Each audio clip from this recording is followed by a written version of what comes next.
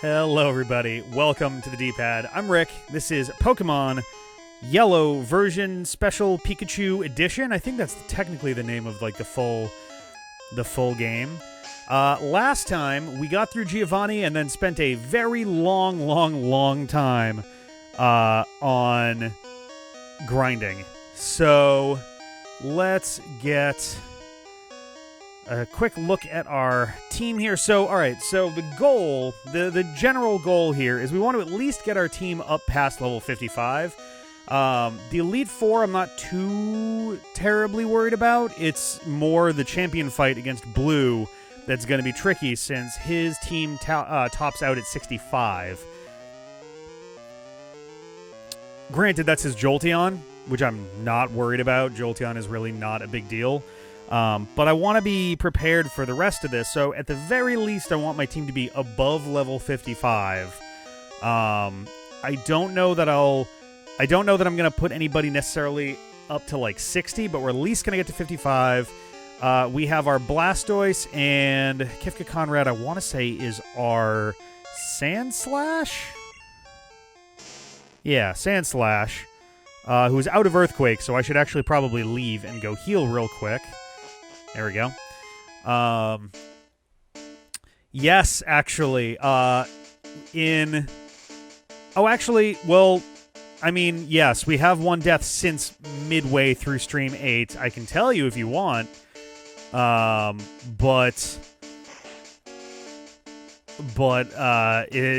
probably become pretty apparent who I lost in a little while anyway. So we'll get this thing going. I'm also looking at the wrong spot here. There we go. Let me move my screen stuff around while this is happening. There we go. All right. I'm like looking in the wrong spot on here. I have like copies of the video. All right. There we go. Okay. If it'll be obvious, I'll wait. Yeah, I think you'll have a pretty good idea in time. Yeah, we're gonna be grinding to get this going. And the goal is to finish off the game tonight. I doubt that we're going to get the Professor battle, because that is something that you need to have like a very specific. I think it's that you have to have a special stat of 226. And if let's say I think E is our best special, 152. Like that's a long ways away, and like I could use a couple drugs. But, like, ultimately, I would need a lot of grinding on Zapdos to be able to make that happen. So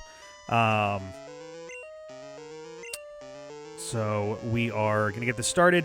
So, yeah, so Sandslash is going to be our lead for now as we get our team going. We have an experience share on to help spread things out because we do have some members of the team who are not very well equipped to go up against, like, Gravelers and stuff.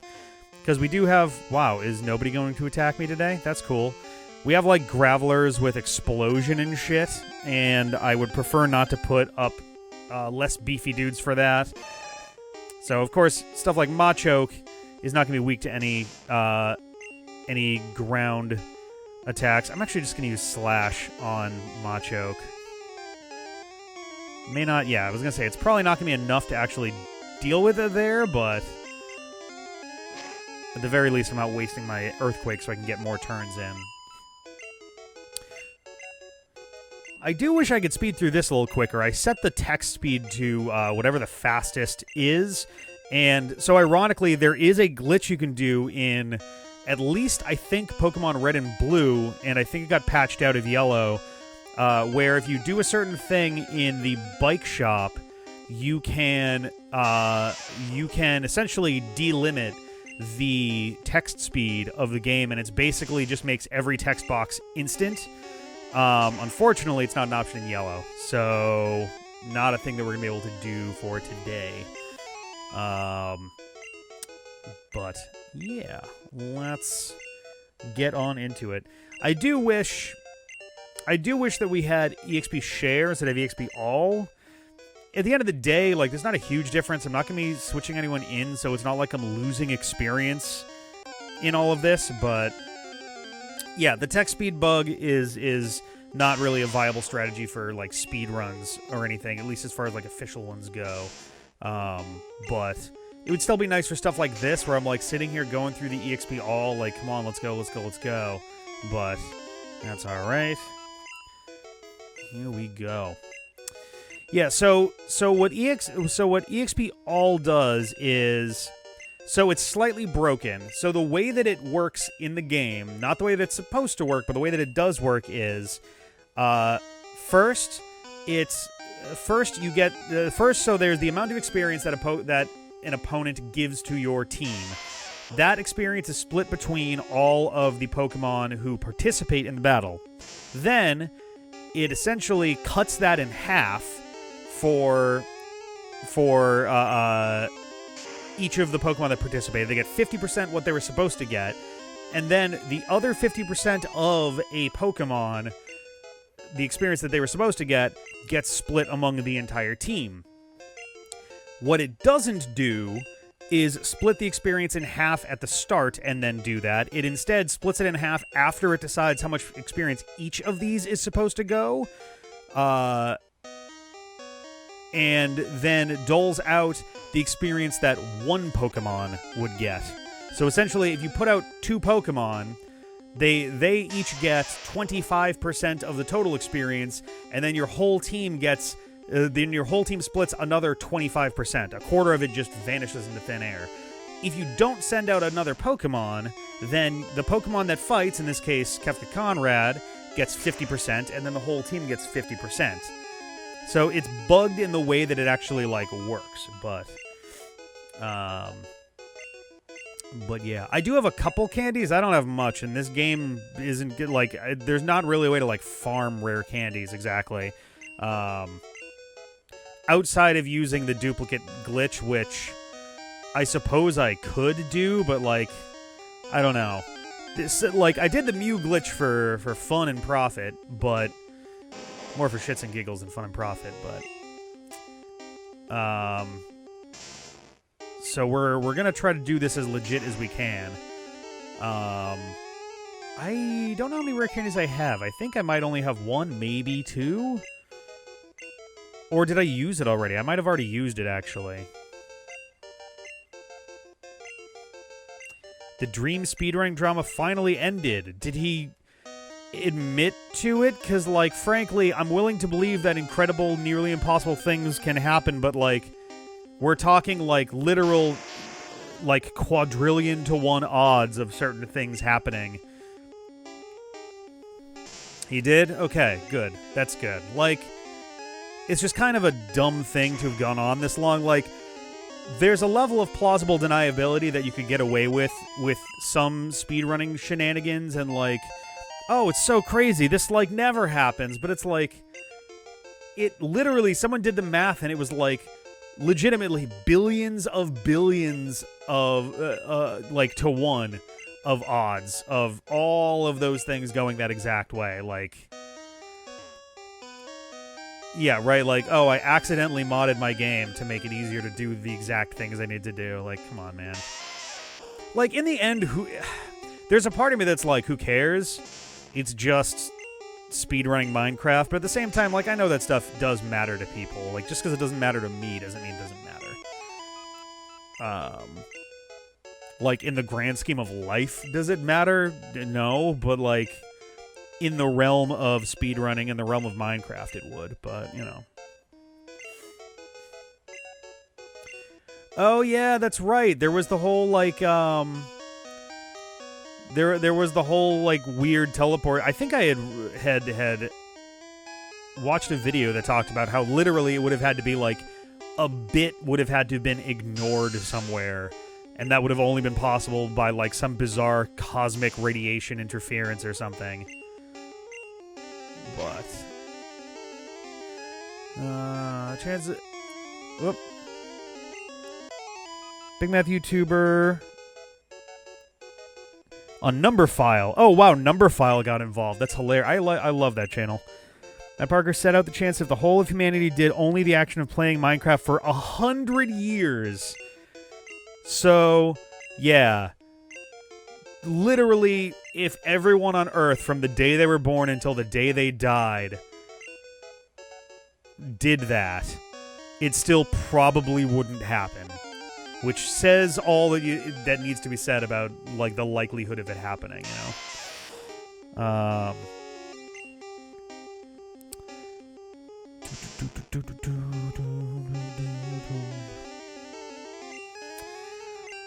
I'm there's a part of me that's glad that Minecraft is popular again, just because it's cool to see stuff come and go in waves. Like, a lot of franchises get by on the ability for them to put out new games, and while Minecraft has, they have new like iterations and modes and things.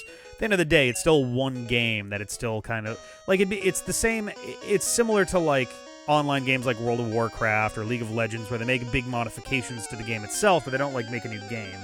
But like, yeah, we seem to be in the midst of a sort of resurgence of like shitty people in the online gaming sphere and just dumb shit. Like, a big problem right now is the whole Pokemon card debacle and all the shit that's going on. Like, I try not to, I do my best to never come at things from the angle of like, these are grown adults doing this for kids. That, like, here I'm literally playing Pokemon Yellow, a game that I played when I was like 10, 11 years old. But like, these are grown men and women spending thousands of dollars buying every single booster pack for a kids game. It is a kids game. Pokemon the trading card game, like, is designed for kids. Anyone can play. It's not like a kids game in an exclusive sort of way, but like, we have grown adults who are buying hundreds and thousands of dollars of packs just so that they can go home, hop on Twitch, and do an unboxing, unwrapping, whatever the hell they're called, for those, so that they can scream and yell and jump when they get a moderately rare card, so that they can then flip it and sell it for exorbitant prices, thus essentially making the entirety of Pokemon TCG its own economy instead of, you know, a game. Like, I don't know a lot about Magic the Gathering, but there are Magic the Gathering cards that are worth a lot of money, and Magic has managed to resist falling into that same trap. I don't know. It's just such a mess. That's the thing, is like, it's because, ironically, I think Pokemon, the card game, came around right as the Beanie Baby craze was at its height. And now, 20 some odd years later, it is the new Beanie Babies. It's people trampling each other in the stores with weapons to get their hands on, you know, printed card stock. Like, oh man, I feel a little bad for. Well, no, I don't. I don't feel bad for Ty, the company that makes Beanie Babies, because they made absolute ungodly amounts of money. I feel bad for anyone within Ty who really just wanted to make nice little posable dolls that kids could enjoy, because that wound up being not what it was ever about once the craze really set in.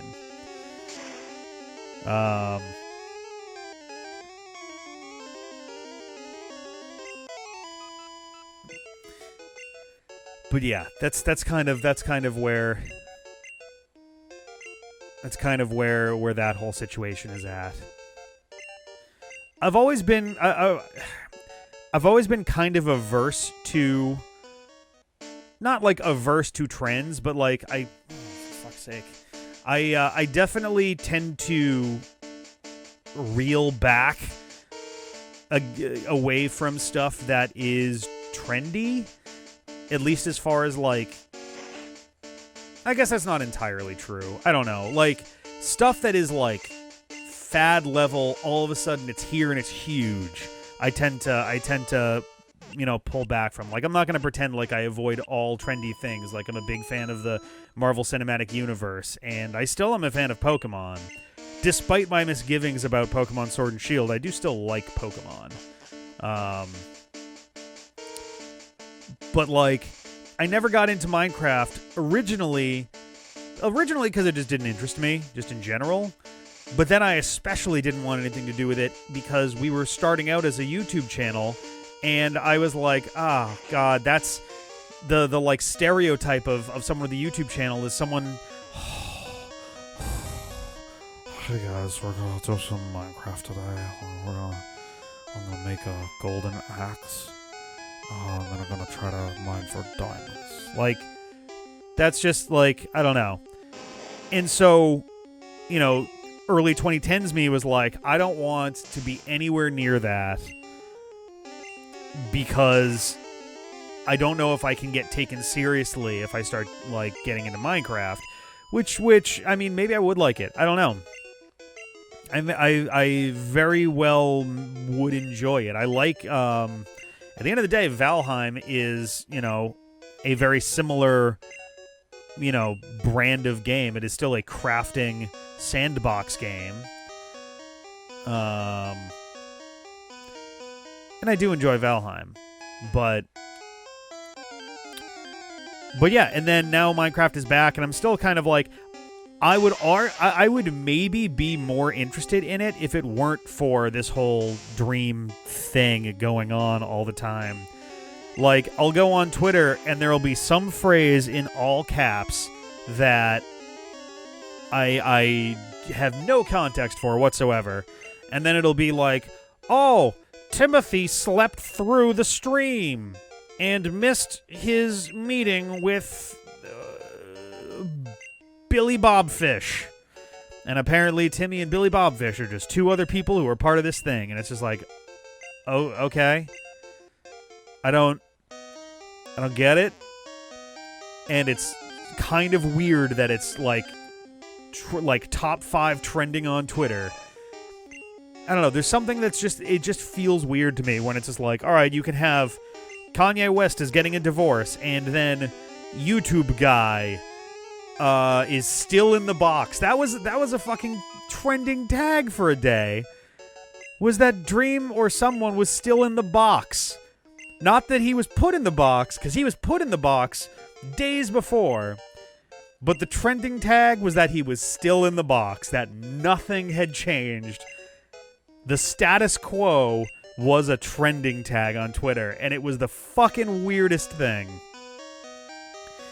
And, like, I want to be, like, there's a part of me that's, like, really annoyed about it, but at the same time, too, I can't be, like, if I was just someone who was, like, watching YouTube stuff and didn't participate in, like, content creation, then, yeah, I would probably be pretty upset that this dumb thing is just there constantly, and that would feel kind of justified. But I'm also a person who makes content for the internet on YouTube and Twitch with the, you know, aspiration to get big enough to perhaps one day have something trending on Twitter because of content that I create. So I can't get, like, that uppity about, you know, someone I don't really care much for succeeding at it. I don't know. It's an odd place to be in terms of, like, my thoughts and emotions on the matter. So I don't know. That's the thing, is, like, ignoring the fan base seems to be the way to go. Like, I enjoyed Among Us. I really wish that it wasn't, like, just an all-encompassing meme itself. I don't know. Yeah, I don't know. I also feel like I'm getting crotchetier over time. Granted, the last year and a half, I feel, has aged me considerably. I feel like everybody has aged 15 years in the last 15 months. So, like, the hope is, as summer gets here and I get to see some of my friends that I haven't seen in a long time again, that, like, I'll start feeling better and I won't be quite so grouchy. Yeah, honestly, that's the thing, is, like, I feel like we're all just, like, really short-tempered. Or more so, at least. I definitely have been, like, pretty grumpy and short-tempered lately, for sure. But yeah, I don't know. I don't know. I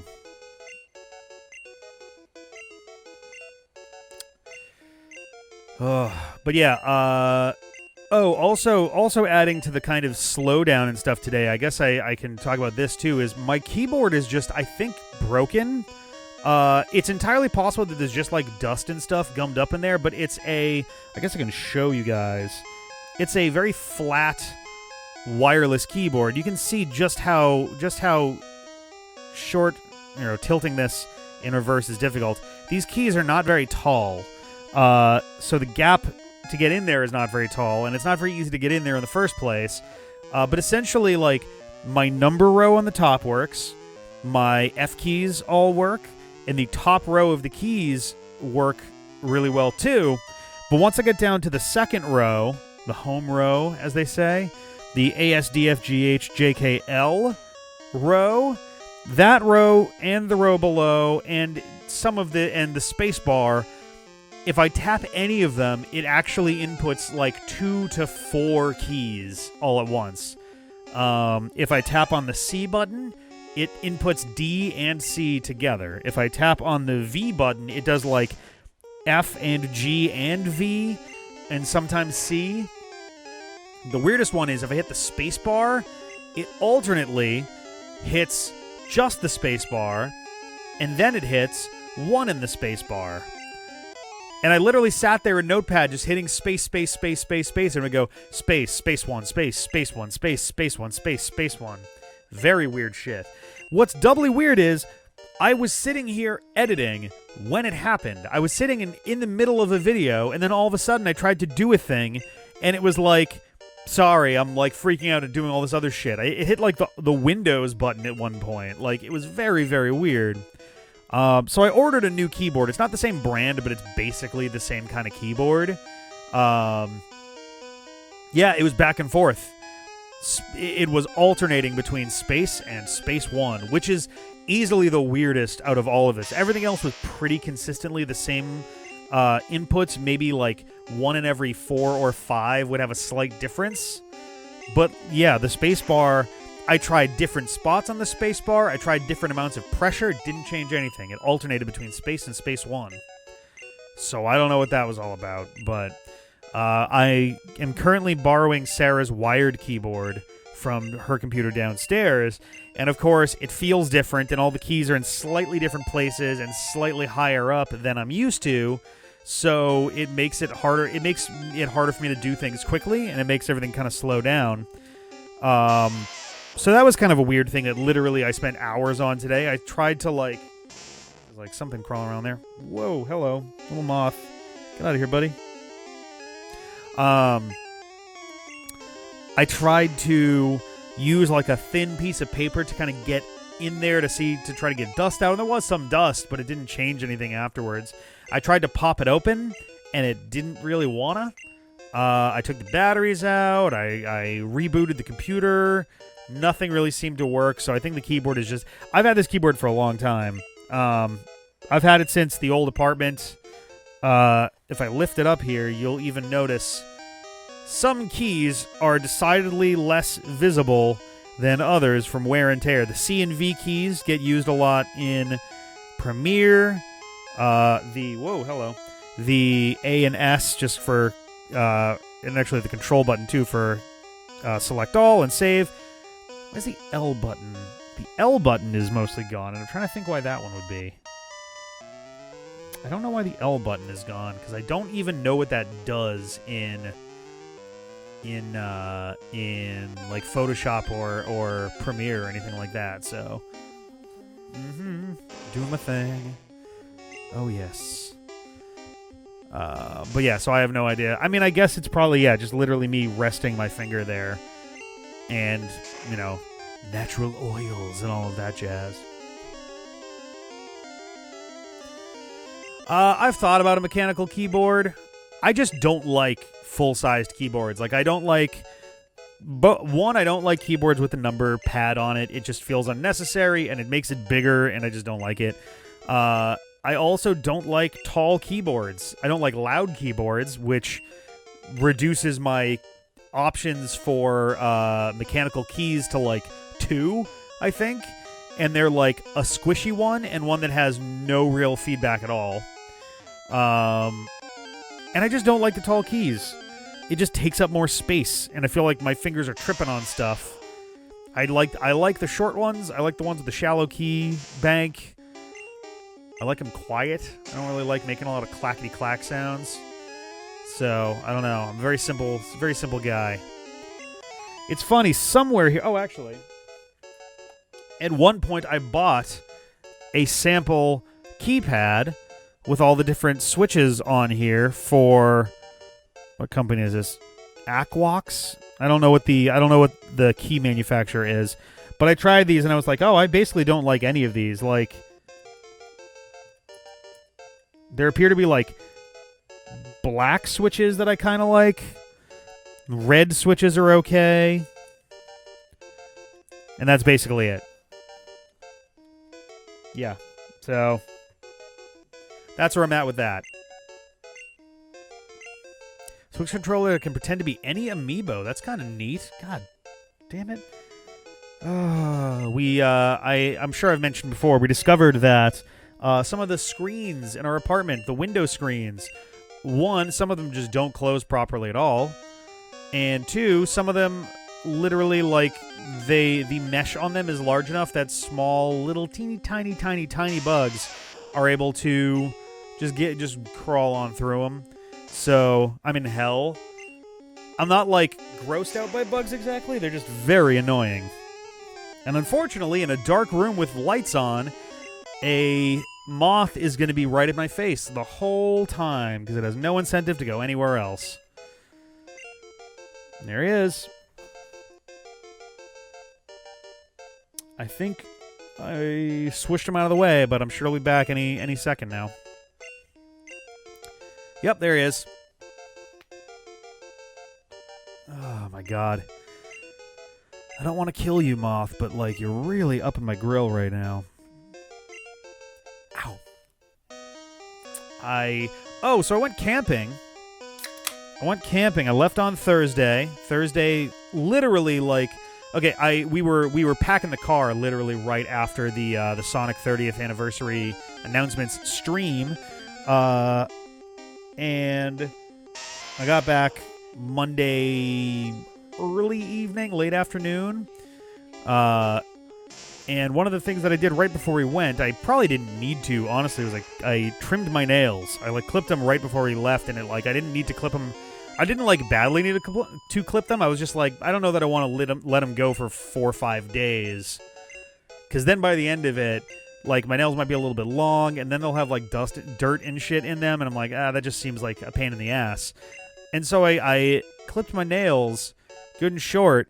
Apparently a little too short, because only now, as I'm pressing on my right thumb, is my thumb tip not incredibly sore, because apparently I nicked myself with the nail clippers right on the tip of my thumb, right in the nail bed. I just clipped it too short, and so I spent the entire time with an incredibly tender thumb that hurt to do anything with. And then I scraped it, and then I whammed, and then I burned it. My right thumb belongs in Resident Evil Village right about now. But goddamn. But yeah, so turn on the lights in John's room to lure them elsewhere. I could, but I feel like it's gonna ruin the ambiance in here. Is the unfortunate situation there. You got a root canal today. Oh, man. Are you flying high? Did they give you a bunch of, was it Novocaine? And all that jazz? Just gonna do one of those real quick. There we go. It's not gonna show up in the stream, but we've got a quick little timeout there. Oh, whoops. Messed that up. All right, let's do Slash. It's going to take a minute. Explosion's not going to be great, but... Here we go. I meant to leave after that, but I was a little distracted. Okay, that's not too bad. It's local anesthesia. I have always been curious. I've never been like dosed up with like Novocaine or morphine or any of that stuff. And I've always been just curious, one, what the sensation is like, but also just like in general, I feel like that'd be an interesting kind of sensation to go through, but I don't know.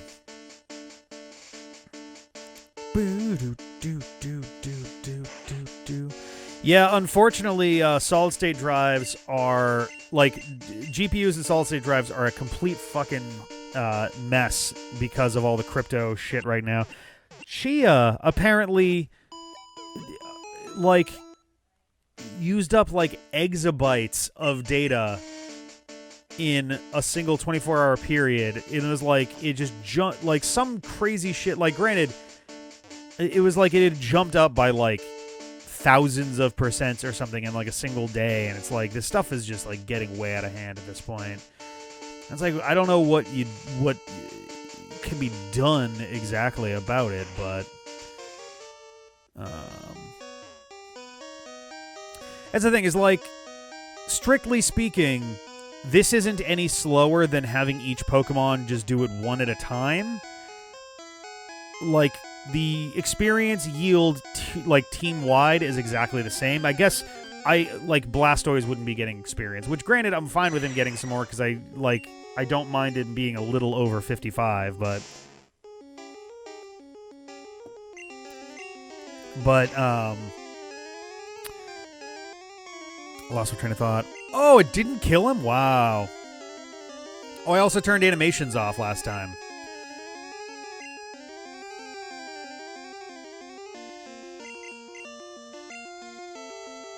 Thank you.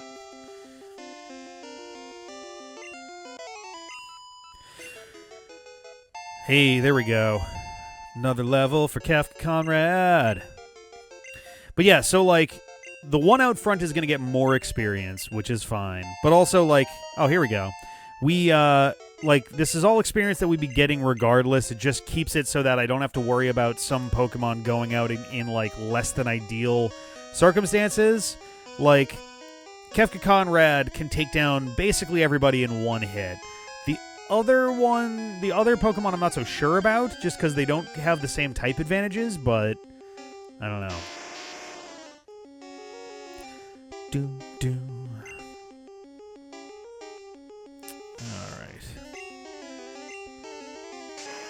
Alrighty. And yeah, I have to be cautious about, like, getting the 1 in 256 chance of my should be guaranteed hit stuff getting through. There we go. But also I can try stuff later, like, well, so it's I guess, for example, I could use Articuno on Graveler, because I don't think Geodude and Graveler actually have rock moves here. Like, I don't think they have them in these battles. Yeah, Charizard is also in a bad spot, but I don't think that they have any rock moves.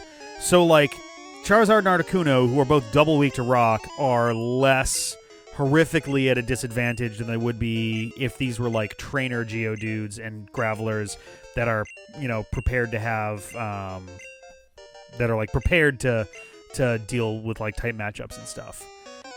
It is hilarious. I did notice that the team that I wound up with for this is quite similar to the team that John had in Pokemon Let's Go Pikachu. It is very, very similar. We both have a Pikachu.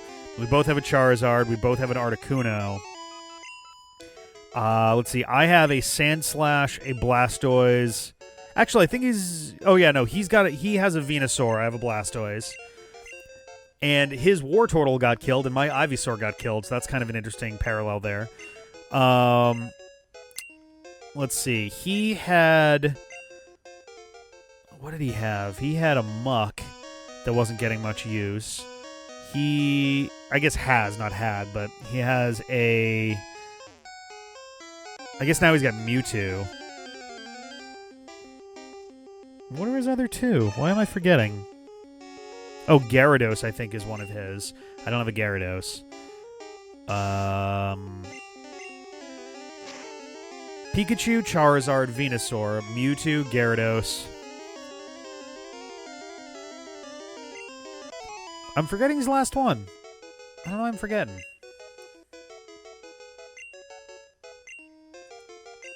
Oh, yeah, no, he definitely should have, there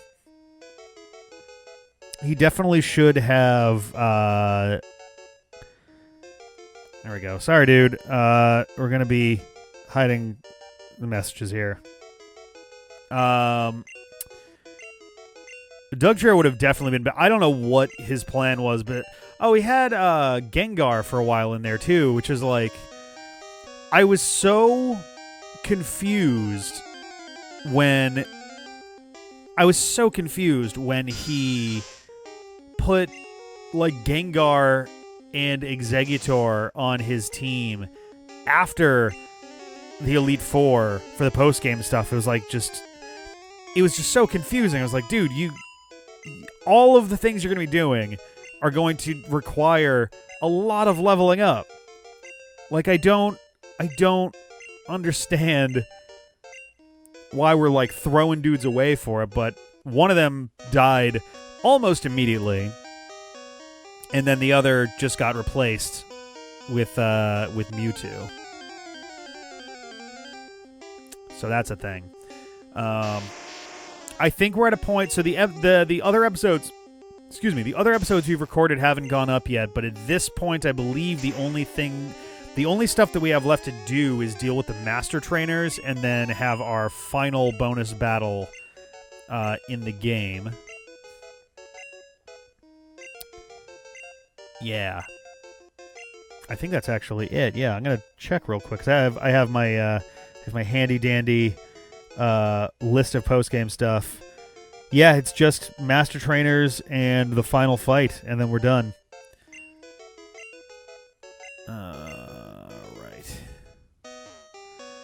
Right. We did, yes.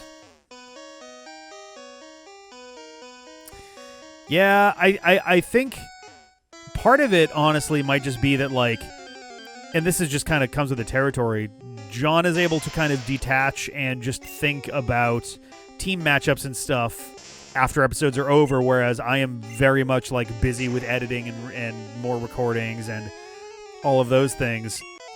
Some of it's overthinking. Some of it is also just, like, I don't spend enough time really planning any countermeasures. I haven't been very good about... So the biggest problem earlier on... Oh, good night, Nuzlocke. The biggest problem early on was that John gravitated towards tanky Pokemon, and I gravitated towards usually, like, fairly quick Pokemon, but the problem wound up being that my dudes weren't taking his down fast enough because they were tanky, and he was able to respond with pretty heavy moves in turn. So I never got very good at countering that, but it gives boosted XP. Oh, is that so? Oh, I guess that makes sense because you're technically doing it as two players, and, like, the second player gives you boosted stuff, and that makes sense. But I mean, I did try to warn him that the post-game stuff was gonna get difficult, but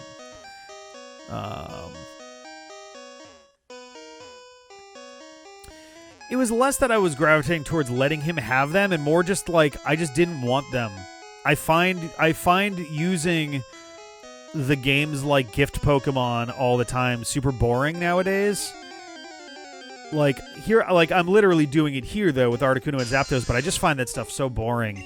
Because, like, I feel like that's just the standard way of... Like, that's just how everybody does it. So...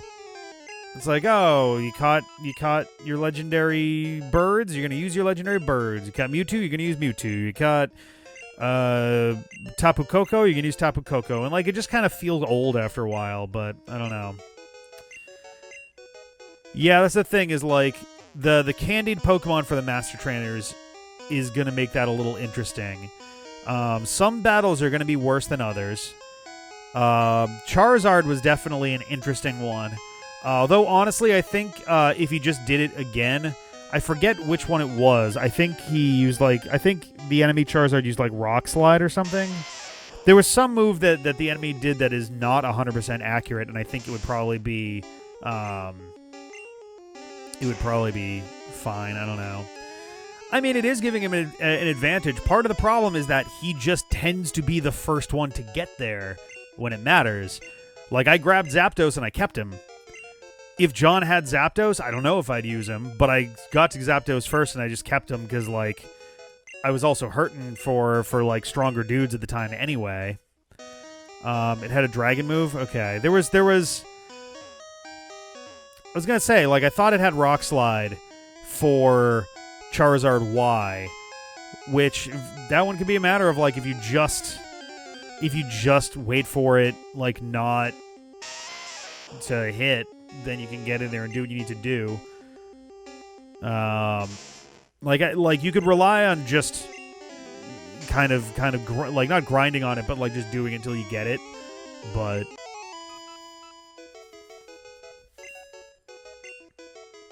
there we go.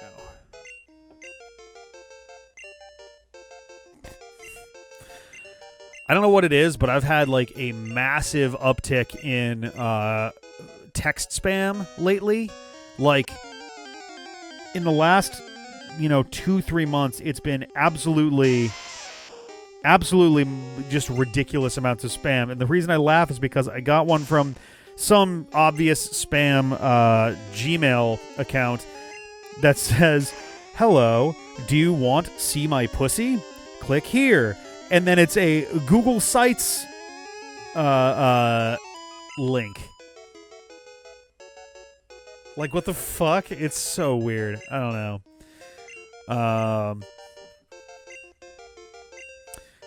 I would say that something that I should have jumped on earlier for Pikachu and Eevee, and something that we just need to keep an eye on in general, is that the standard parlance of, we're trying to keep our levels the same doesn't really apply in, like, we caught it too late, basically, for Pikachu and Eevee, but, like, the idea being, like, because of the candy system, levels really don't mean as much as they would in, like, a normal Pokemon game. The spam bot from the first Pokemon Yellow stream that was like Google porn. Oh God, it's weird. These Pokemon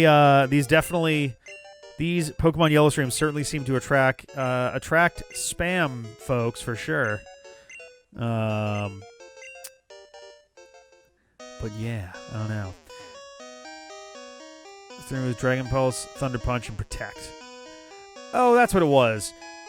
So, like, yeah, I'm curious if the AI is smart enough to not use Protect on consecutive turns. I'm curious if the AI is programmed to choose its move after you choose yours for the sake of countering you. Like, if you go Mega Charizard X, is it ever going to use Thunder Punch? But I don't know.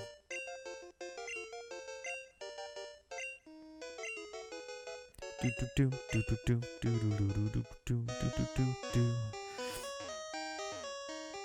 yeah, that was the thing. John was surprised that I had all those rare candies, and it was just like, dude, every time I went into a cave, I chained Geodudes and shit because it got me more experience, and it was easy to do because they're just everywhere.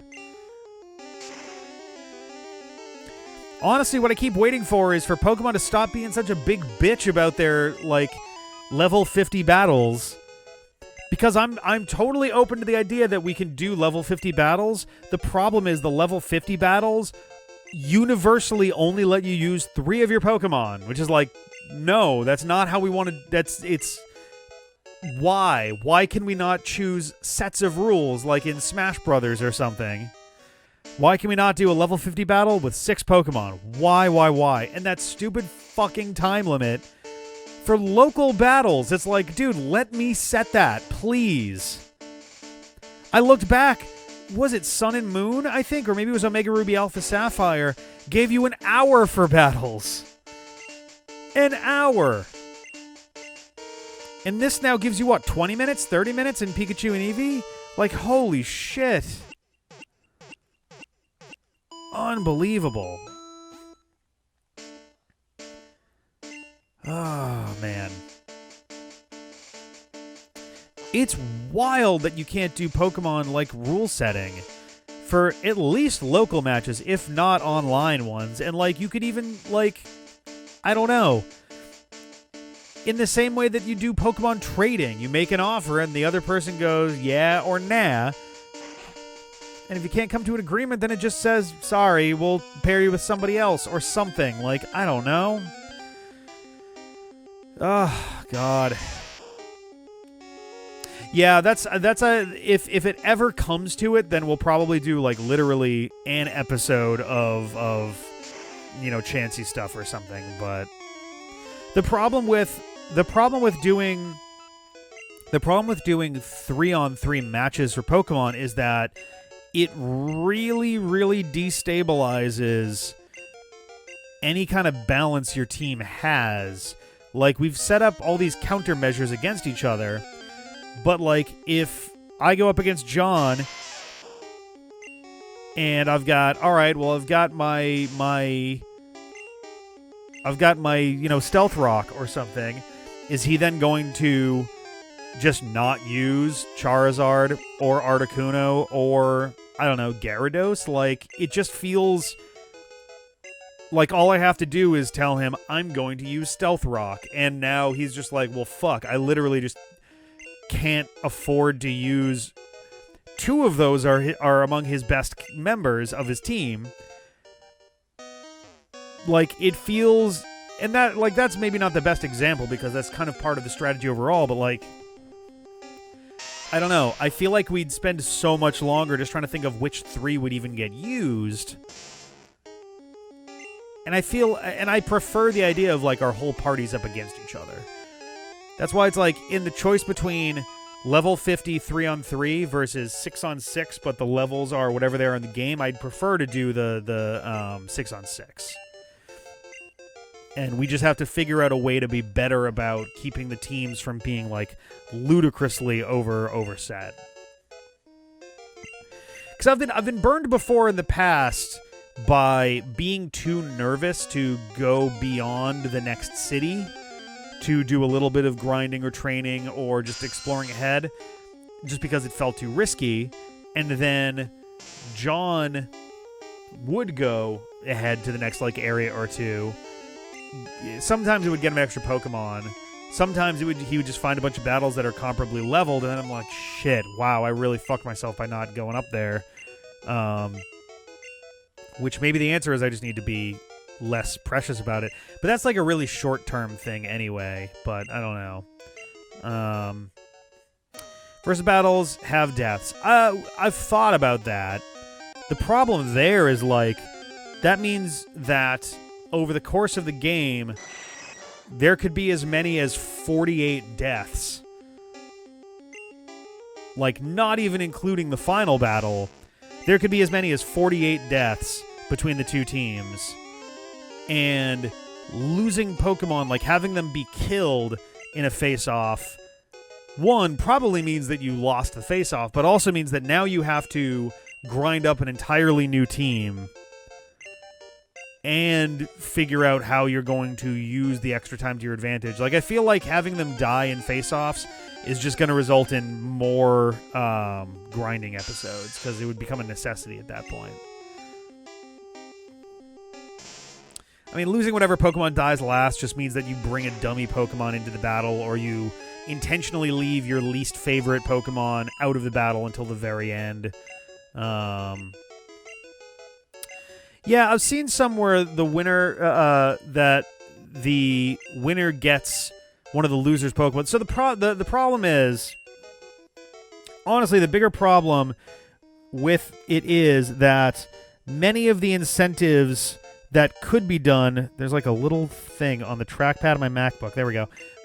Many of the incentives for winning the face-off would outweigh the advantage that is intended to tip towards the loser for the next section. Because the idea is the winner goes first, the loser goes second for the next segment. That way the winner has to just deal with whatever's coming up, and the loser gets a chance to actually witness what's coming, so they have a better shot at surviving, a better shot at crafting a team that's more built for what's coming ahead.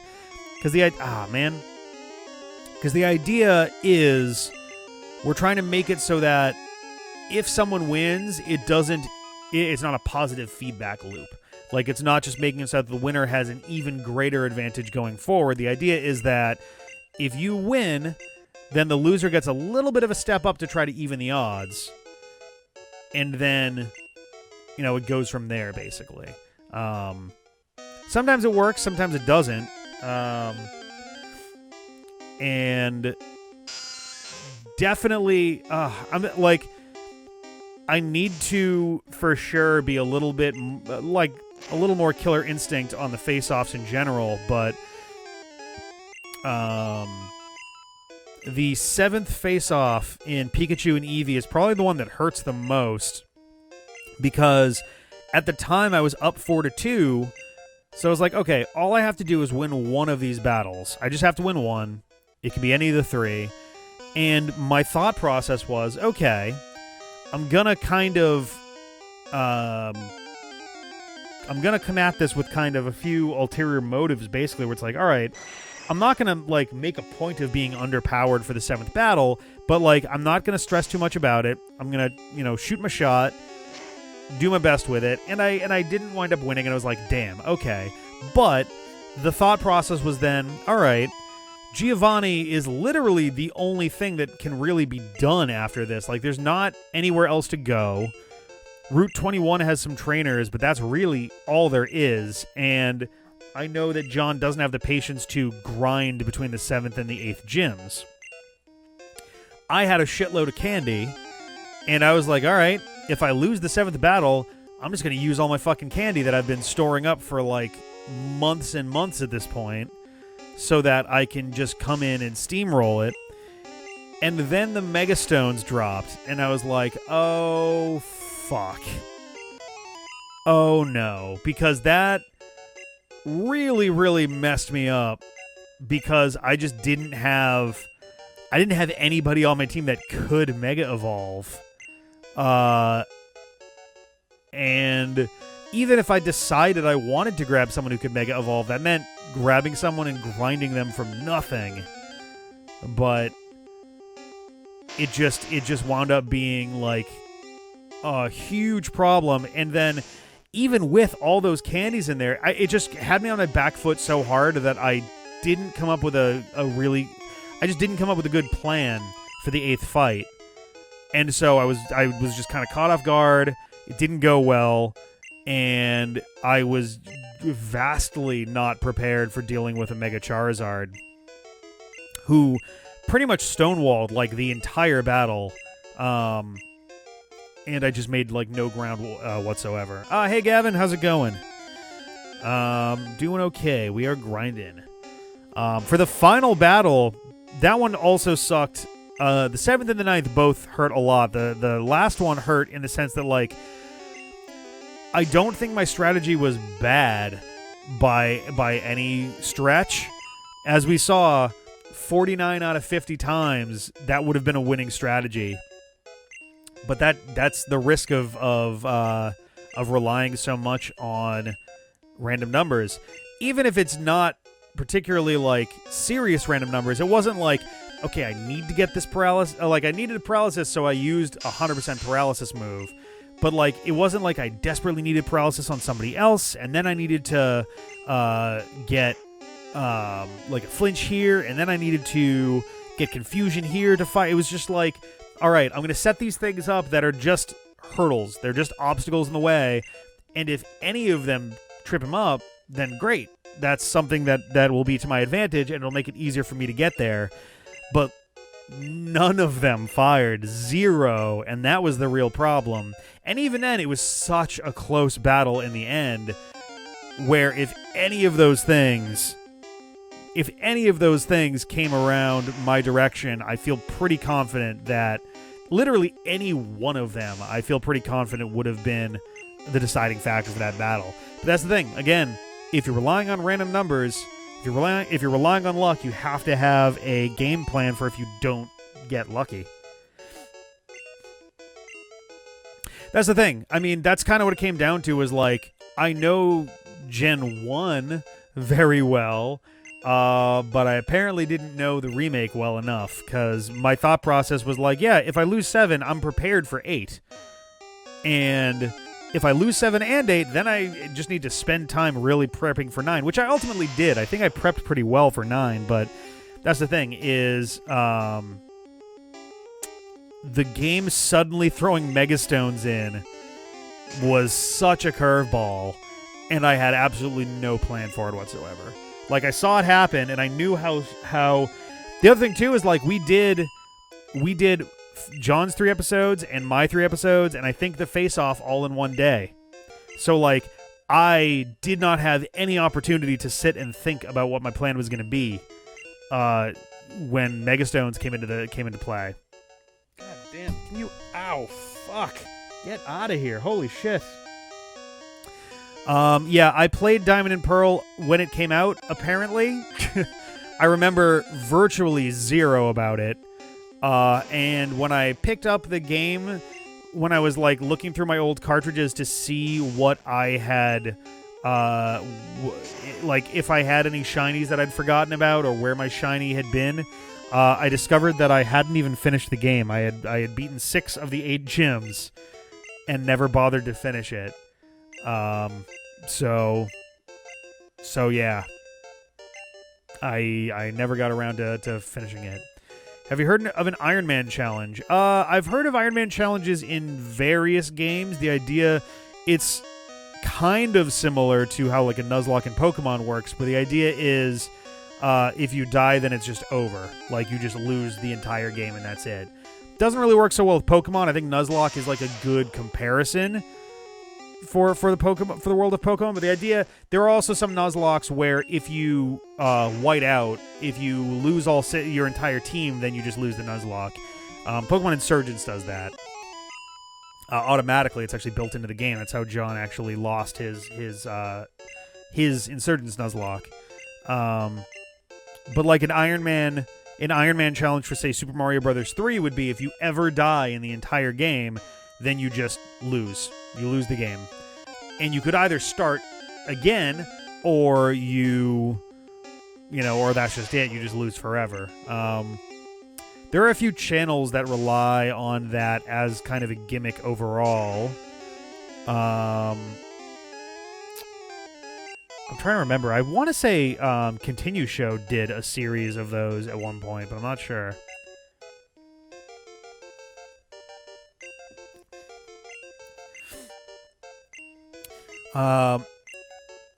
I do hope that John goes with Pearl. He gets to choose because he won Pikachu and Eevee. He also gets to choose his starter first, just because he's going first.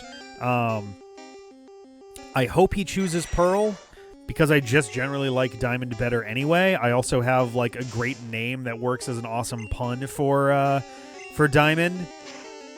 And for a very brief time, I somewhat jokingly had called John PJ about 10 years ago, because when he sang, this is no longer a thing that he does quite as much, but when he sang, when he was doing music stuff back then, he definitely sounded like, his music had sounded basically like Pearl Jam.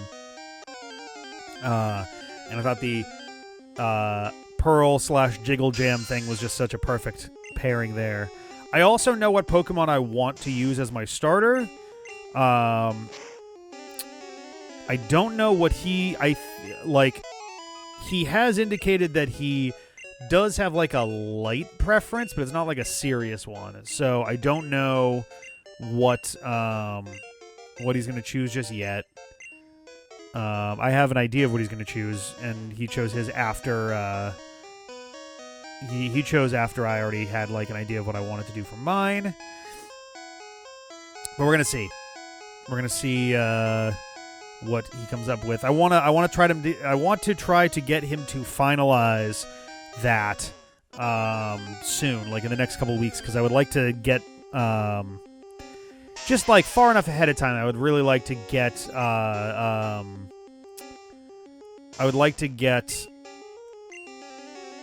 art taken care of and all of that stuff, and, like, it'd just be nice to be able to kind of prep for some of those things, but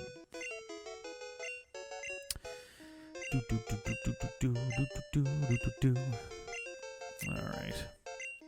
Gotta go back to the Pokemon Center. The Pokemon Centaur. Hello. Oh, Geodude, that's fine.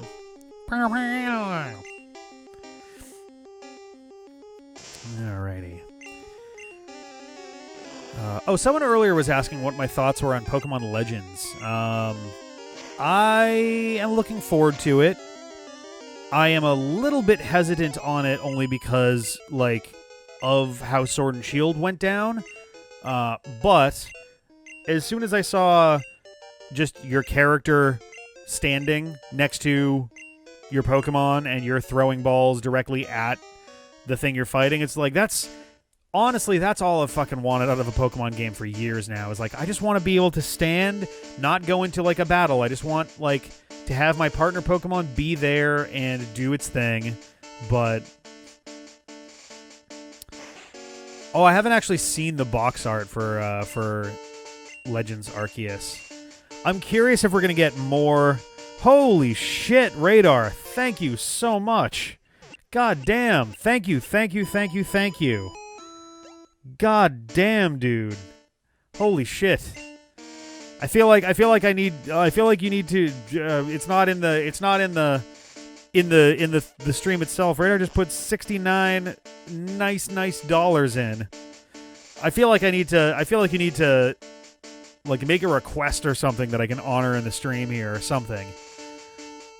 I got to do something as thanks for to not expect. Ah, damn, that was my plan. I was looking at some new lenses for the Blackmagic camera.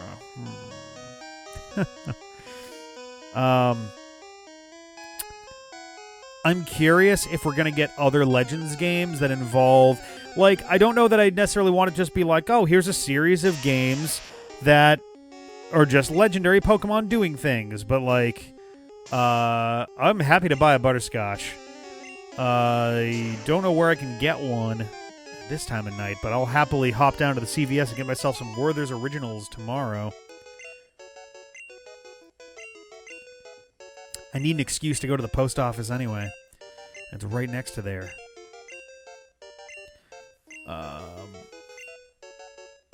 Also trying to thought. Like, I don't want to see a Pokemon Legends game about Mewtwo. Like, he's a legendary Pokemon, but he's not, like, one that is a historical legendary Pokemon. Like,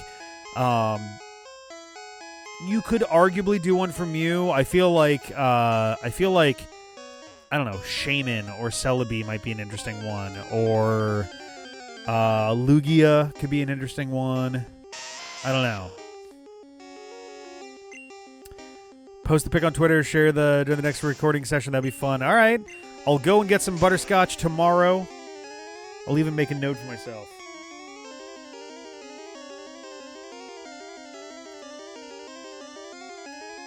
Butterscotch. There we go. All right.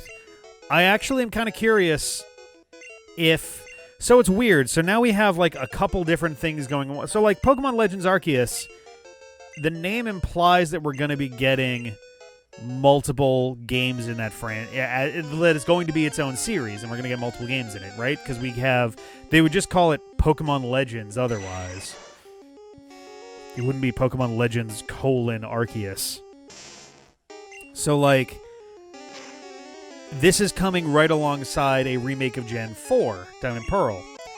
I'm curious, so now we have the core series, which has gone up through 8 generations to Sword and Shield. We now have remakes that have been... We've gotten remakes of Gen 1, Gen 2, Gen 3, Gen 1 again, and now about to be Gen 4. And now we have this Pokemon Legends series, which is like loosely tied into Gen 4.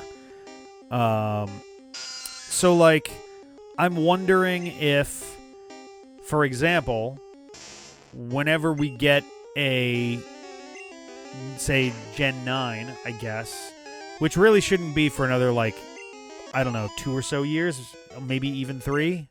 Wishful thinking. They're going to shove it out the door next year, and we're not going to have anything to say about it. But, like, if they do, say, next year, decide to do a Let's Go Johto, would they try to pair that with a Pokemon Legends Celebi or something that takes place? Because Johto is also a region that has like a lot of history to it, right? Like you could do a Let's Go Ho-Oh, or not Let's Go Ho-Oh, Pokemon Legends Ho-Oh or something, because the like Ho-Oh and Lugia, Ho-Oh especially seems to have a ton of history built into it in Gen 2. So like I don't know. That's the thing, right? Like the birds interact with the legendary dogs in kind of neat ways. There's Celebi is in there. Like there's a lot of like interaction stuff happening. It could arguably just be like a more involved Legends game that's got like a more complex kind of story or something. I don't know. Could be a pair. That's true. It could also be like Pokemon Legends Suicune or something, where you know it involves all the other stuff, but like I don't know. Yeah, Lugia gets more love in the anime and the movies than it does in the games. And in the games, Ho-Oh gets way more like depth to it. With like what the burned tower and all of that stuff. Xerneas would be interesting, yeah. Xerneas and Yveltal would kind of make it for interesting stuff there. Whoop. Yeah, it could be all about the burned tower. That could be kind of the core of the story. I'm curious if Pokemon Legends is going to have any semblance of a like counterpart to the Pokemon League. I almost hope it doesn't. So like I'm not entirely sure what they'll do as far as like I kind of like not knowing, honestly, but it'd be interesting to see what they're going to do with the overall like plot progression of the game, you know? Like, we don't really know what's going to happen in there. It's kind of exciting. Oh, what was it? World's End Club just came out, didn't it? Have there been any reviews and things for it yet? I was kind of keeping an eye on that. That looked like a really neat game. I think from the guys that make Danganronpa. Let me scroll down to my... World's End Club, May 28th. Oh, has it been choppy? Oh, that's not good. I haven't seen any dropped frames.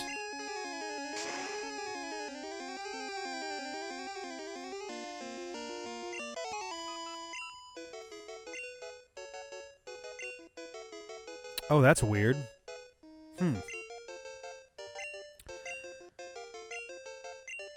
Mixed average reviews. Oh, that's a bummer. It looked really neat. I mean, I may still wind up playing it. I don't know. Wow. Holy shit, that was quick. Is there any indication of how long the game is? Because it'd be kind of good to know as well before I spend any considerable time on it, but... That is very interesting, because yeah, I'm not seeing any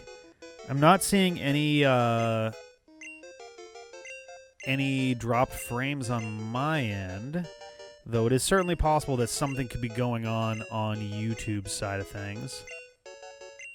Granted, again, we're recording this as we play, so in the worst case, I can do a clean upload if YouTube's side is like all choppy and weird. But we'll see how it goes, and we'll kind of go from there. All right. Looks like 7 to 10 hours. Okay.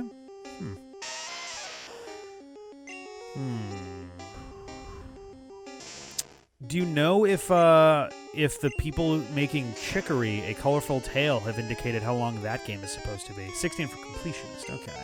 I've been kind of puttering around trying to figure out what to... Oh, we will get to 30XX one of these days. Don't you worry. I've been puttering around trying to figure out what to do with Tuesdays for a couple weeks. My thought was, honestly, just to 12 and 16 for Chicory. Okay. I was honestly debating next week putting Spider-Man up on Tuesday and doing Chicory when it comes out on the 10th, and then slipping that in for Tuesdays. And then, you know, by the time that's over, we should be probably good for Recoded. Persona 4 Golden. Oh, man, unfortunately, there's too many things that, like, need to be streamed for some of our franchise plays for me to be able to, like, find a good way to slot that in anywhere. Because a Persona game is gonna take up, like, 7-8 months of streams. And we're already like pretty buried in, like, I'm gonna be streaming Kingdom Hearts Recoded. I'm gonna be streaming Project Cross Zone 1 and 2, and both of those are gonna be long as well. So I don't know. And like I could do something like Persona for a Thursday game, but like I feel like having 2 RPGs is the longest Persona game. Oh Jesus. Yeah, we're gonna do. So the way we're gonna do Recoded is basically gonna be the same as we did for 358 over 2, where I'm going to play through. Oh no, sorry for 358 over 2, where I'm going to play through the game, and then the team is gonna sit down and watch the movified version from the 1.5, 2.5 collection. On the PS4. God knows if I did a Super Metroid stream, it would never manage to just be a one-off. Partly because I guess at this point I've got less of an excuse in the sense that because my usual excuse would be like, I've never really played a Metroid game other than Metroid Prime, and I've never played a Castlevania game, and I've barely even played Metroidvanias, but at this point I've done Hollow Knight, I've done Bloodstained. There's always one that I forget. Oh my god, how do I always forget one? Shit. I always forget. There's a third one. Whoops. There's a third one that I always forget about as far as Metroidvanias.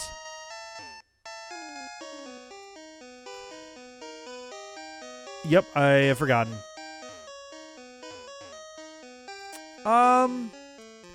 Great Cave Offensive, I wouldn't so much say as a Metroidvania because it is actually pretty linear, all things considered. If you're not on the main path forward, all the side paths go in a loop. But I would say that maybe not. I was going to say maybe Subspace Emissary, The Great Maze, would be a Metroidvania, but I don't think that really qualifies either. Kirby and the Amazing Mirror would be, I would say, is a Metroidvania. That would definitely be a Metroidvania.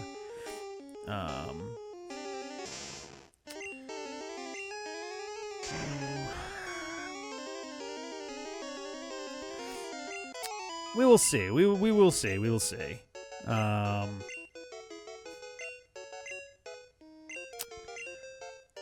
I also have been kind of going over some ideas for some kind of event for the 20th or the weekend of the 20th of June, since that'll be the 10th anniversary of the D-Pad Let's Play. Motherfucker, get out of here, Moth. Come on.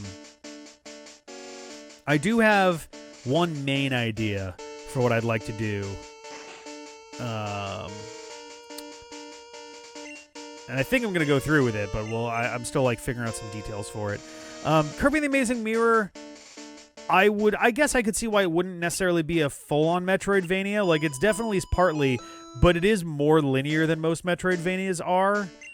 It's more of a Metroidvania than the Great Cave Offensive, but the paths themselves are pretty linear, so I could see it being like less of a Metroidvania than, say, Hollow Knight. But yeah.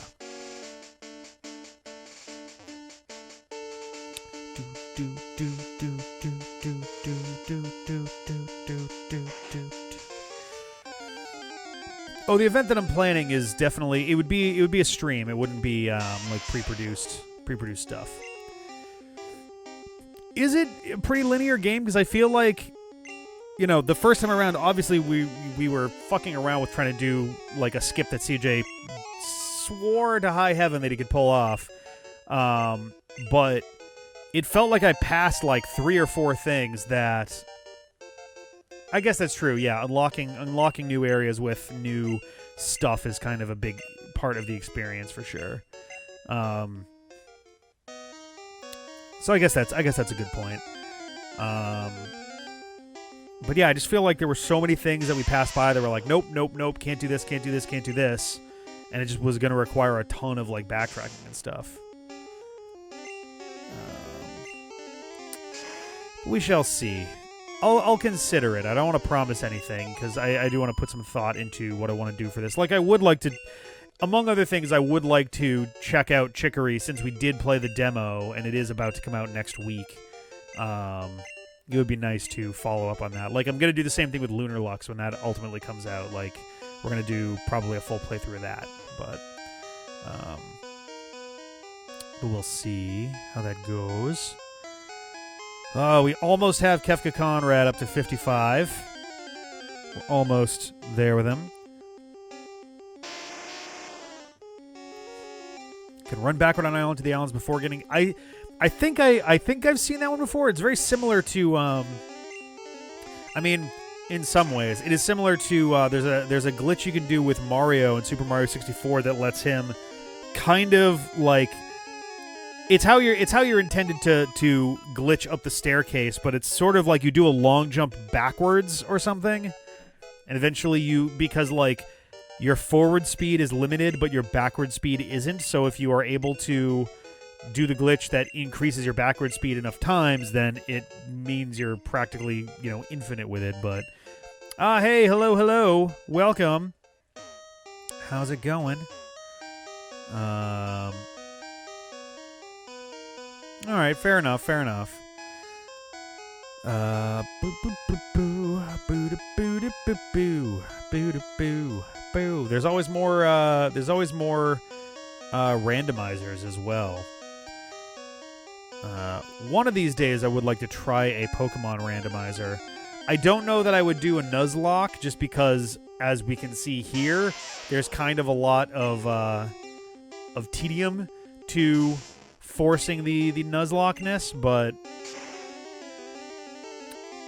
I guess it's kind of worse here than in a lot of other games. Like Gen 1, the spike is rather sharp right at the end, and it's not normally quite so sharp in most Pokemon games. I'm trying to get everyone up to at least level 55, and we'll see how things are going once we're there.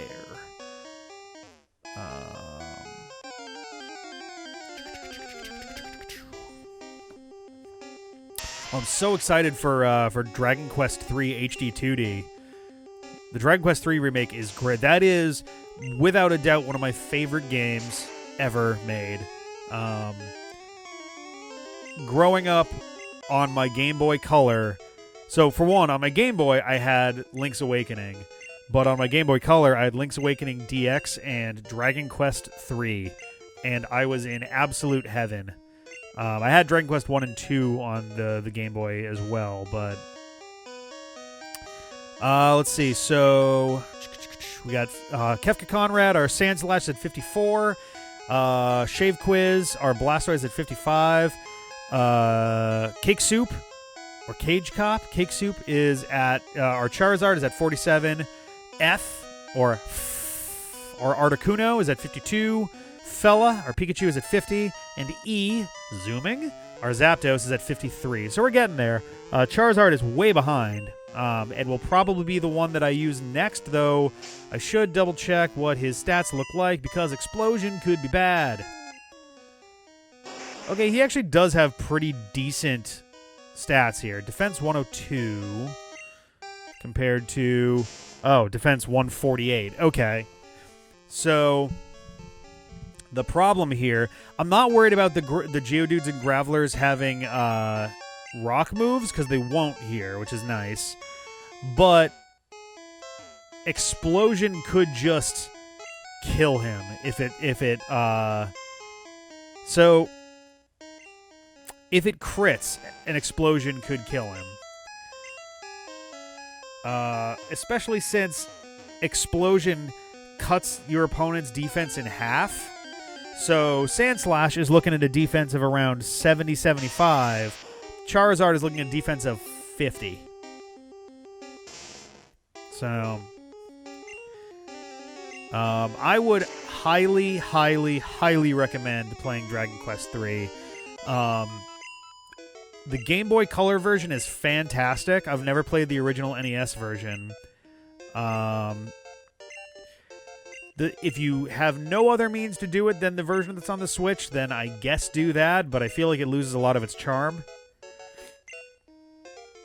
But yeah, there's sort of this... What I like about the HD 2D games is that there's this sort of dreamy quality to it. I don't know how to put it, but there's this kind of like vague, hovering sort of like... It really adds to the kind of fantasy aesthetic of it, which I think is great. And Dragon Quest III is kind of neat because your player character is functionally you. You literally fill out a personality quiz at the start of the game so that the game can give you a personality type that will affect your like stat growth and stuff. And all of the rest of the characters in your party are like hired guns, basically. You go to a place where you essentially can tell them, hey, I really need a warrior, and they give you a warrior. Hey, I really need a magician. They give you a magician. Hey, I really need a mime. I think you actually... I can't remember if mime is a real one or not. I might be mixing a few things up there. You can graduate you can promote your folks to new classes when they hit level, I think, 20. You can make them into sages, which is kind of great. They are just the best of all worlds. Well, the question is, like, Dragon Quest III Remake, they literally didn't even give an estimate on when it's going to be out. So I feel pretty confident in saying that it'll probably be out the earliest at the end of 2022. Like, if they had any real confidence that it was going to be out earlier than that, I think they would have said so. Yeah, do not play the Switch or iOS versions of any of, like, the Switch or iOS ports of any of those things. They look like total fucking garbage. Dragon Quest III is coming out in English. Dragon Quest X online and offline aren't. And there was one other thing they announced that I don't think is coming out in English. But Dragon Quest Treasures, Dragon Quest III Remake, and Dragon Quest XII are all going to be in English. Dragon Quest Keshi Keshi, I think, is going to not be in English.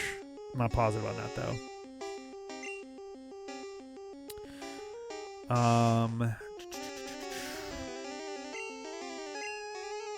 But yeah, Dragon Quest III, so far, I would say that my 3 favorite Dragon Quest games that I've played to completion are 3, 5, and 11.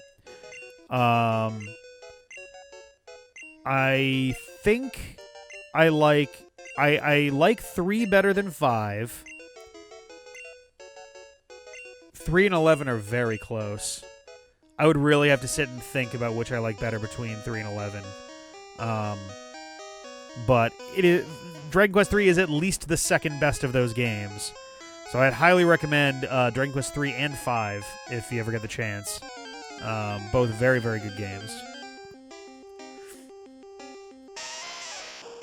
Oh, man. I never played... So Final Mix is the one that they put on the Switch, I think?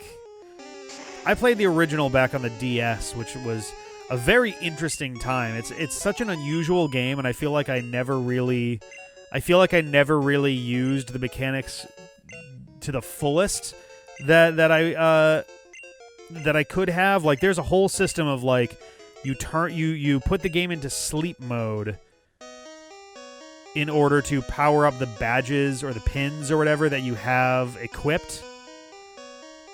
It's been so long since I played it, but I really like the story. Is just, like, so bizarre. Oh, Oh yeah, no, I was fucking pumped to see the hero in Smash. Not only was I pumped to see the hero in Smash, I was double pumped to see that the different outfits were not just, oh, he's dressed like so and so. The fact that it was oh, Jester is what I was thinking of, not Mime.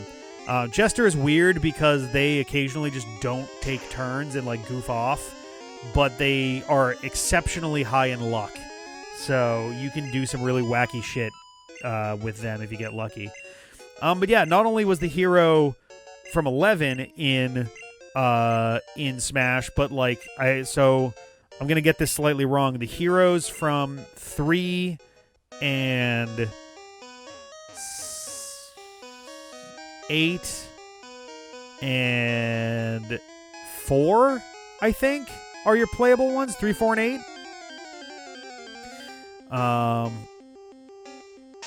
I was a little bummed that 5 didn't wind up getting in there. I'm kind of surprised that they didn't just make 8 completely separate ones for that, because, like, why not? But it's fine. They had costumes for, I think, 1 and 2 and 5 and... Oh, no, they had costumes for 5 and 7, maybe 1 and 2? I'm trying to remember. Can you explain Kingdom Hearts now they've got through so many games? No. I can explain more of it than I could have after, say, Kingdom Hearts 2.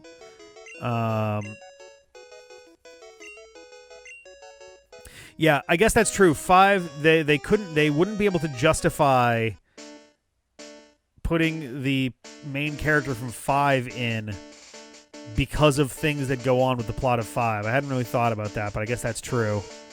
It's a very cheeky thing to do there, I suppose. The rest all makes sense, I think, though. But yeah, the recolors are based on the palettes of 5 is a mage type, isn't he? No, the main character from 5 is very standard hero type in that they can do swordplay and magic.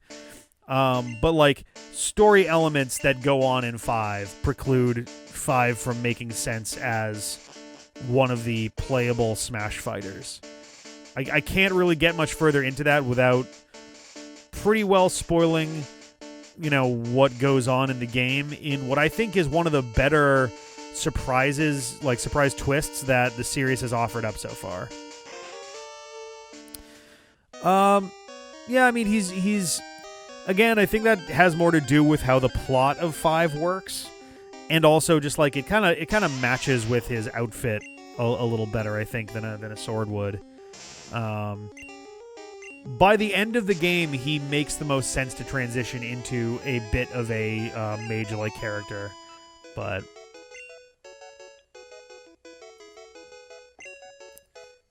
yeah, when we get around to Union Cross and Dark Road, it's going to be kind of interesting to sort out how we're going to handle those. But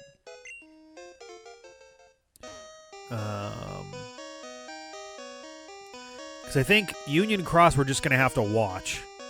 Like I think that one is just going to be, as of I think now actually, is just essentially a movie, like a downloadable set of cutscenes.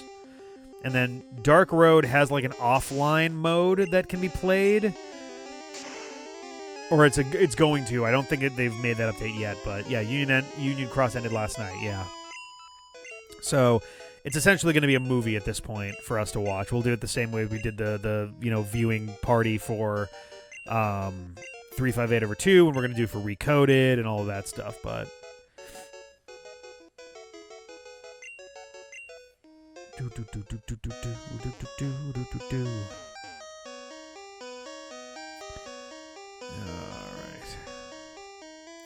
It would be neat if they had some kind of an offline play experience for Union Cross, though it's odd that they do for Dark Road but not for Union Cross. I don't know. Well, don't you worry. If there's any kind of gameplay thing going on for Dark Road, then we'll have to do that through my phone. I've heard that they are not the best experience, but I don't know.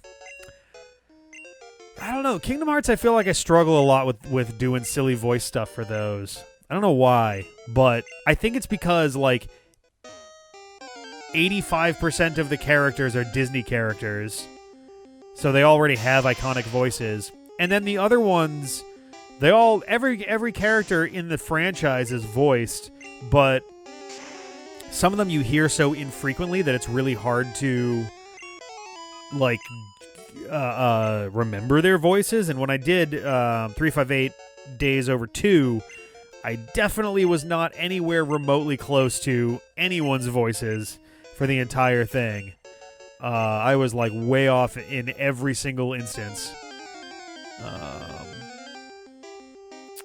Oh, man, Neopets. Man, that takes me back. Holy shit. I used to play that plenty, and somewhere along the line I forgot my original login details, so and I definitely don't have my old email address anymore. Well, so Dragon Quest actually does have connections from some games to the other. 1, 2, and 3 are all actually connected. 4, 5, and 6 weren't originally connected, but the remakes actually tied a few of those together. They are a little bit more. So 1, 2, and 3, you know, kind of unofficially, but those have always been either the Erdrick trilogy or the Alefgard trilogy, as they all kind of focus on the great hero Erdrick / Loto and the land of Alefgard. Oh, hello. That Sandslash was named by the chat when I first caught him way back, one letter at a time, so I've been referring to him as Kefka Conrad, there was a Cage Nerd, but I kind of dig Kefka Conrad. But yeah, Dragon Quest 1, 2, 3 have always been connected. 4, 5, and 6 weren't originally connected, but they had a few very, very loose threads that were tightened a lot in their remakes.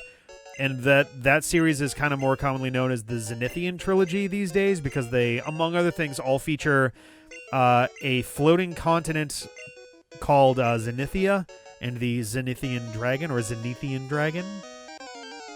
As far as I'm aware, 7, 8, and 9 don't have any kind of connections among them at all. 10 is an online game, and then 11, I would say 11 isn't, like, functionally connected to anything, but did I miss with Earthquake? That's hilarious.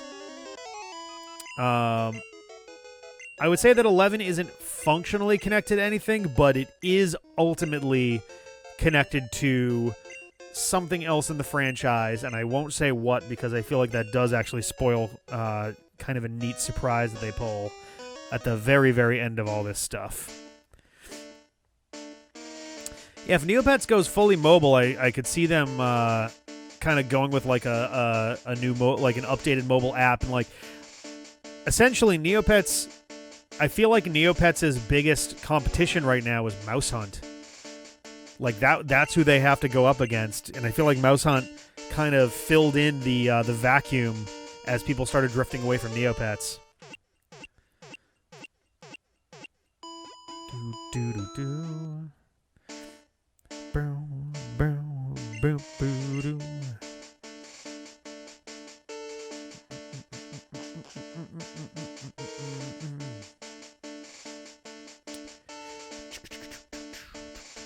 Oh, 8 actually does kind of connect to game. That's interesting.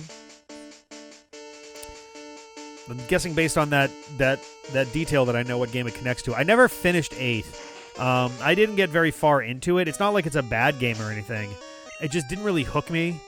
And I think I had to borrow a PS2 to play it in the first place. I also, admittedly, was like kind of annoyed with that game because I really, really hated the battle theme. Like the standard up against a random encounter battle theme. Because it was this like way too bright and happy full orchestral track. It was so strange to me. Because it felt tonally just way off from what a battle is supposed to feel like. Because, like, I grew up with Dragon Warrior on the NES, and then Dragon Warrior 1, 2, and 3 on the Game Boy Color.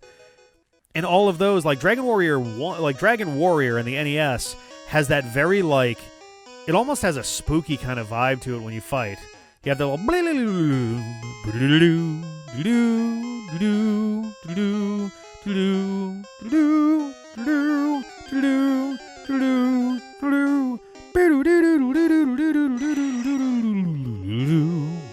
and like this just kind of like spooky sort of like, whoa, what are we doing here? And I don't remember the melody to the Dragon Quest VIII one, but it was just kind of like this huge, bright, big band orchestra thing, and I was like, what is this? It was so alien and weird.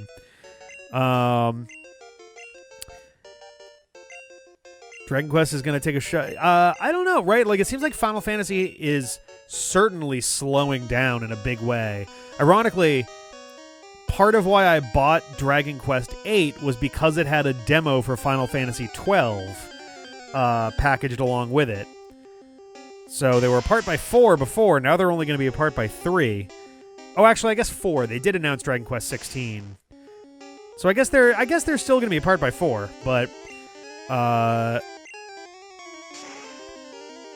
curious. I would love to actually look and see how Mega Man, Dragon Quest, and Final Fantasy have gone over the years as far as numbers. Because Dragon Quest was originally, let's see, Dragon Quest put out 1, 2, 3, and 4 on the NES, and then 5 and 6 on the Super Nintendo. Final Fantasy put out 1, 2, and 3 on the NES/Famicom, and then 4, 5, and 6 were all on the Super Nintendo. Dragon Quest 7 I don't know much about, and it didn't even come out in the States at first. Actually, neither did, I think, 5 or 6. We only got 1, 2, 3, and 4 for a while, I think. Final Fantasy 7, 8, and 9 were PS1. 10, 11, and 12 were 10 and 12 were PS2. 10, 10, 2, and 12 were PS2. Dragon Quest 9 was what? DS? Dragon Quest 10 is online. Dragon Quest 11 was the PS4, Xbox One, and then eventually the Switch. Dragon Quest 7 was a PS1 game. Okay. Alrighty.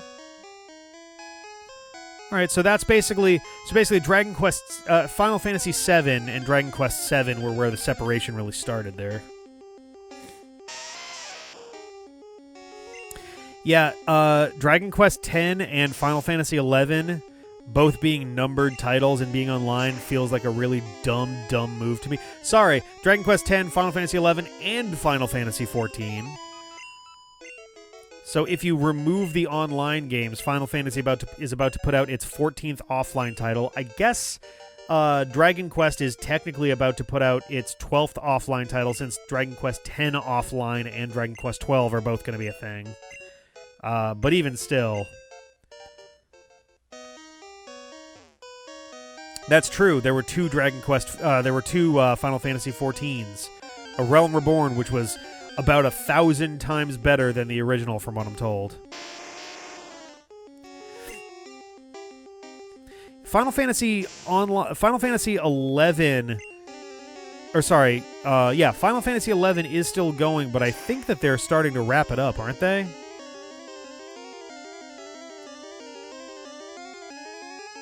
I thought that they were starting to wind that one down.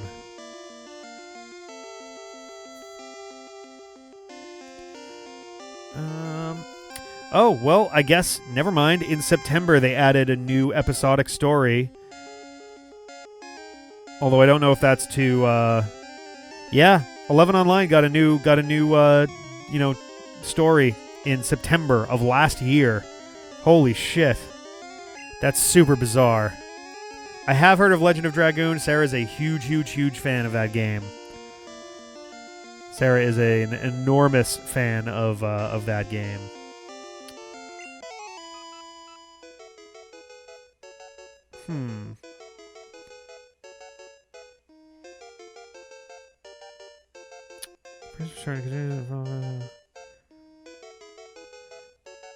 I'm very confused because it doesn't include that last thing, the Voracious Resurgence or whatever, is not included in the expansions and add-ons section for Final Fantasy 11 in their Wikipedia section.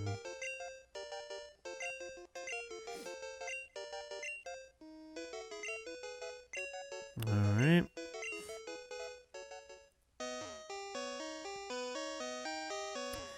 We have the last major expansion, Rhapsodies of Vana'diel.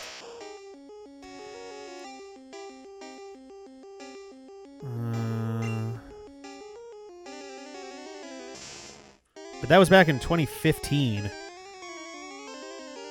And so I'm not really sure. Yeah, I don't know. Oh, yeah, wait a minute.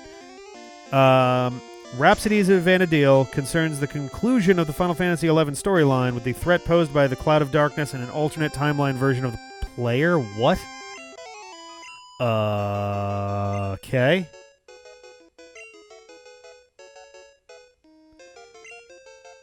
This is so confusing. Anyway, I'm distracting myself.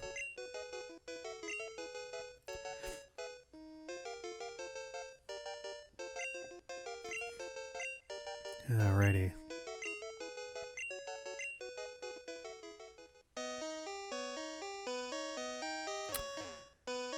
The Dragon Quest IV remake on PS1, the development team stopped making games and they couldn't figure out the code to localize the text. Oh, God. Jesus.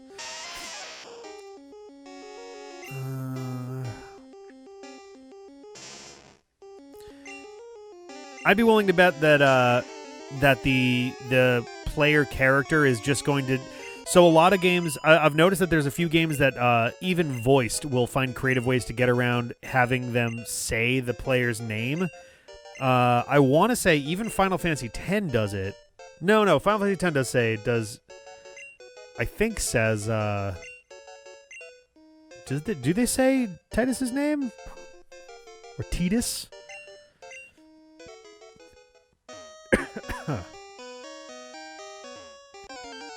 Yeah, it never says his name, because I think you can rename him. Including, there are times I think that your name does show up in the text, but they'll just not say the name.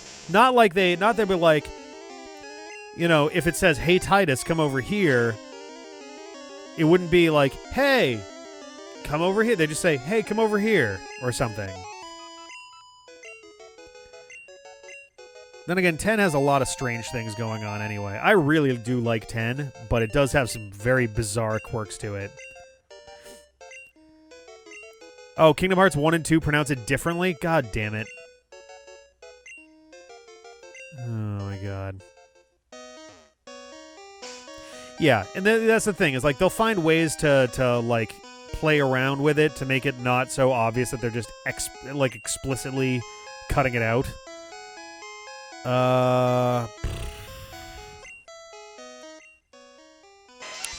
Alright, Defense 116.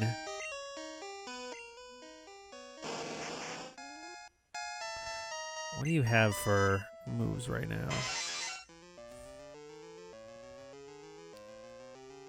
These are not good moves for dealing with Gravelers. Drill Peck is fine for Machoke, but like Graveler and Geodude... And, like, it'll be good for Zubat and Golbat also.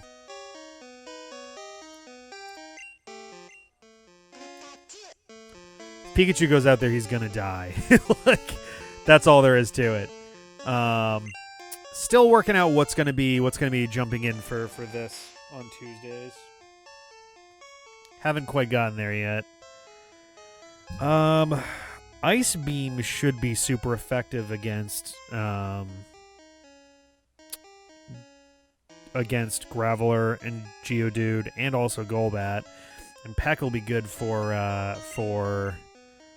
Machoke.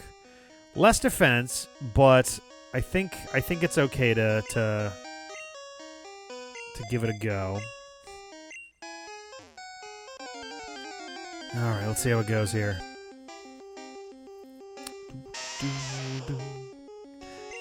So I don't think rock resists ice. Okay, yeah, no, it'll be...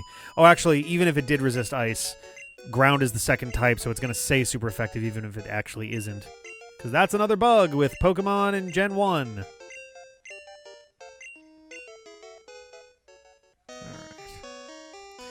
That's the good news. Geodude and Graveler don't have rock moves at the levels that they show up here. They're not going to have any rock moves as far as I'm aware. So I'm safe from that. If anything, what I'm concerned mostly about is Explosion. Not so much from Geodude. I'm not really concerned about that. I'm concerned about Explosion from the higher level Gravelers. Rock Throw and Rock Slide. Hilarious.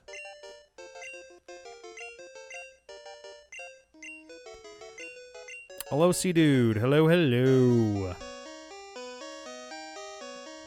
Alright. Getting our grind on. Exactly, yeah. All the enemies have other, arguably scarier shit, but they don't have rock moves anymore, and they're not gonna get them back.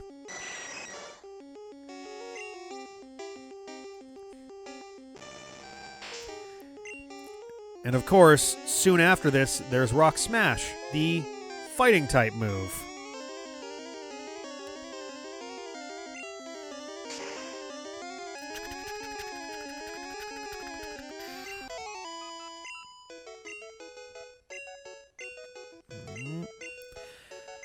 I guess that's true. There could be a Patreon one. I was planning on doing that when Spider-Man wrapped up, and I think we've only got like 3 or 4 streams for Spider-Man before that's over. I'd certainly be up for setting up another poll for that too.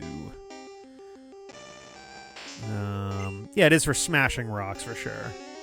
It's just funny that you got Rock Throw, Rock Slide, Rock Smash, and they are not all the same type.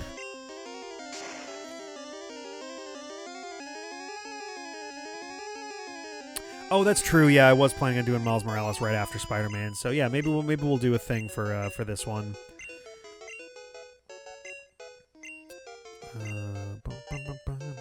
Is there a rock climb move?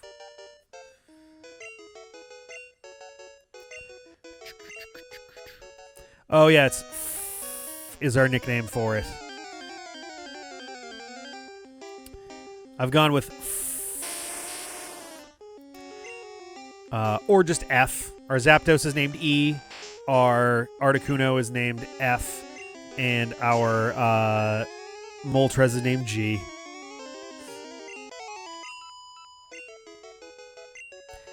Of course, it's very normal to climb rocks.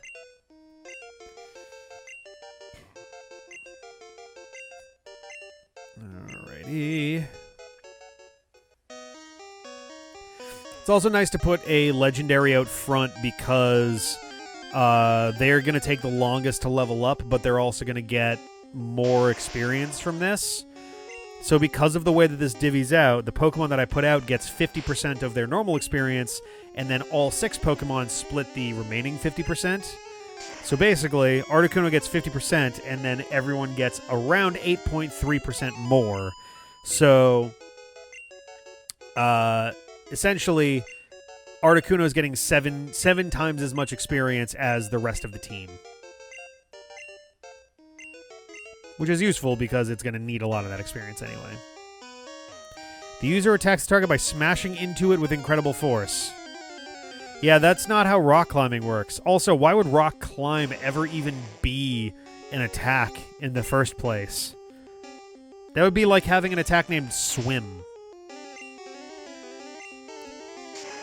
And like, I know like Dive is an attack, but still.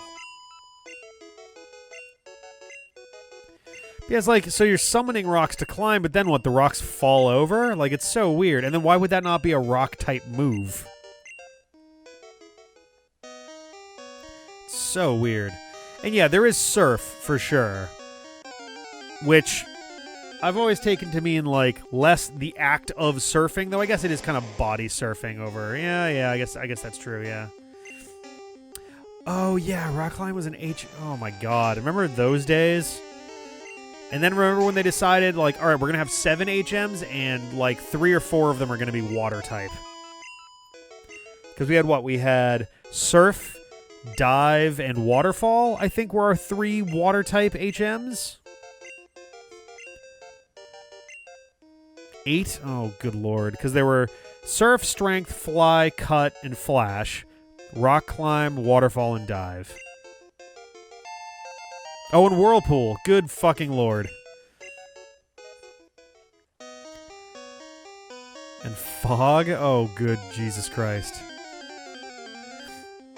So they just kind of went, all right, we want to do some stuff with surfing Pokemon. We're just going to bloat out our HM system with just a fuckload of water-type stuff. Or defog, right.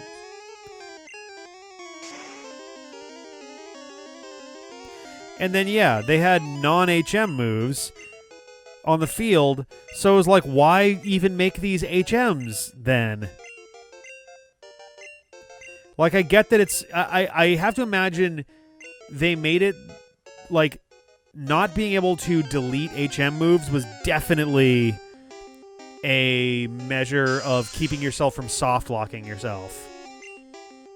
Because if you went into certain area, like if you went into the middle of, if you went into the middle of Victory Road and then deleted strength from a Pokemon, you would be stuck here if you didn't have dig or escape ropes. You would have to feint all of your Pokemon to get out, which is doable, but like, it's just a huge pain in the ass at that point. Oh,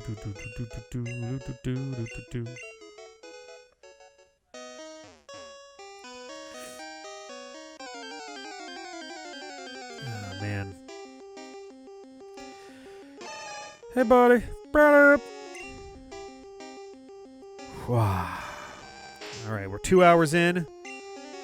We're getting there.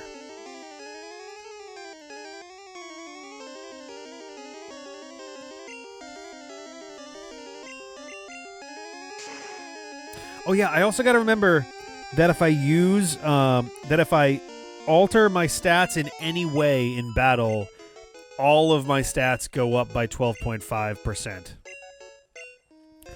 So Pikachu, while he is embarrassingly low right now, will be able to, if I use agility, not only is he going to get super fucking fast, but all of his stats are going to get boosted by another, 12.5% over the already 12.5% that they have upon entering battle. But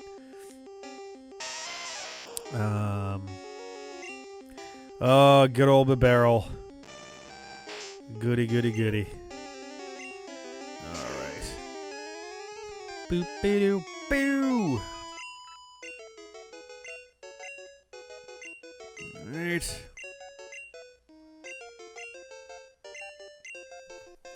Time to go back to the Pokemon Center. Was it only in Gen 3? I think, like, it's one of those things where it's like, it was neat, but I feel like cutting grass was one of those things where it's like, all right, it's neat, and it's a little bit of, like, realistic take on that ability, but it's also like, all right, so now there's no wild Pokemon as you slowly cut down everything in your path on the way there.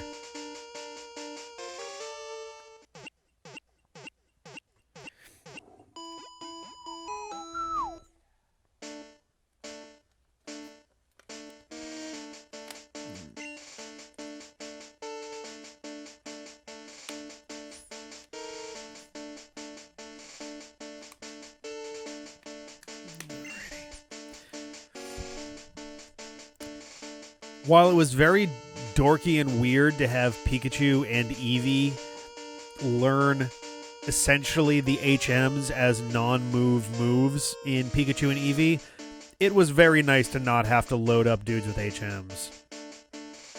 Like, I don't like having Cut and, like, Flash on my team at all. It's dumb. Flash is like okay. It's basically sand attack. Surf is fine. Strength is fine. Fly is fine. But it also, like, it feels like it's mandatory. And at this point, it, like... Excuse me. Oh, my God. At this point, like, I don't need any of those except for maybe Fly anymore, but... I don't know.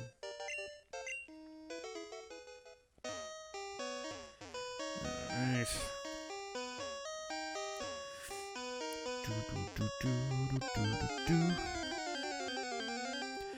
Well, this is dumb that it's like a lot of Pokemon games, if you hit B as you're trying to learn moves, it'll go, would you like to learn this move? B. So, no. Oh, give up on learning this move?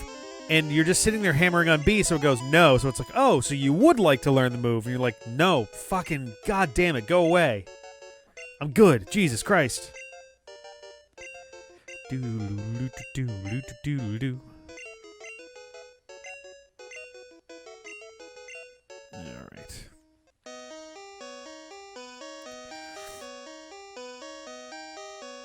I mean, that's also, like, the 24 versus 120 is at least partly to do with the fact that you have a much larger party of personas than you can have for Pokemon. Like, was it 10 personas versus 6 Pokemon? So that alone kind of does make a big difference there. But also, yeah, your personas can learn a lot more moves than Pokemon can. That's the thing, too, is, like, you can have up to 120 moves, but there's going to be a lot of repeats in there. Like, you're going to have a lot of different versions of Agi and a lot of different versions of Bufu and stuff like that.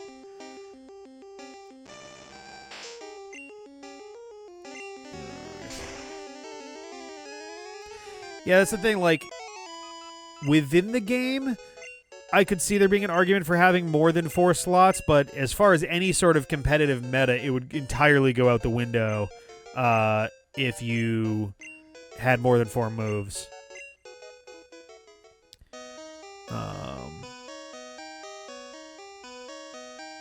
I wonder, what are the fewest number of types that you could have that you could not have super effective coverage for with 4 moves?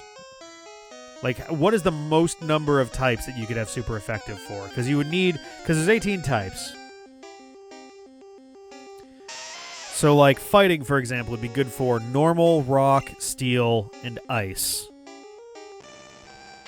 I think that's it.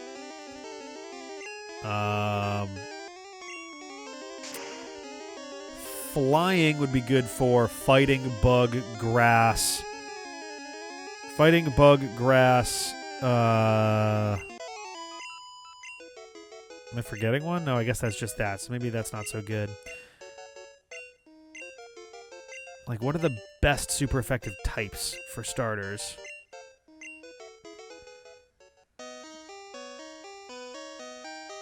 Ice is good against dragon, grass, ground...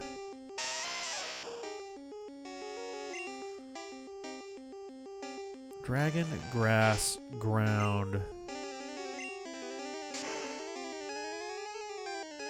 Fire, ice, electric, and fighting. Okay, that is a decent amount of them for sure.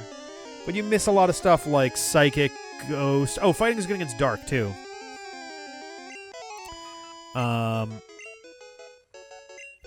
So fighting alone would be solid first. So you'd have normal, rock, steel, ice, and dark. So that's 5 types right there, which is pretty solid.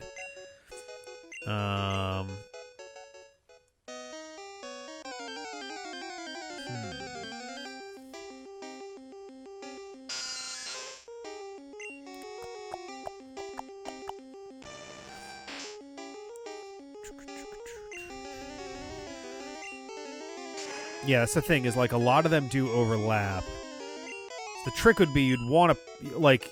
You could literally just sit there and kind of, like, walk through... I mean, it would take very little time for a computer to just go through all 18 times 18 times 18 times. I mean, you wouldn't want duplicates because that's not getting you anything. So 18 times 17 times 16 times 15 possible combinations of moves. That's the thing, right? Rock and ground actually have less in common as far as type effectiveness. I think the problem is because they're both weak to water and grass, and they're both super effective against fire, and that kind of covers your most basic three, they get confused very often. So I was thinking about this actually the other day. Like, the Pokemon types kind of fall into certain clusters. For example, fire, water, grass, ice. You can make an argument for electric. All kind of are in one zone. Very nearby, you have, like, flying. In another zone, you have fighting, psychic, ghost, dark, and you can make an argument for fairy as well. Offshoot from fighting, you have flying and rock and ground and steel and some of those as well. So I think you'd want to, like, focus on some of those chunks first. It might give you the best chance of getting the most coverage there.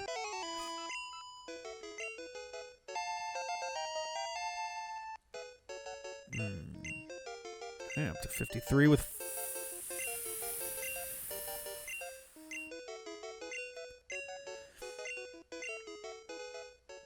All right. Boo beep boo boo, beep beep boo beep beep boo, bada boo boo. So let's see.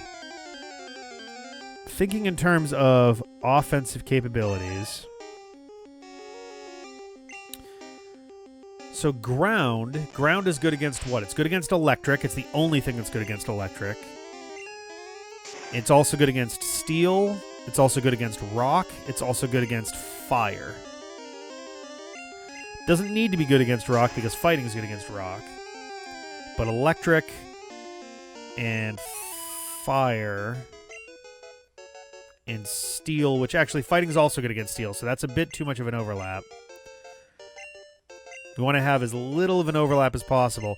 And even still, 18 types, you're almost guaranteed, even under the best circumstances, to not be able to cover everything because you need to average 4.5 per type. And very few types get that much offensive coverage. I'm trying to think off the top of my head if there's any others besides fighting that do 5.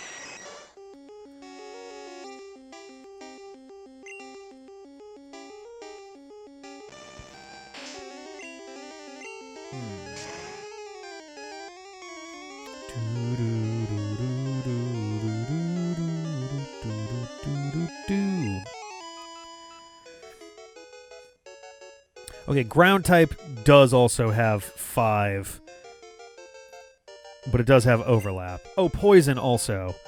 So it'd be good for electric, fire, poison, rock, and steel. But rock and steel are both covered by fighting. So one of those would be good, but both of those might not be so good because between the two of them, they only, quote-unquote, cover 8.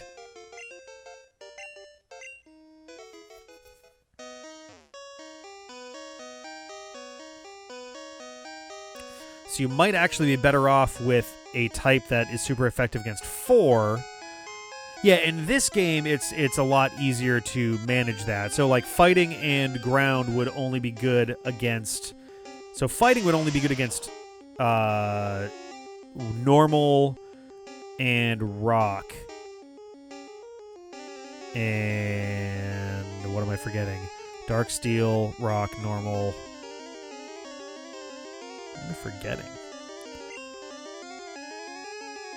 Oh, ice. So normal rock and ice in Gen 1. So it's not so good in Gen 1. I need to see how many each of these actually...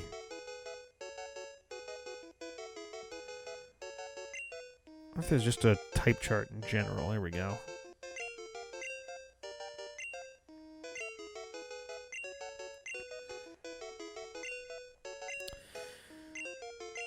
Alrighty, let's see.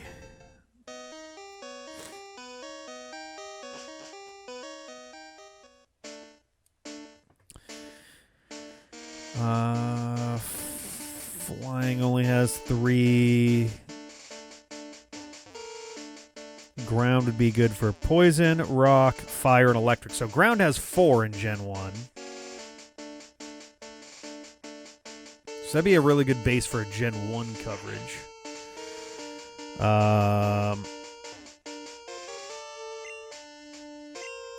Rock also is good for 4. Rock is good for flying, bug, fire, and ice. And the only overlap there is fire. So rock and ground gives you 7 between them in Gen 1, so that's pretty good. Fire is good for bug, steel, grass, and ice. So only 3 in Gen 1, but 4 in Gen 2 and beyond.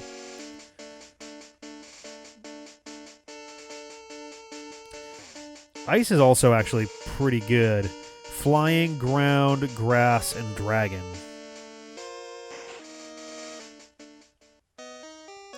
How does fire not hit Shedinja? It's bug type, right? I think so. It's bug and ghost, isn't it?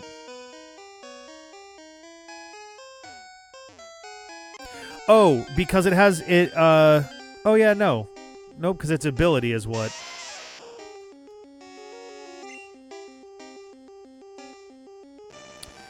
Fighting in ice is 9 types. Yeah, flying, ground, grass, and dragon. So yeah, fighting and ice would cover 9 in the modern games.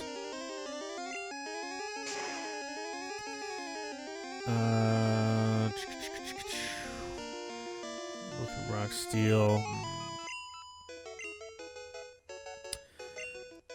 Ground and ice is pretty fucking good as well. Ground and ice would do, I think, 10 types right now.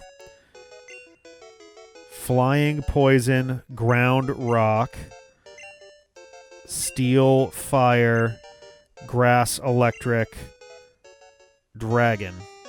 So ground and ice gives you 10 right there. Sorry, no, 9. 9 gives you 9. So either of those would give you 9. Why did I leave? What the hell was I thinking? This would be an interesting thing to kind of like dig into a little deeper.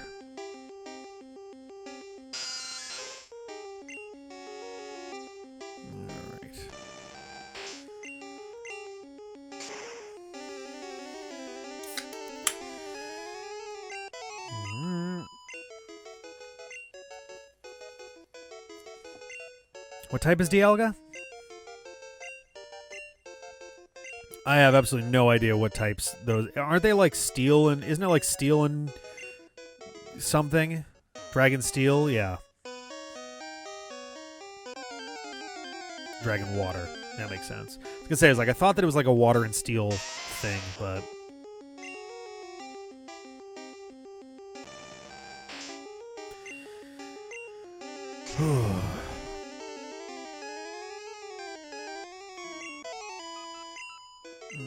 Okay.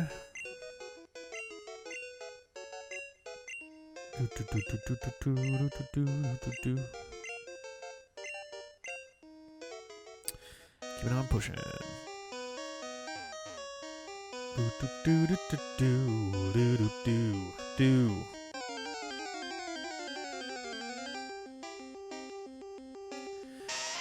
Alright.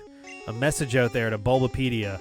Holy hell, please, for the love of God, do something about the absurd number of ads all over your website. It's becoming really, really difficult to actually use your goddamn website. It's so bad right now. It chews up a horrific amount of memory and has literally caused my computer to freeze. Cerebi is okay, but it's not laid out very well at all. I thought I had ad block on for this. I might not, though.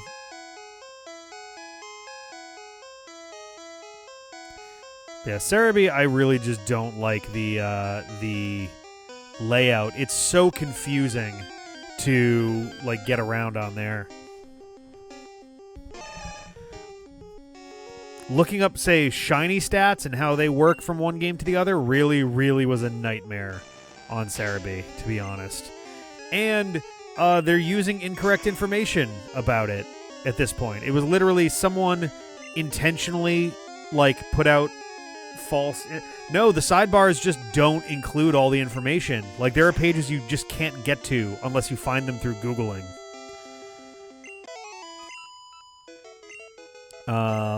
But yeah, someone put out, like, put on Reddit, like, essentially a bogus way of, like, doing shiny calculations, and Cerebi just kind of grabbed it and went with it. Like, they didn't really fact check anything, and they just kind of grabbed it and did it.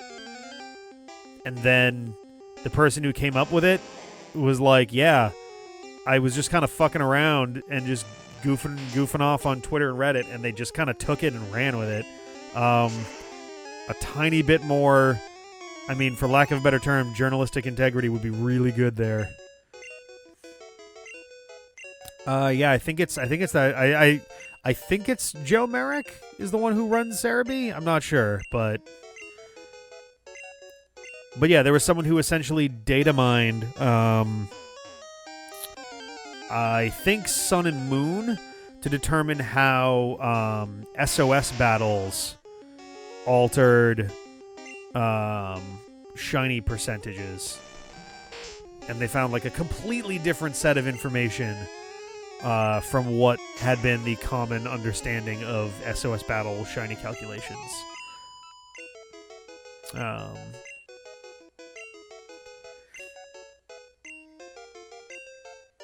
I think.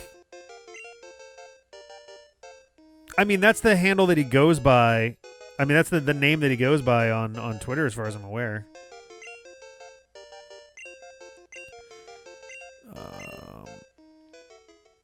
I might be wrong. I don't want to like throw shade or have anybody else throwing shade or anything like that, but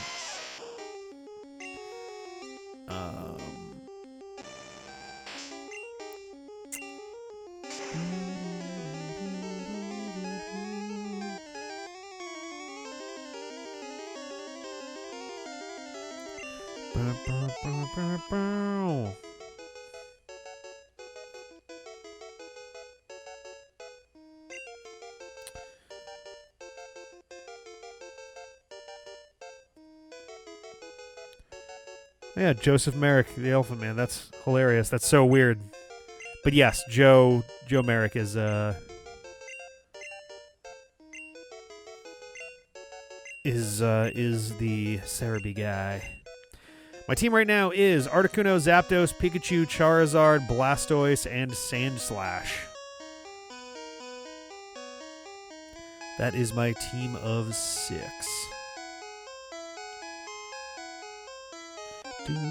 Do.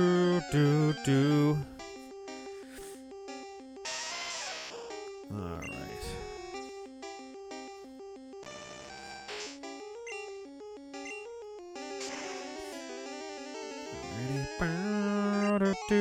Do.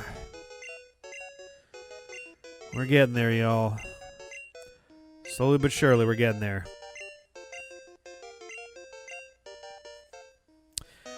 The Cerebi guy's name is Joe Merrick. It is the same name as the real life Elephant Man, not to be confused with the movie version of the Elephant Man, who has a slightly altered name.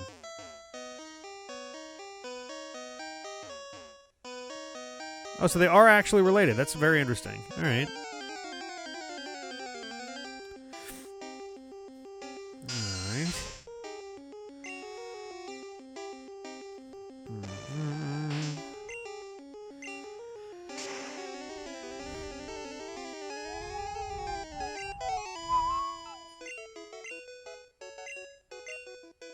Yes, yeah, this is a pre-Elite Four grind. Mostly just want to get my team up past level 55. I know that Blue has a level 65 Jolteon, but it is a Jolteon, which is like, okay, it'll probably get some crits, but I'm not too concerned about it doing any serious damage to me. I just want to like be able to contend with some of the heavier shit that's coming. And most of my team was around like level 45-ish when yeah, exactly, yeah. Most of my team was level like 45-ish when I finished off Giovanni. So I was absolutely not prepared to go handle the Elite Four, which is upper 50s for pretty much the whole thing. So that's how that's gonna go.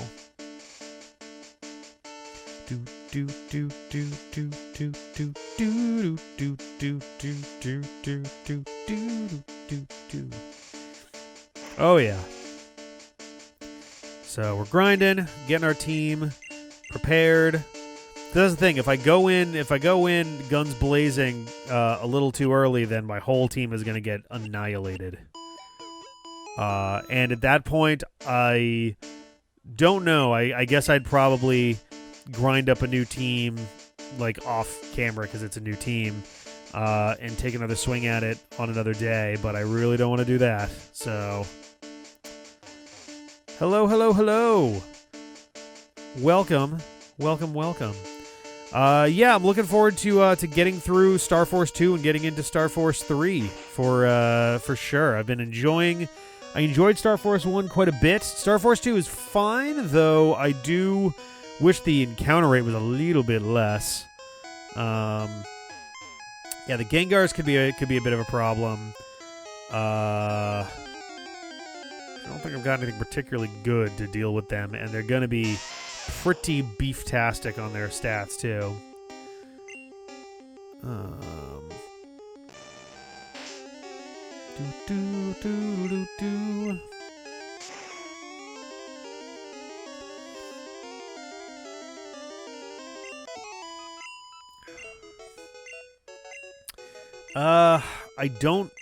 I don't think so, and I don't think I've even got any good psychic moves at my disposal at this point. I gave Psychic to somebody. Earthquake will be pretty solid, honestly. Yeah, I think if I throw Kefka Conrad out there, the Sand Slash, and just I can just nail him with ground. Yeah, no abilities, so Gengar doesn't have Levitate, so that'll be really good. Yeah, man, that was such a bummer. It was so unexpected too. It was such a drag to watch that go down that way. Devastating loss. One of only 2 in this entire game for me. So far, at least. Who knows what the road ahead has in store. Alright.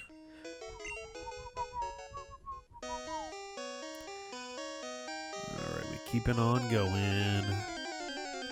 Oh, Earthquake is oftentimes very good for dealing with Gengars. Sometimes depends on the circumstance a little bit. But it's frequently very good for it. Oh, man. Gotta figure out what John's gonna take forward as an egg into Diamond and Pearl. He doesn't have a lot of options. He didn't lose all that many Pokemon. And I would contend that the ones that he ground into Candy are not going to count, since they didn't fall in battle. He just let them go, quote unquote. So, like, the other question is whether post-game ones would qualify or not, because he could arguably just intentionally go out of his way to kill dudes in the post-game for the purpose of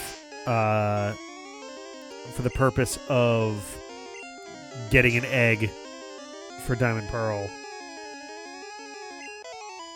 So let's see. He could get a Nidoran egg. What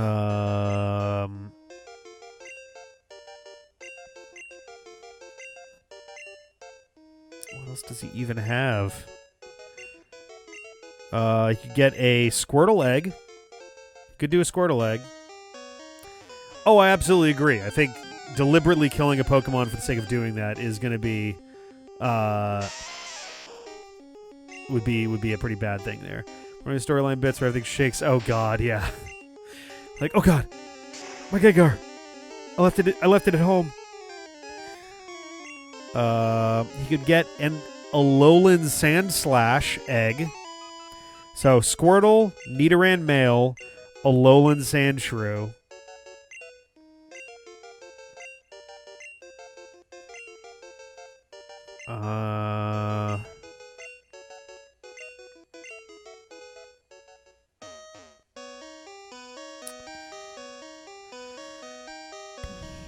And I guess that's it. Yeah, so those are his 3 options. An Alolan Sandshrew, a Squirtle, or a Nidoran male. I mean, I probably wouldn't go out of my way to do a Nidoran male. Yeah, if post-game counts, then he would get an Execute. Though, ironically, I think in Sinnoh, it would just evolve into a regular Cantonian Exeggutor. The longer the series goes on and the more remakes that we get, the more likely we're going to be that all these weird regional forms that have split evolutions are going to have these just bizarre fucking evolution requirements. They've already had to redo some evolutions at this point, but... so yeah, it'd be a question of Squirtle, which is a starter Pokemon, which is kind of nice, or an Alolan Sandshrew, which would give him an early Ice type, which could be kind of useful. So that's kind of a thing. I don't know.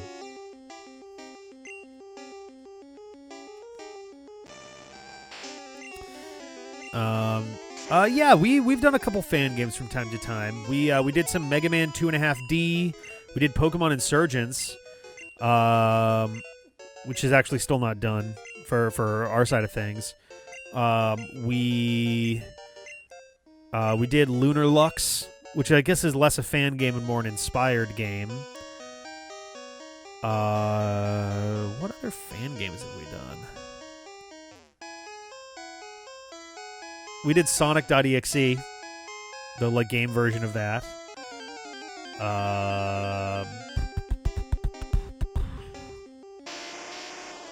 That might be it for fan games.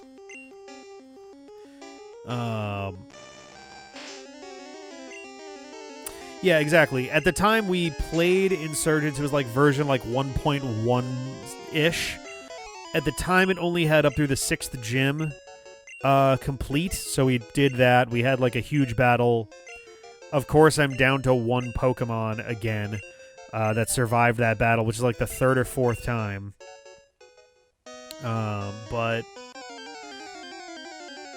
But yeah, we played all the way up to that, and at the time, that was just it for Insurgents. There just wasn't any more of the game. So at some point later on this year, I'm planning on going back and finishing it. If all goes well, I'll be able to finish it as a Nuzlocke.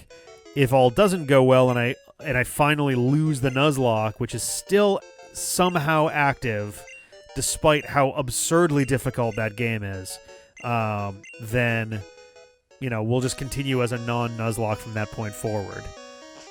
Whoops. Because at that point, we're 2 gyms in the final scenario and post-game away from the end of that, so we're 2/3 of the way through the game. So we're going to finish it regardless of whether it's a Nuzlocke or not. Yeah, I'm kind of expecting the Elite Four of that game to be all at least level 80 and have some really cruel tricks up their sleeve. Yeah,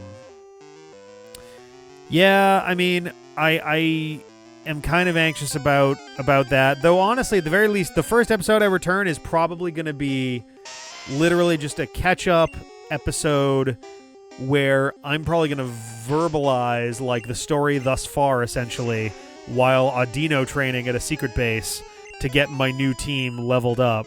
Because at the very least, Audino training there is going to be a lot easier and safer than Rotom training. which I could do easily for a while because I had my Delta Blastoise that was Dark type, which made short work of short work of the Rotoms. But yeah, they scale with your highest level dudes. Ah, balls. Okay, so they actually penalize you for over grinding there, I guess. Yeesh. So that's a little bit rough. But yeah, it's gonna mean that I'm gonna need to actually have like a real actual team put together for it. And if I start losing dudes, I'm probably going to white out in the whole thing. So yeah, if they scale with my highest level dude, that's gonna be a problem. If their moves update based on that, I'll be especially fucked. But yeah, we'll have to see how it goes. Like, I'm not planning on getting my team to level 100 or anything, but like, I think my team was in the upper 50s, low like my team was about the level I'm at right now, maybe a little higher when I last jumped in on Insurgents, if I remember correctly. No, it doesn't delete your save.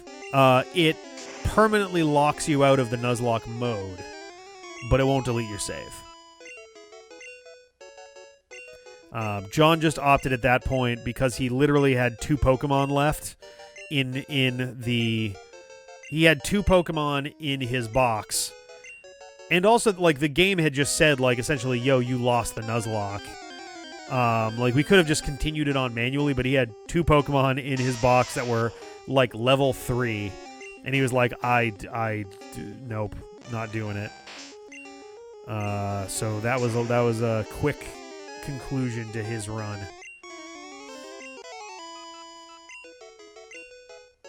I guess that's true, right? Like, virtually all Pokemon are done learning moves in the ballpark of level. In the ballpark between the 60s and between 60 and 70, most Pokemon aren't learning much in the way of new moves. Certainly by the time you get to 80, there's like less than, I think, 10 Pokemon that learn moves after level 80. And one of them is Smeargle. I think Dragonite? No, Dragonite learns one of the 70s. I really don't know. Yeah, like legendaries will. But yeah, there's not a lot once you get to like level 80. Woof. It's gonna be rough. It's gonna be rough. That's for sure.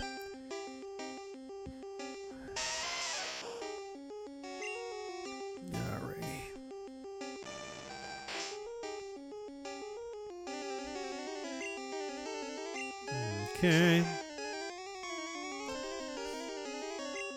Oh, yeah, that's right. They got, like, super special things for actually going all the way to the top, which I think is kind of neat. That's a cool thing to do with legendaries, I think. But it's also something I gotta watch out for because Insurgents will absolutely give them those moves at a high enough level. It's a question of whether they're gonna show up at that point, but... I mean, there's the question of, like, if you're going to be able to catch Arceus, or, like, how that's even going to work in Pokemon Legends, because they could do something completely different with that. It could be an entirely different mechanic for it in Legends. So we're going to have Pokemon Legends. Allegedly, we're getting... well, I'll leave that for another time, I suppose. Alright.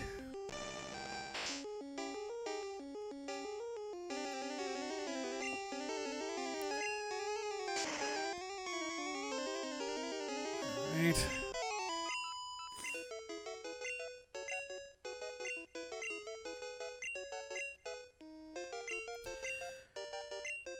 Oh, boy.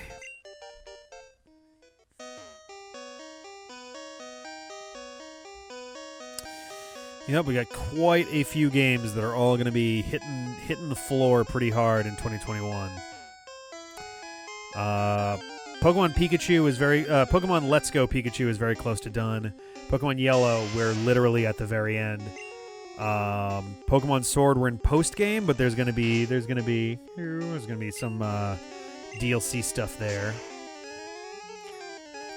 Pokemon Sun, we got post game stuff we're gonna do. Though I was looking over what the post game for Sun is, and there's not a lot there either. There's a bunch of like one-off battles and things. Like you got Eevee trainers and you've got the Ultra Beasts. But there's not like a ton going on there. And then Insurgents, which is probably going to be the beefiest thing that's left outside of the DLC. So, oh yeah, there's like Battle Tower and stuff like that. But the rarest stuff that I've got in my collection, I would say the rarest game singular that I have in my collection. I have the Mega Man 2 Tiger Electronics wristwatch, Yes. which I was the proud owner of the first complete Let's Play of it on YouTube. Some of the only, I think, footage in the first place of it. There's also... No, the Fire Red and Leaf Green, there was no winning for that because there was no actual face-off to it. He can claim that he won because he lost Let's Dudes, but it also wasn't his first Nuzlocke, whereas the first 2/3 of it was for me. The second rarest game that I have would probably be I have Mega Man X3 for the Super Nintendo, which is fairly rare and hard to come by. Certainly very expensive, but it's definitely pretty rare. So I guess those would be the two that I would say are my rarest games that I own. And yeah, we're not going back to do post-game for Fire and Leaf Green. Those are absolutely ancient Let's Plays, and they weren't even like a win-lose kind of situation anyway. So I think we're just kind of like leaving that one in the dust. Alrighty. Come on, give me some levels. Levels.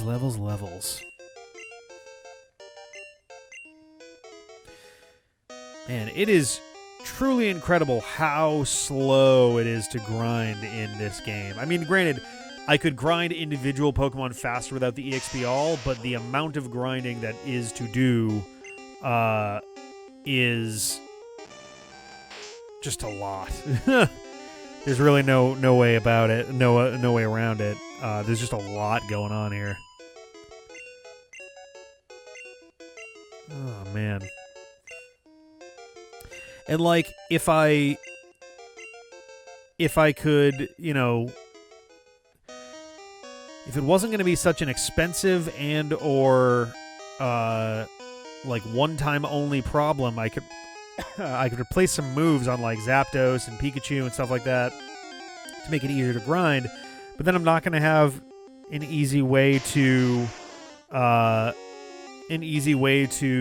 get those moves that I'm removing back, if it's even possible at all. So,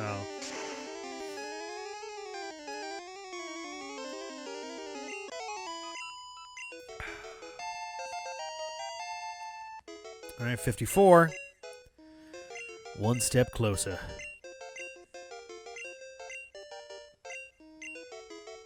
All right. Guess I'm down to like 1 or 2 ice beams. I should go back heal. So, I'm trying to remember. Lance tops out at like 61, I think, for his Pokemon, doesn't he?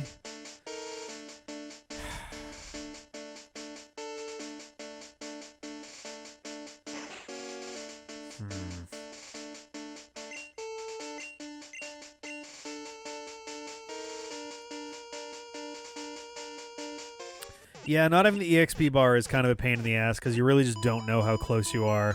So the champion tops out at 65 with his Jolteon. But I'm trying to remember where Lance ends up, and I guess where Blue's other Pokemon are. I think Blue's Pokemon are between 61 and 65. Yeah, okay, so 2 more levels per, and then 1 more on top of that for the last. All right. Yeah, honestly, it's clear that with Sword and Shield and how they do move relearning that they were finally like, okay, fine, we get it. Move relearning as a mechanic has been just a colossal pain in the ass forever, and nobody likes the way that we do it. So, yeah, you can just always go back and mess with your moveset. It's like, thank fucking Christ. 59, 60, 65, 61. Okay. All right. Oof, Alakazam at 59 is kind of scary also. Like, Zapdos, I think, is my best special. So they've got the best chance at, like, dealing with that, but yeesh.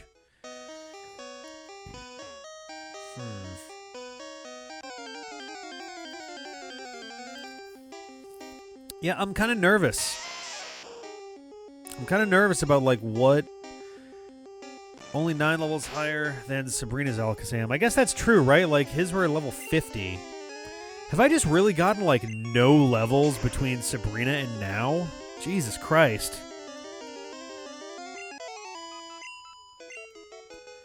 I feel like I've gotten, like, 3 levels between then and now for, like, my whole fucking team. Which is weird, because I've been, like... I guess I could have fought the trainers on Route 21, huh? Did I fly to Viridian? I think I might have flown to Viridian.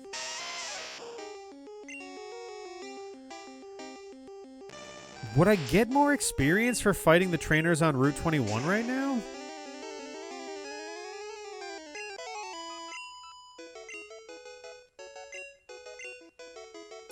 Maybe I'll get F to level 55 and then I'll bring Zapdos down to Route 21 and see what's going on there.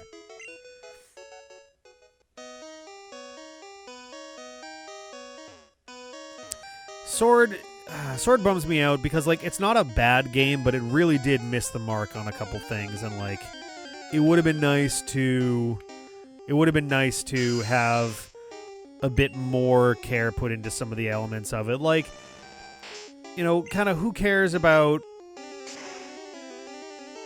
Sorry, these 20 heavy team were in the 30s. Okay, that's fair. It's like, okay, sure, the graphics could have used some work on, like, the landscape, and the models are still basically the ones they've been using since X and Y, and it's like, sure, fine. But, like, that stuff aside, it's just kind of like, there are definitely elements that felt like they were cutting corners. I really don't like the fact that every time something interesting happened, the game goes out of its way to keep you from seeing it, and it's like, come on, man. If you're not going to let me see it, then just don't even bring it up. Like, I'm one of the up-and-coming challengers of the Pokemon League. Maybe I should be involved in the plot of the thing that's going on to help prove myself or something, you know? But, whatever. We got 100 episodes of us complaining about that.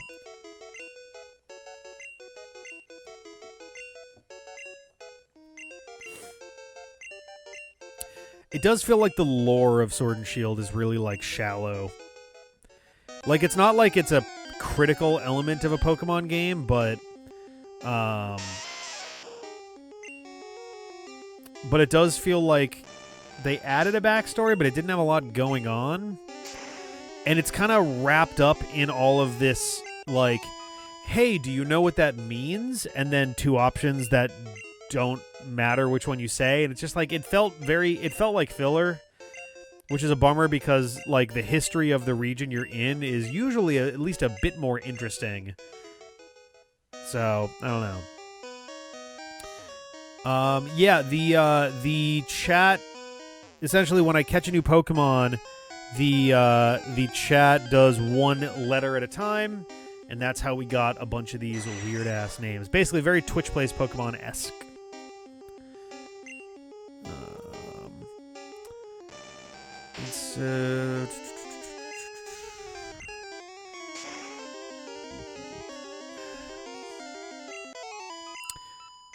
Yeah, it's the thing is, like, there was very, like, we guessed really early that Rose was going to be a less than great dude, and then it didn't really come to fruition until literally right at the end of the game. Like, it was so weird. Like there was stuff going on in the background, but we weren't allowed to know about it or see it or interact with it. And then all of a sudden it's like, oh, by the way, Rose has this weapon Pokemon. It's like, oh, that would have been cool to know about any time before now. So, I don't know.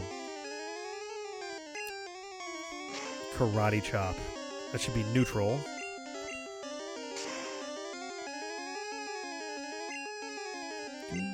Or unless Karate Chop is normal or something.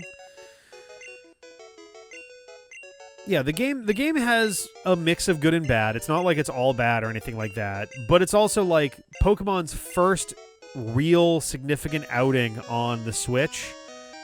I think that's what gets me more than anything else is like you've got these massive franchise revival titles like The Legend of Zelda Breath of the Wild, Super Mario Odyssey, Mega Man 11, even though it was on a bunch of things, Sonic Mania, Kirby Star Allies. You have all of these absolutely massive titles that really, really, really brought serious energy back to their respective franchises and helped, Nintendo get their footing back after stumbling over the Wii U. And it just felt like it should have been a no-brainer that Pokemon, the biggest franchise, the biggest media franchise in the world, and easily Nintendo's biggest cash cow, like not even close otherwise, I would have expected that they would have put together a game that was like entirely composed of spit and polish. So like it's just kind of a bummer when the game comes out and it does feel comparable both favorably and less favorably to the 3DS games that they had been making for 7 years at that point. So I think that's where I felt a little let down, was that it was just kind of like it should have felt bigger, but it kind of didn't. And like I think that's the thing, right? Like they put out a game like clockwork every single year. 2020 being the exception because they, were doing the whole thing with like, oh, you're going to get Isle of Armor and Crown Tundra, which replaced essentially doing like a third game or a sequel game or something like that. But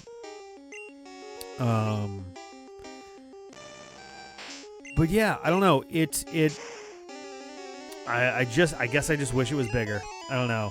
And like I feel like they try to take their gambles with different mechanics with a lot of these games, and I think that the big gamble for Sword and Shield was the wild area. And on the one hand, there is a certain faction of the Pokemon fan base that's all about that, where it like people are very happy to be like, yes, a huge area where I can go and catch all kinds of shit. If anything, it feels like they're kind of like between Sword and Shield and then Let's Go also, they were leaning into the Pokemon Go crowd in a way where it's like, I just really want to get all kinds of Pokemon. I don't need all the story. I don't need all the battles. I just want to get these Pokemon. But like, if you don't spend a significant amount of time in the wild area, which we didn't because we were kind of like, okay, sure, we could spend hours and hours and hours just battling and catching random Pokemon, but it wasn't all that interesting to us. If you take out the wild areas, what you're left with is a pretty short, shallow game. Like, there's not a lot going on there when you take out the big, giant wild areas. So I don't know. I've heard the DLC, that both DLCs are generally better. And I do think that going with DLC instead of DLC here, to go with the third version instead of DLC was the correct move here. I don't know if it's always the better move, but like I would have loved, DLC dealing with Zygarde in X and Y, and we got the Delta episode pre-packaged with Omega Ruby and Alpha Sapphire, so that's fine.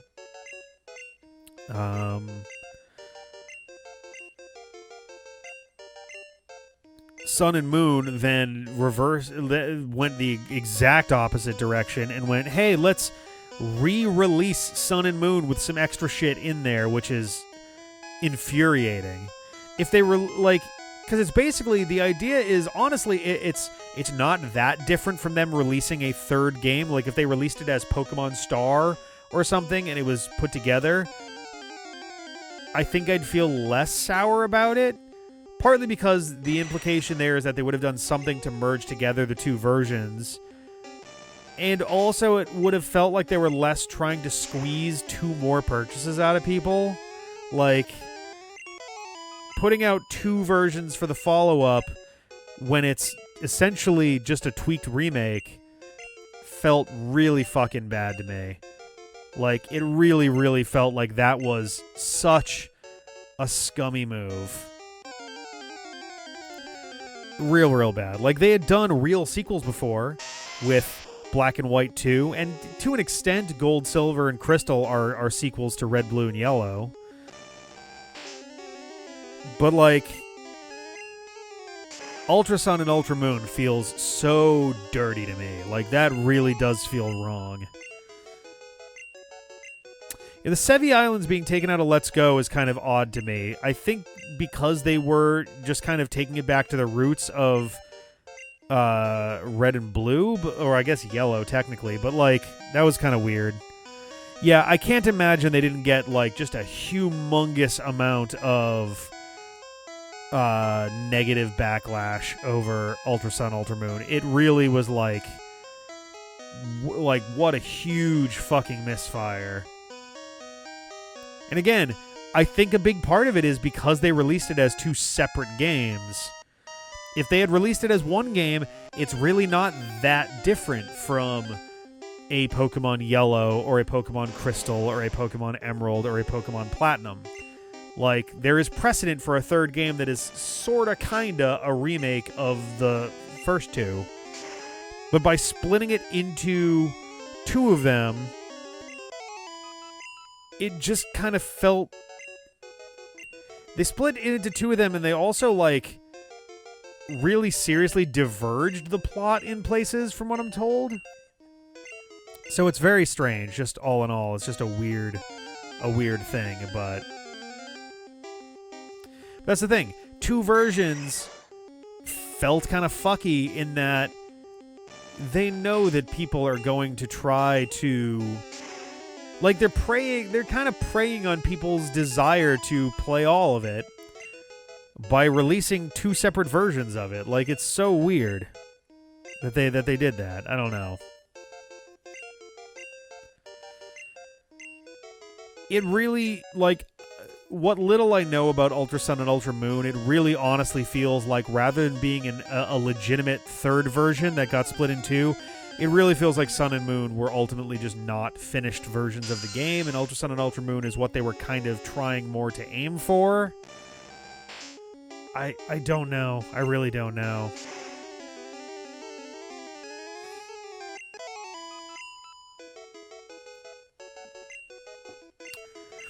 It did sound like they tried to make Lusamine more tragic in Ultra Sun and Ultra Moon.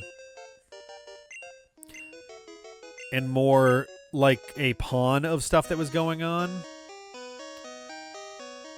But that's the thing, is like it feels like they missed out on an opportunity to make a really, really good Pokemon game by jumping the gun for Sun and Moon and then still putting out Ultra Sun and Ultra Moon as separate things.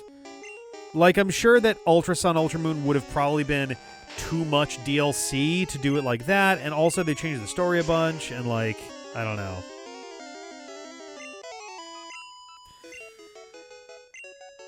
Oh, boy. It's all a mess. It's all a mess. Alrighty. Do do do do do do do do do do.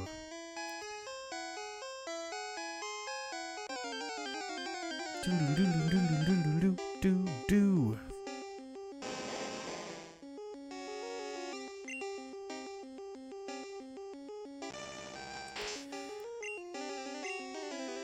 A preview of Sword and Shield story being crap. Yeah, it kind of almost seems like it shows that they're not really confident in their storytelling. because of how dramatically it changed between them.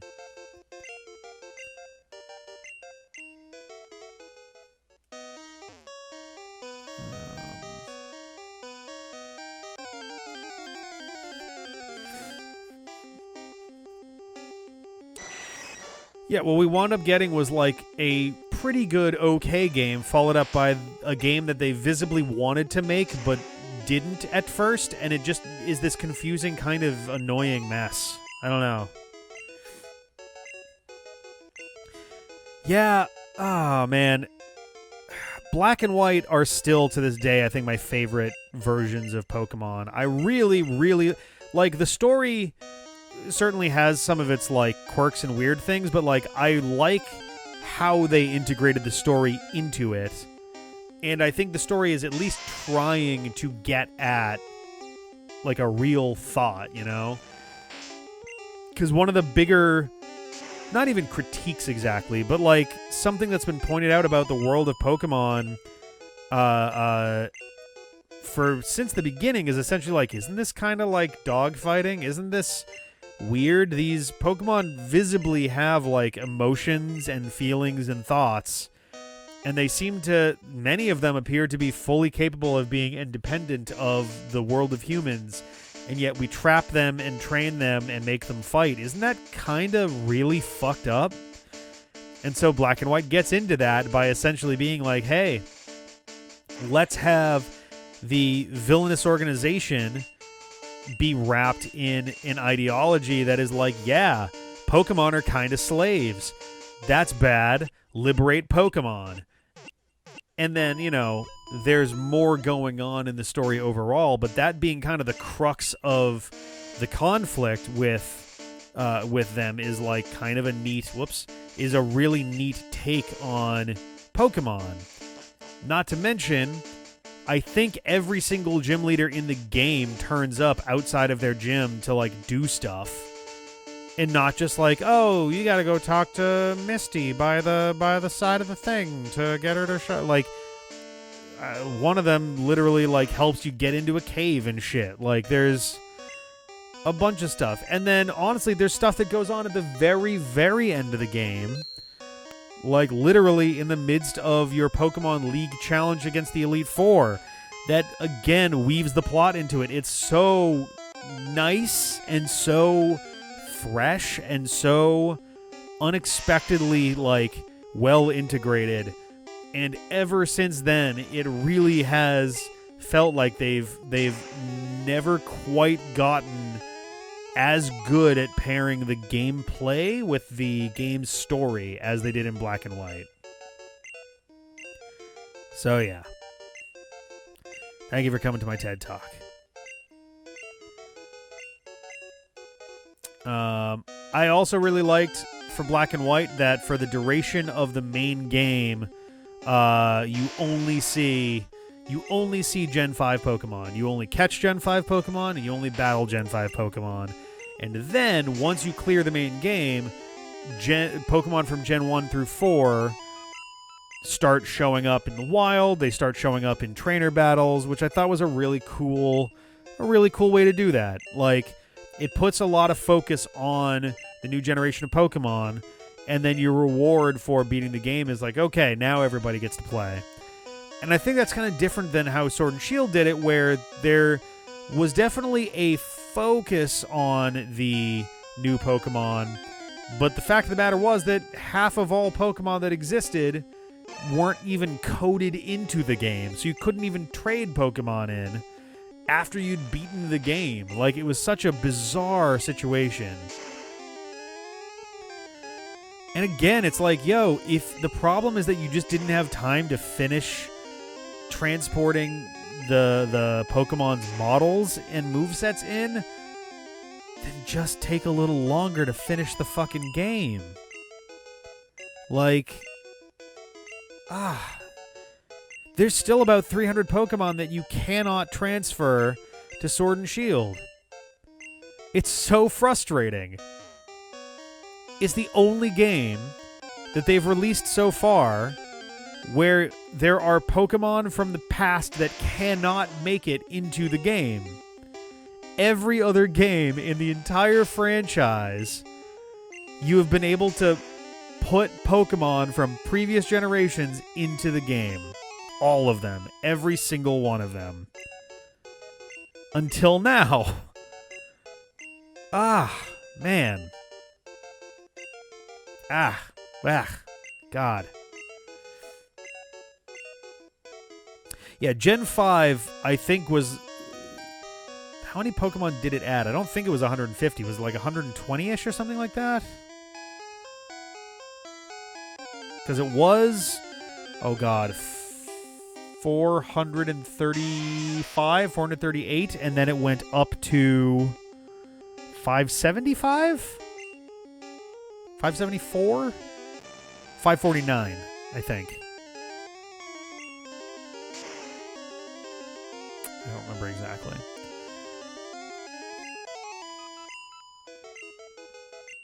Ruby and Sapphire, there wasn't a way to transfer those Pokemon at all until Fire Red and Leaf created the set. Well, yeah, Gen 1 and 2 were kind of boxed out for technological reasons as far as, like...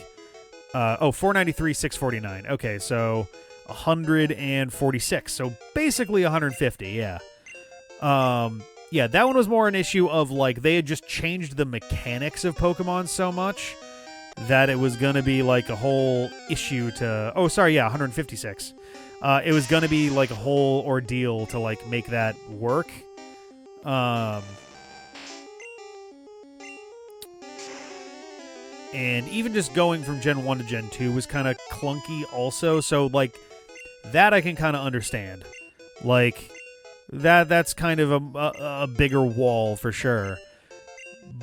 But the only reason that they could possibly have to not allow you to transfer... I don't know which ones off the top of my head are and aren't in Sword and Shield, but let's just pretend that Execute is not in Sword and Shield. The only reason that there could possibly be that you can't put an Execute in Sword and Shield is that they just didn't put the model in. Like, there's not... Is it in? Okay, yeah. But that's the thing, right? Like, that would be the only reason that you couldn't get a Pokemon into Sword and Shield is that they just kind of went, nah. Which has never happened before. So, yeah.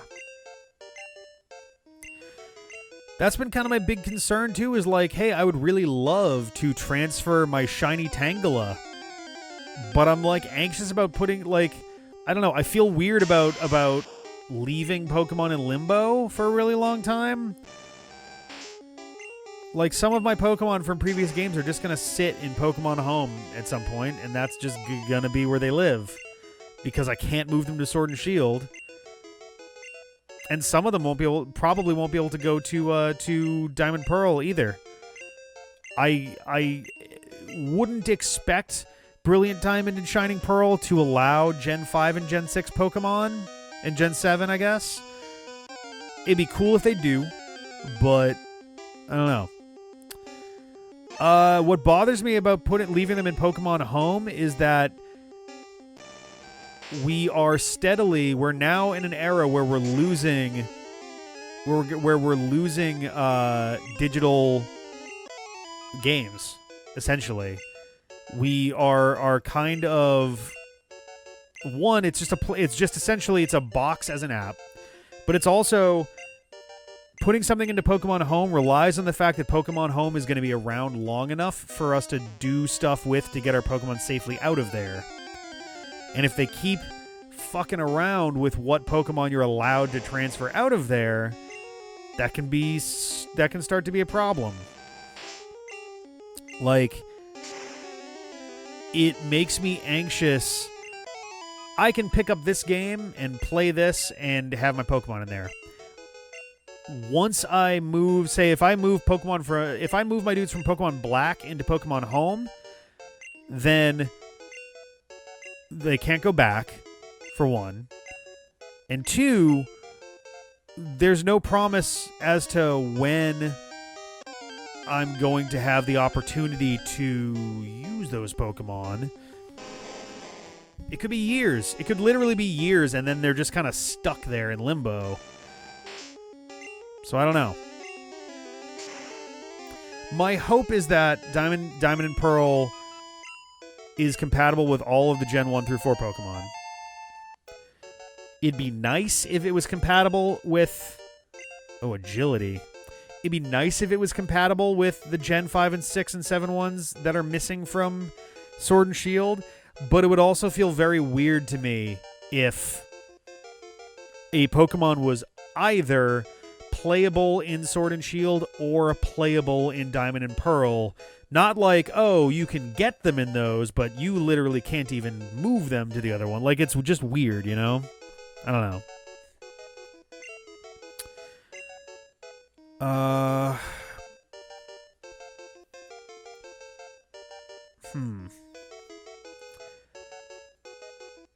Agility in place of Sky Attack might be kind of nice, because that is going to give me speed, but also the extra 12.5 boost.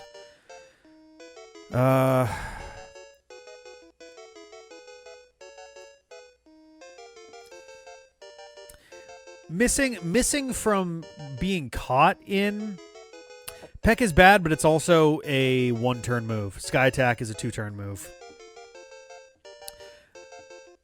Pokemon not being available to catch in a game doesn't bother me.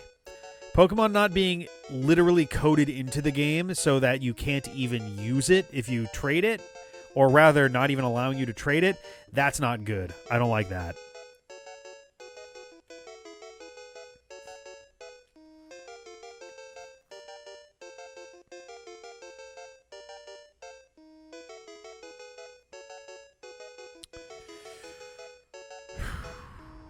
Half of Sky Attack is better than Peck, but it also means that I'm sitting out there taking 2 hits.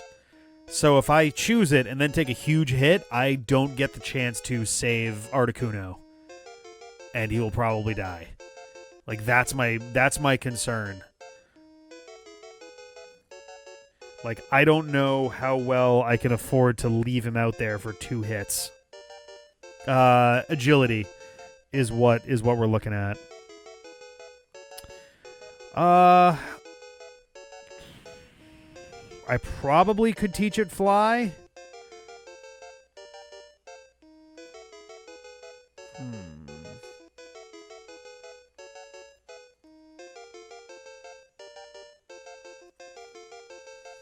Let's see. Oh my god, Bulbapedia, you're such shit. Okay.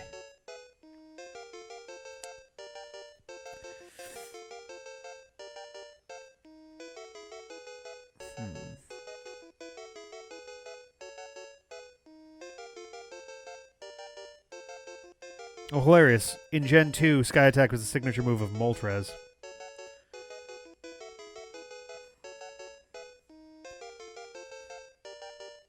Also, Sky Attack went up to 200 for Let's Go Pikachu and Eevee. That's fucking crazy.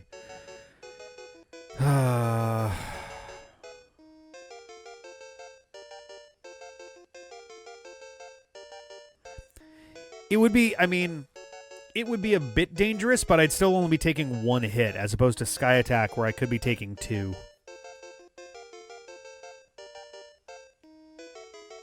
I think that's just my big problem. If Sky Attack doesn't kill, I'm taking 2 hits without my ability to do anything about it. So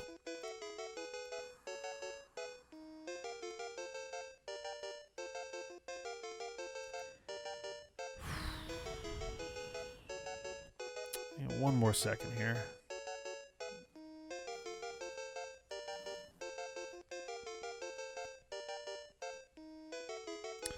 So Fly is 70 power. So, okay. So Sky Attack is 140, but I am taking 2 hits when I use it.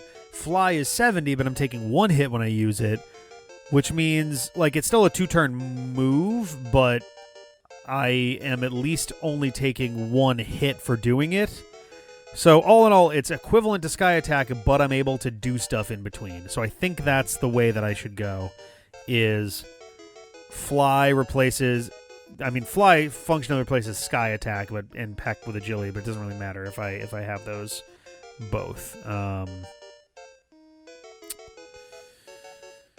Yeah. Yeah.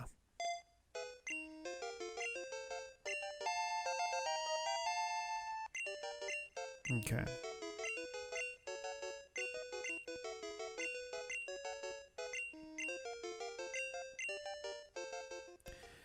Okay. Yeah, if I'm faster, then I avoid the first attack and get hit with the second. And honestly, Articuno is pretty fast, so if I kill with it, then I don't take any hits, which is great. If I'm slower, then I do get hit with the first one, but then I was going to get hit with that with Sky Attack anyway. So, yeah. Fly is HM3, right?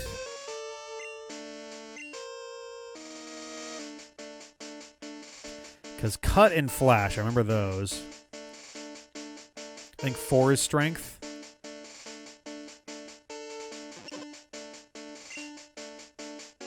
Fly's 2? Damn it.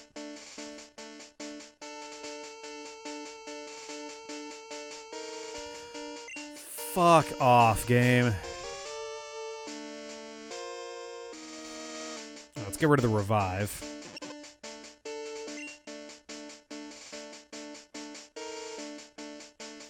I do have one rare candy to work with. HM4 is Strength. That can go away.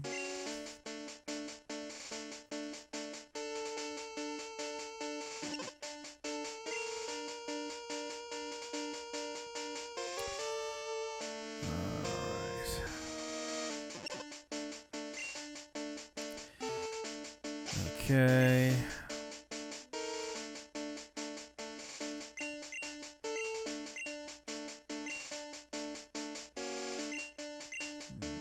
Right.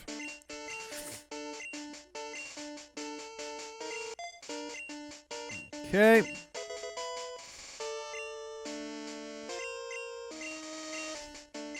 Yeah, I was thinking the same thing, honestly.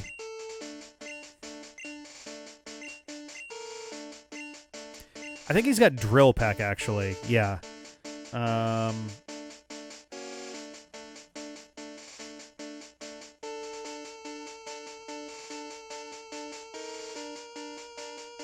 Drill Peck is 80 and 100, so it's actually more powerful, and it's only one turn, so Drill Peck is great.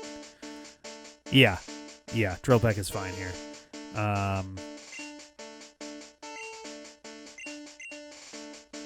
Okay.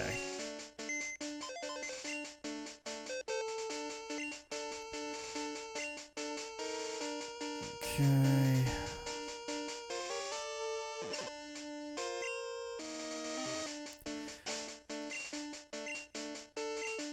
I'll put you out front.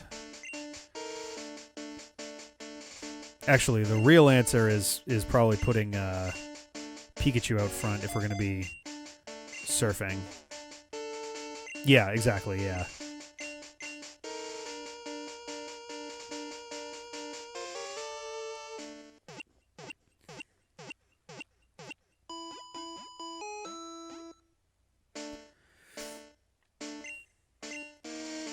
All right.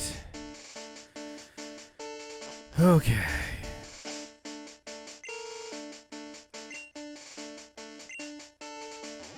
Oh, not quite. Not just yet. We're getting there, but not quite. This is going to speed us up a little bit because trainer Pokemon, I believe, get you more experience than wild Pokemon.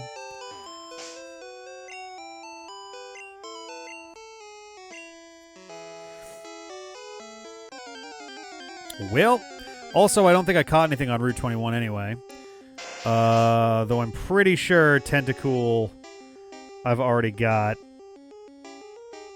on my team.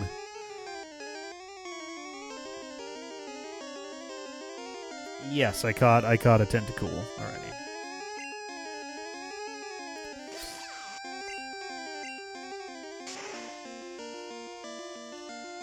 All right.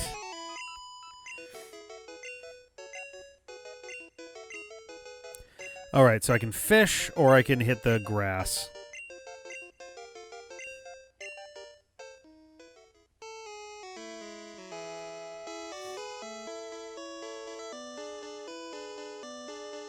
Yeah, no Tangela makes me sad. let's see how the experience here compares. This might be the Magikarp trainer, though. Nope. Okay, cool. Level 28, so it's lower level, but...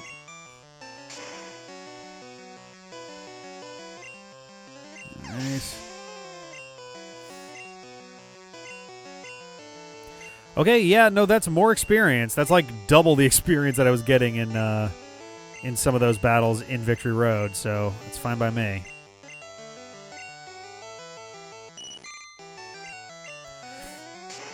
So this will be nice for a little bit of speed up. Not a ton, but...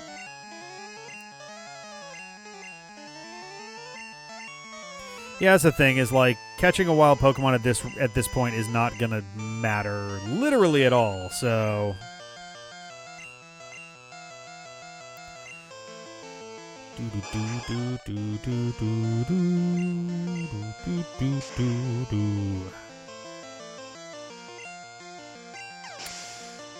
Alright.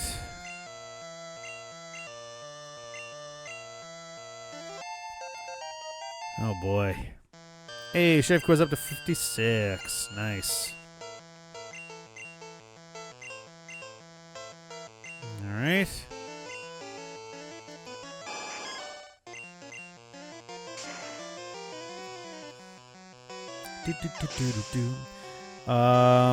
Pidgey and Rattata I both have. Tentacool I have. Magikarp I have. I think Poliwag and Staryu are the only ones? Do I have a Goldeen?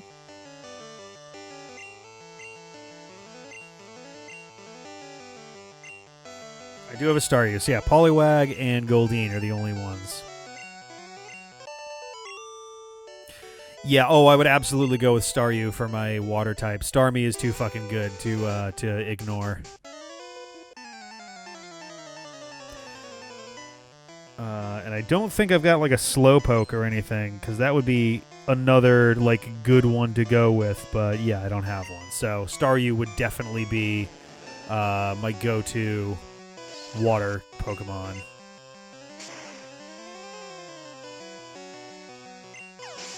Yeah. And I do have other like big Pokemon in the wings too, like Moltres if I ever needed to go for it. Oh, Jesus Christ.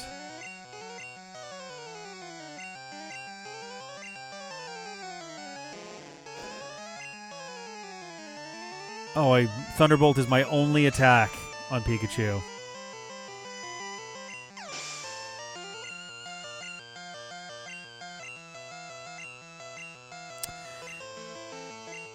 So 57 experience, and then this is the 6 Magikarp guy. Each of them gets 4. So that's 57 and 24. How the hell is it doing the math then?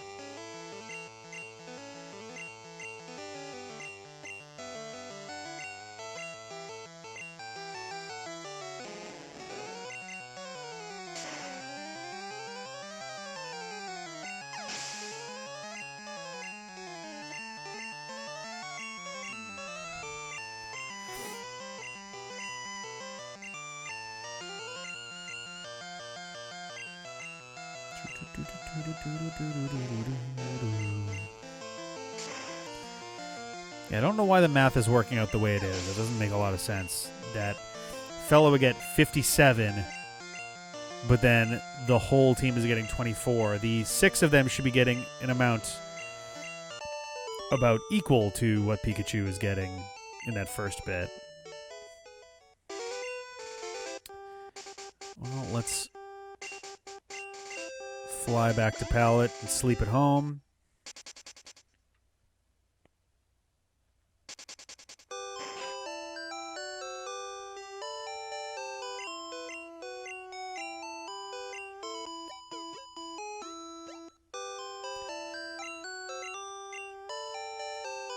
Okie doke, bye, Mom.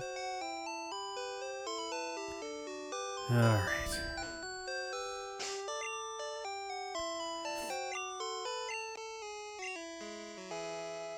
Alrighty. Let's get a move on. Alright, so we got these two.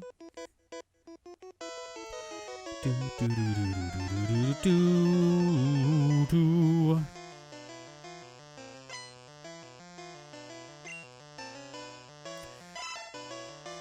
Alright. I generally like the Pokemon Yellow sprites for all of these Pokemon. Everybody looks a little bit not like rounder, but like I guess a little bit puffier, a little bit rounder. I don't know. They look a little bit more. I don't know. They look better. I think in general over the red and blue sprites.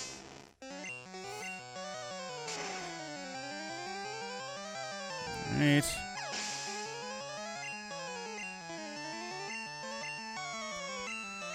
Ooh, 120 apiece. Hey. Yeah.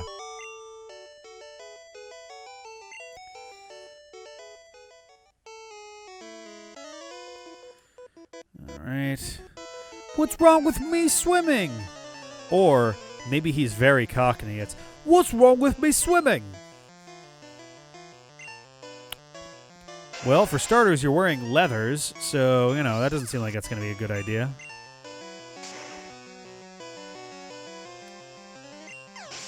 Alright. There we go, there's one. Doodle-doo, doodle-doo, doodle-doo.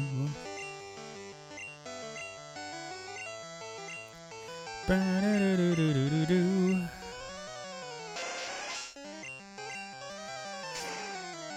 All right.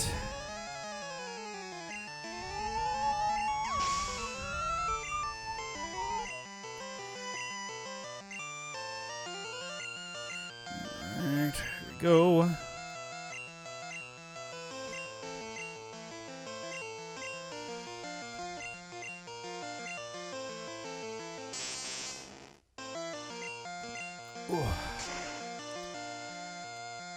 Give me all your experience points. Do it. I said do it. Alright.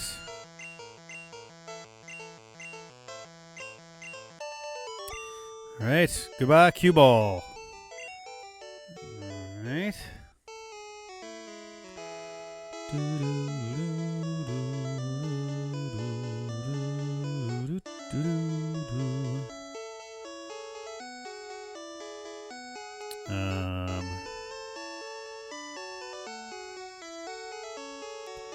Where are the other trainers? Here we go. I'll do what I goddamn diggy-dang please. Thank you. Alright. Shielder. All goofy shielder. Alright.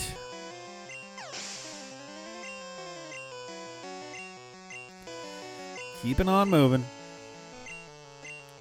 Do do do do do do do do do do do do do do. No, we'll stick with Pikachu.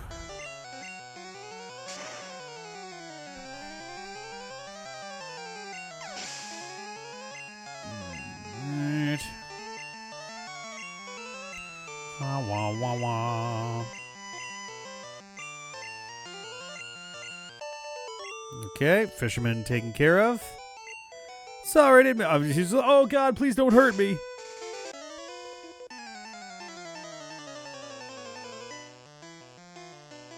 I don't like that one bit. fisherman wants to fight. Level 33. Oh my goodness. All right.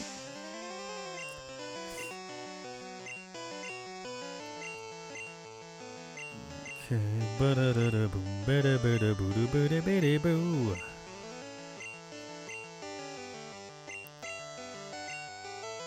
Alright, got Goldeen to fight. Frying all of your fish.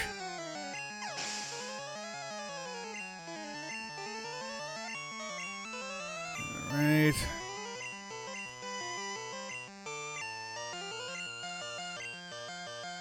Boo boo doo doo doo doo doo doo doo doo doo doo. Boo doo doo doo doo.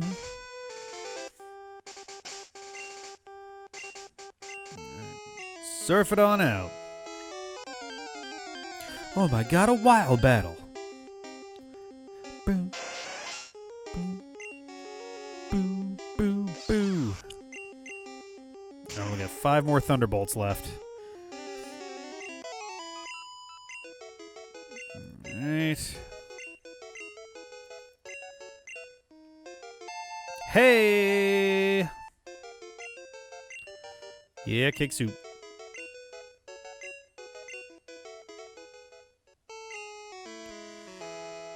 Oh, boy.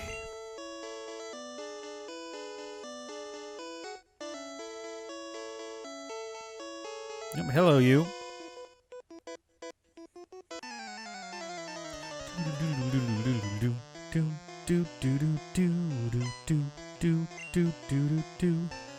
Ooh, a Starmie, level 37.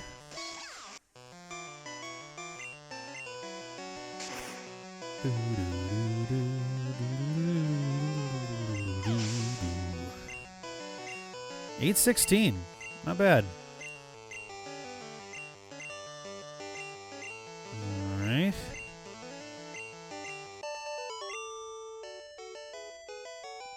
Diver down. Okay. Whoop. Do.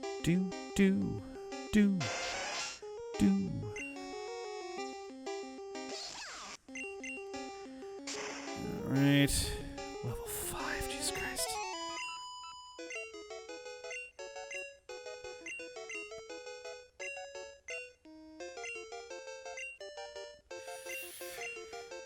Yeah. Okay. Time for another battle now. Bum, bum, bum, bum, bum, bum, bum. All right. After this, I should keep surfing down to Cinnabar to get my PP back.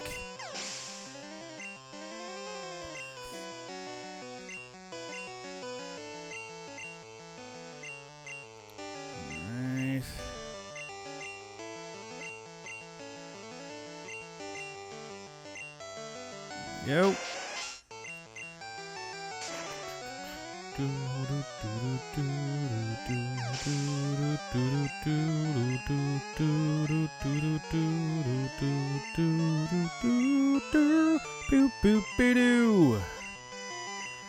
All right.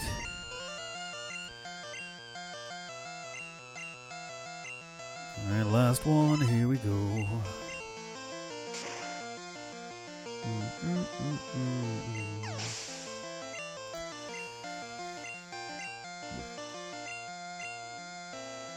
Anybody? Level? Anybody? Come on, E. Ah, boo. Yow, I lost. I think I can fly from here. Like from in the water. Yeah. Oh god, there's a bird in the water. Oh shit.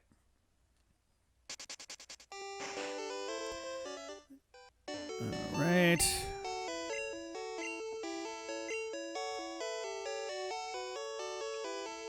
Holy cow. Bing, bing, bing, bing, bing.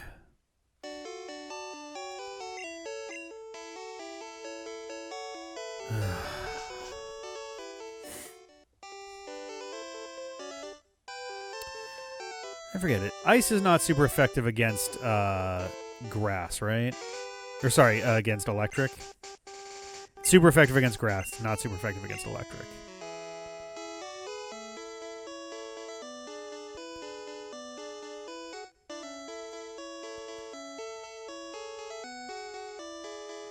This is the guy I just faced? Yeah. I think this is our last one right here.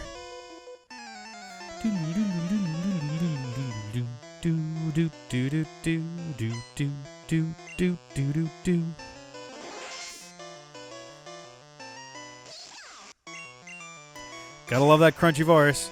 Pika!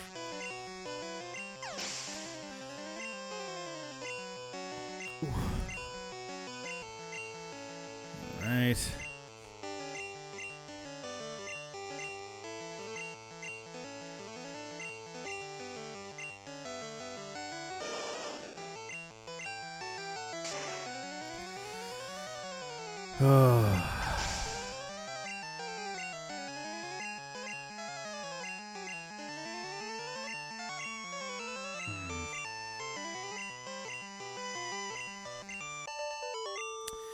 All right, well, there we go. I think that was our last trainer on Route 21. Yeah, all right. So let's fly ourselves back to the Indigo Plateau. We'll heal. So, an X defend should both improve my defense and then also trigger the stat double boost, right?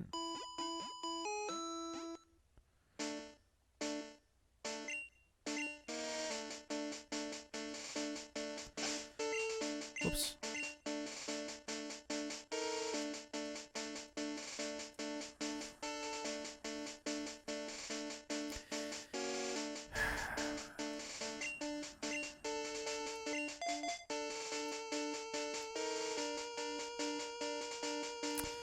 I think I might get E to level 55 and then go for it.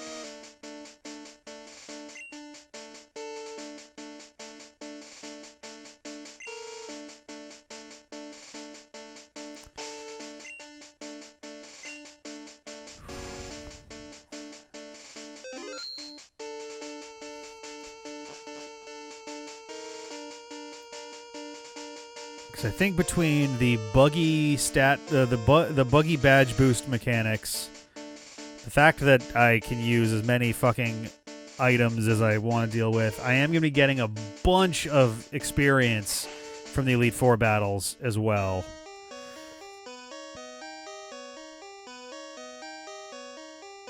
Yeah, getting Charizard up to 50 wouldn't be terrible, and honestly, like, is going to be at least a little bit easier to do than the legendary stuff.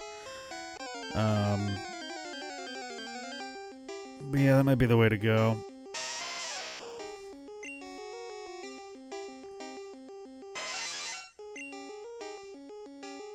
Do Zapdos and Geodude share the same cry but modulated differently? Kind of sounds like it.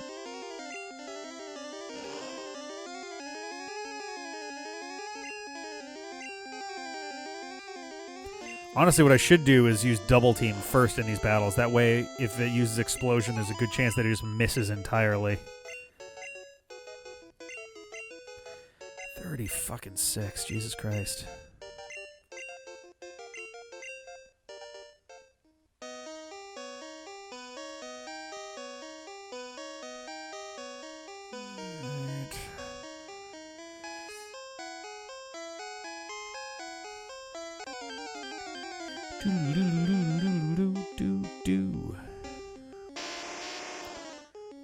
Right.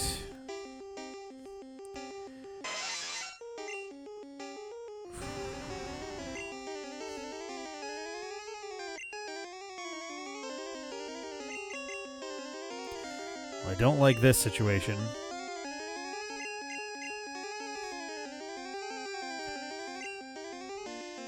Self-destruct. Not explosion, and it missed. About as good of a result as I could have expected there. Yeah, I'm not expecting Charizard to be all that useful. Whereas the birds and Sandslash and Blastoise are going to do a good amount more heavy lifting. Charizard and Pikachu are not going to be doing very much at all here.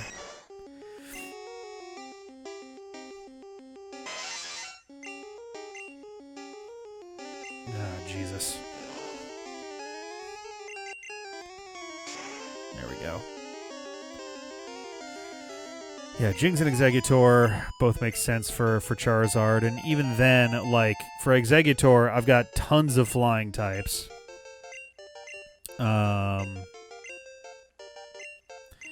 And Jynx, honestly, I could probably throw Zapdos out against also. Oh, I guess not because of the Ice type. Whoops.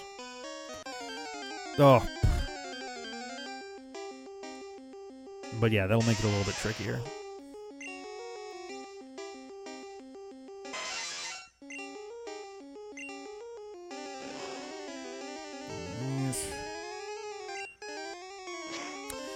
Okay.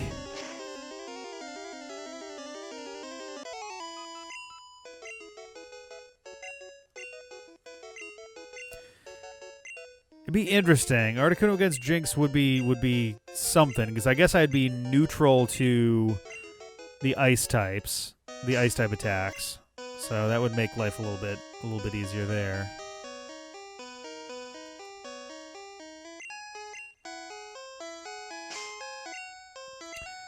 I'll just use it.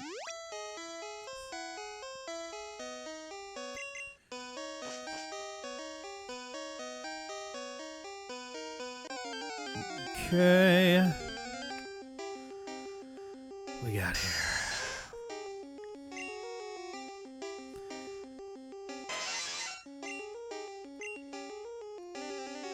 Come on. There we go.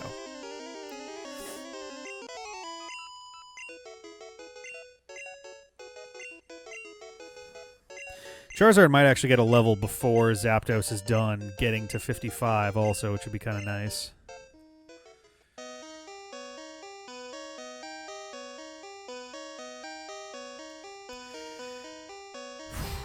Because there's definitely a part of me that feels like I'm still going to be coming at it too low. But the difference between level 55 and 60 is a lot smaller than the difference between like level 25 and 30. So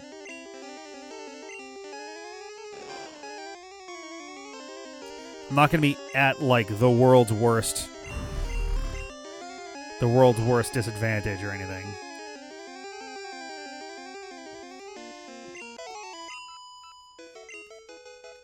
Briefly forgot that Zapdos was immune to ground and had a mild heart attack there.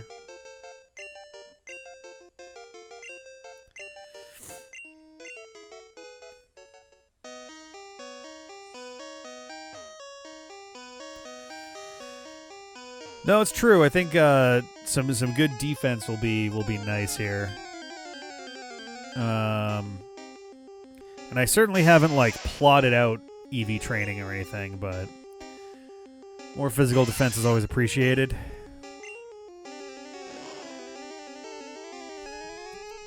Ugh.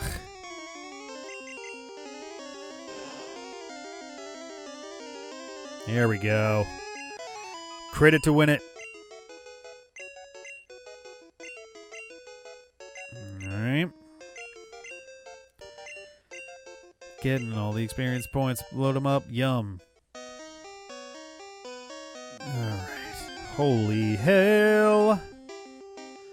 Holy, holy hell. Oh yeah, Bruno is usually the easiest of the four anyway. He's partly because he's just kind of got such a basic layout anyway, and also the fighting type was not done many favors in Gen 1. Oh god. Oh, of course. Alright.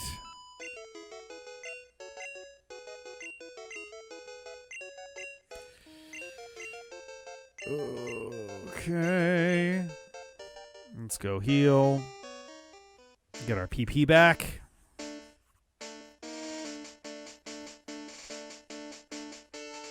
Yeah, Blastoise is gonna super wreck him, and then for the fighting types, like Zapdos is great for that. So.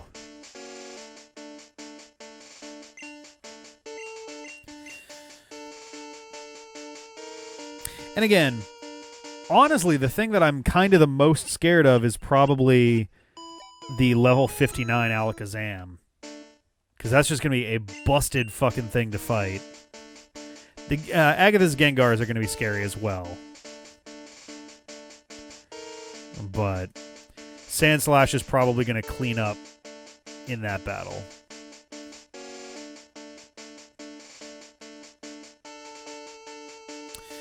Yeah, it'll have some dangerous stuff there, but I should be faster. Pretty sure both Zapdos and Articuno are going to be faster, and I would hope that like a Drill Peck from Zapdos is going to be enough to one-shot a Hitmonchan.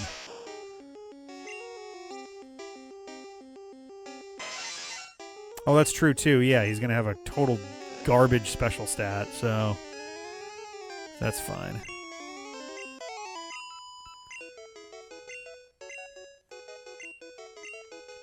Boo boo boo boo boo boo boo boo boo boo boo boo boo. Oh man.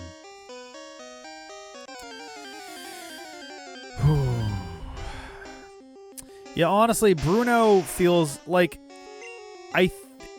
part of it feels like they just didn't spread out what they should have appropriately as far as... Oh, boy. Oh, nice. As far as typing. Part of it feels like they wanted them to be a little bit more coverage-oriented or something. But even still, like, Hitmonchan, Hitmonlee, Poliwrath, what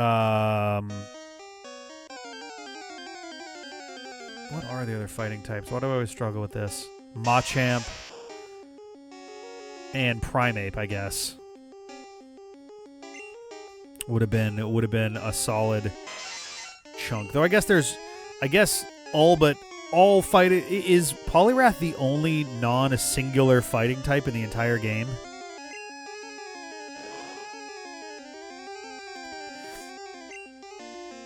Ah, god damn it.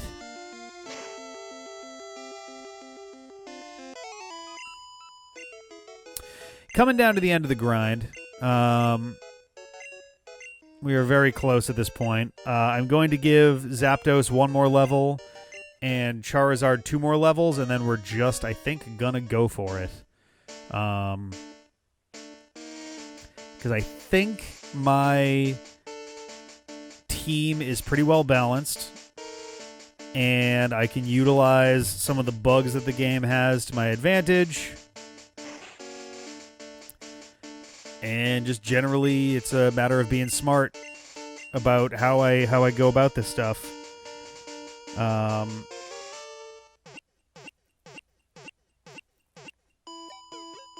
the question is who I start with. Lorelei is kind of tricky because, like, water and ice is a combination that I don't do great with. Like, I could do... I guess Zapdos would be the one I would start with, but... the Elite Four from Johto was Will, who was a Psychic type, Koga, who was still a Poison type. I forget her name. I keep wanting to say like Karen or something, but I don't think that's right.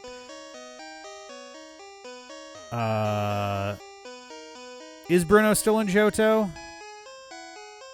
And then there's Lance is the Karen, yep, and she is Steel? That can't be right. No, she's not Steel. Because the 8 gyms in Johto are 8 of the 9 types that weren't gyms, or couldn't have been gyms in Gen 1. Dark, that's right. And then Lance is the champion. So that means then that Johto has a Bug Gym, a Flying Gym, an Ice Gym, a Steel Gym, a fighting gym, a dragon gym, a ghost gym, and a normal gym. Yeah, there we go. Cool.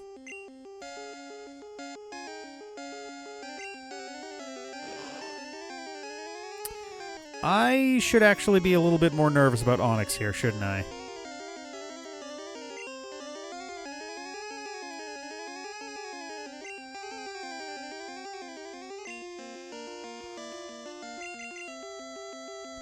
Well, I just mean about, like, if it has rock moves.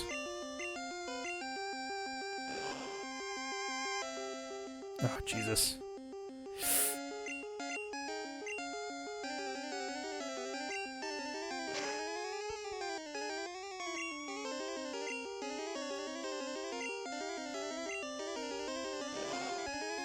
Okay.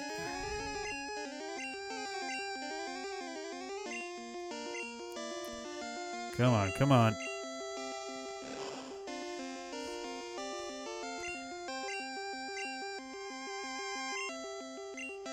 Oof.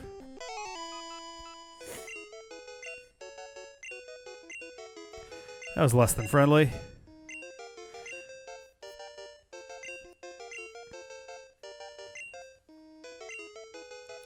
Okay. Ugh.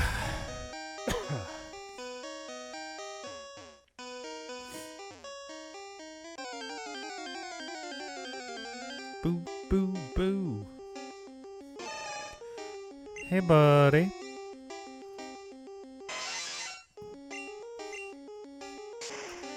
Kaboom.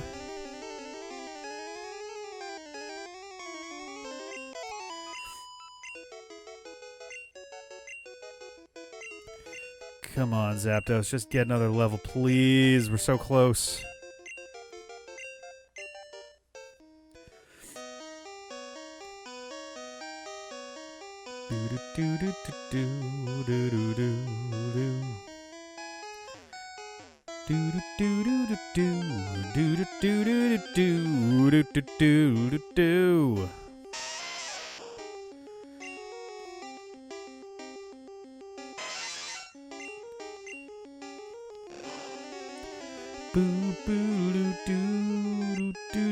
Oh, nice. One and done. Oh, like the whole group? Oh boy, I would have to actually like really look at them. I mix them up constantly amongst each other.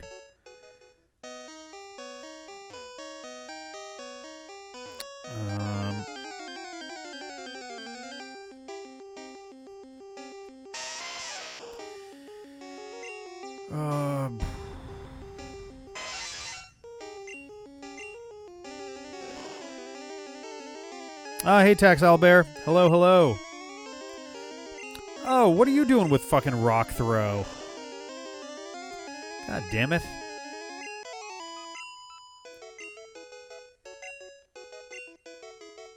Nice.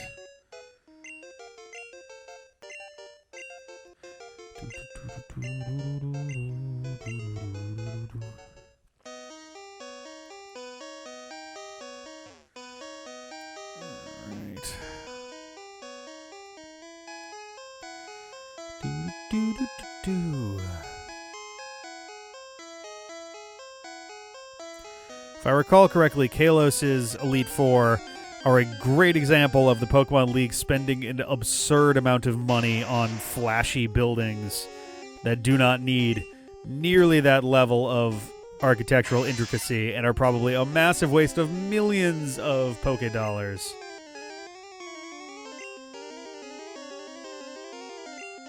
Oh, that's hilarious. Ooh, boy. Whoo, we missed. Good. Come on.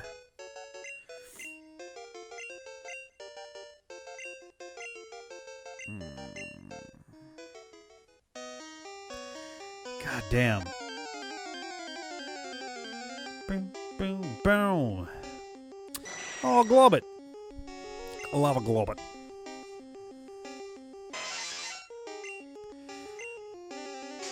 Yeah. Do-do-do-do. For the Alolan Elite Four, the story reason that they gave, aside from was it Hapu? Is it Hapu? I forget his name. Hala? Is that they are all being like flown in from other places, right?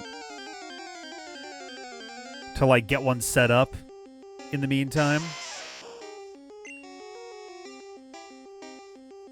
Also, yeah, Malva being in the Kalos Elite Four is a great bit of like weird story stuff that I feel like we haven't really seen outside of Giovanni, which is cool. Oh yeah, the flying one is just like some golfing lady. And I want to say in Ultra Sun and Ultra Moon, instead of Hala, is it? I can't remember his fucking name. The first Grand Trial Captain, it's Molayne, I think. He's like the friend of the electric one.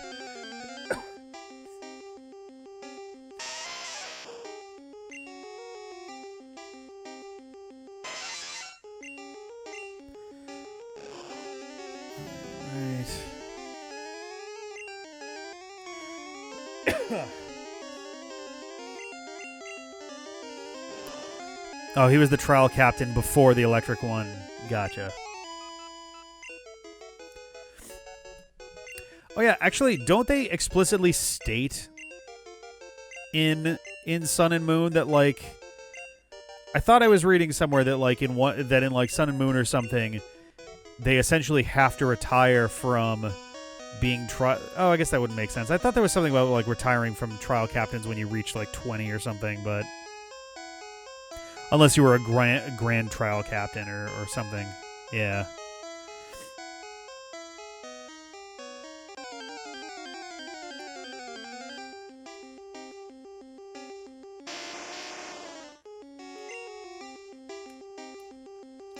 They also like just sort of weirdly repurposed a bunch of characters from Sun and Moon for Ultra Sun and Ultra Moon. Like, there's, I think his name is Ryuki or Ryuji or something, who's like a dragon trainer who actually has a purpose in Ultra Sun and Ultra Moon in new content, but just shows up as a random challenger to the championship in Sun and Moon if you redo the Elite Four.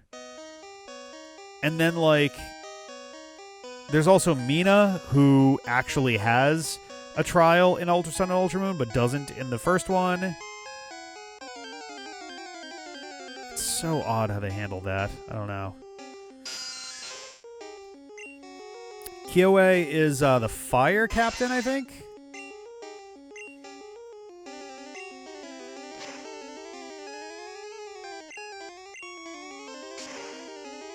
Cuckoo's list of people to become... Yeah.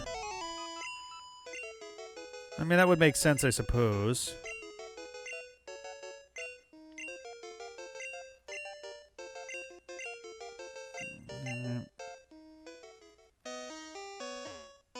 Oops. Right. Do-do-do-do-do-do. We are probably close to 55 for Zapdos. Ooh.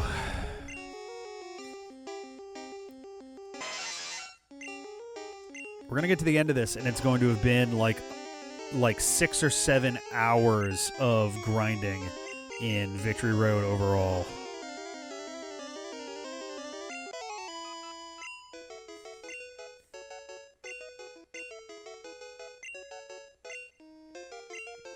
Which one's Hapu?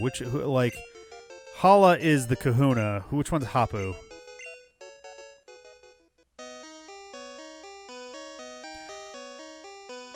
Also, you've got Hala, Hapu, and How. Oh, that's right. Yeah.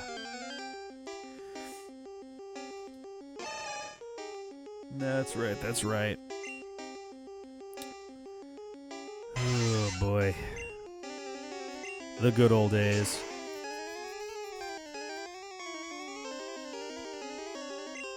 Alright. Come on, Zapdos.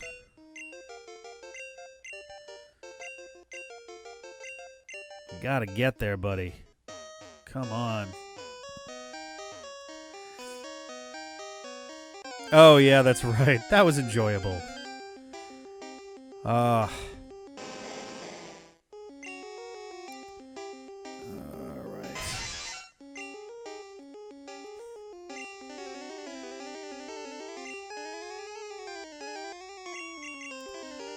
Another one.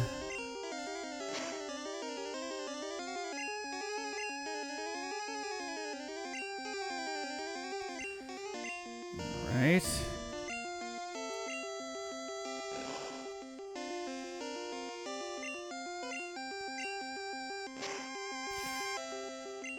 Okay, that's still basically nothing for damage.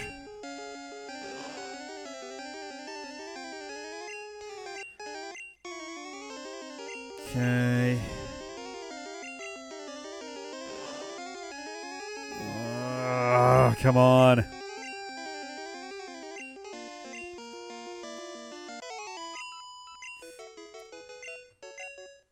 You're killing me here, E.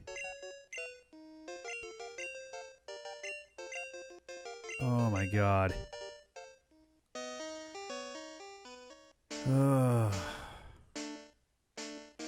I think the tournament style is definitely going to wind up being just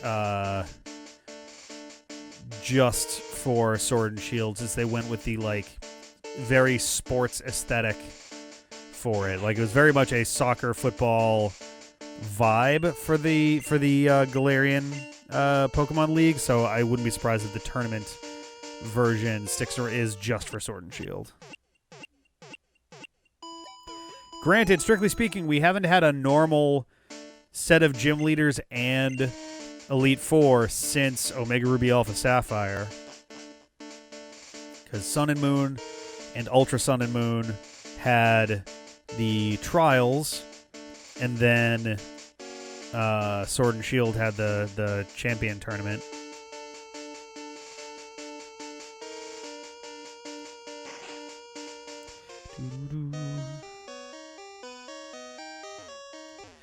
Honestly, yeah, that's the thing, is like, that's kind of how a lot of these go, is like, we're usually pretty locked up tight, and then something comes out of nowhere and just really, really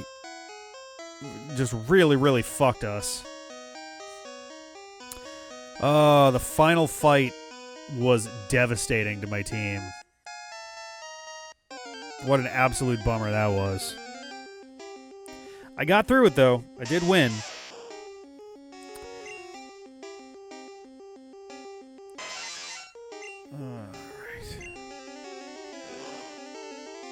Yeah, Whelp the Slowbro was the sole survivor of my final piece of the of my Pokemon Moon run.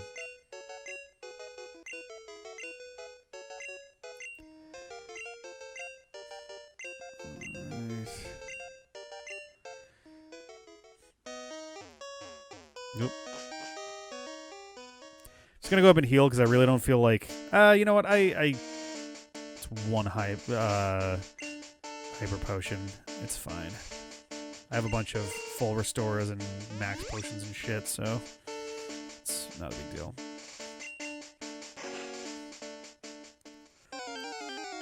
That was quick. The music didn't even kick in yet.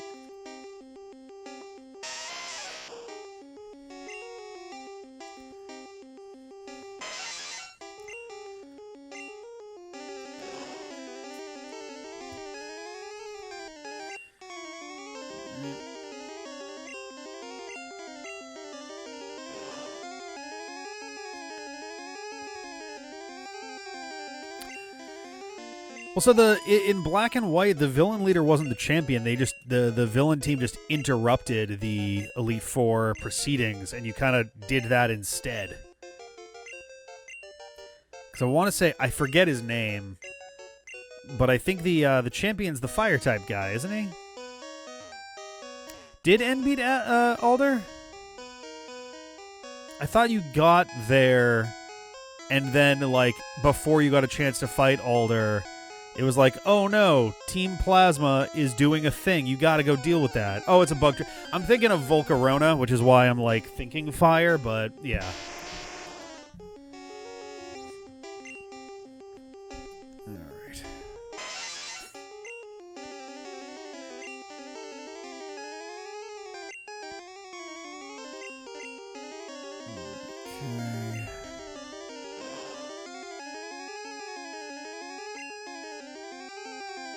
Okay, cool. Okay, yeah, so I'm not totally nuts. I was gonna say, it's like I'm relatively sure. I was relatively sure that that you don't become champion until the post game. So N beat him, but he didn't participate in the like standard Pokemon League Elite Four challenge.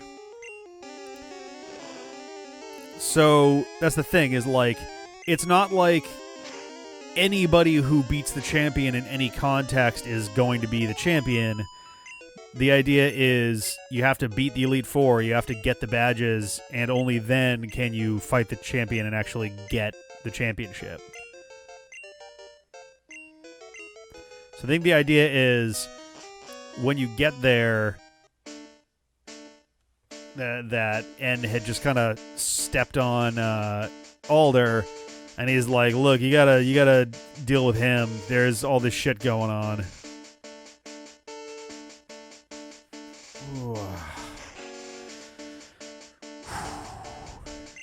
So fucking close here.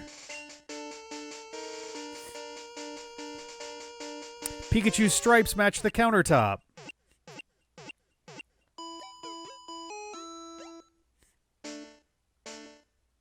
Look at that. His back stripes match the countertop. That's adorable.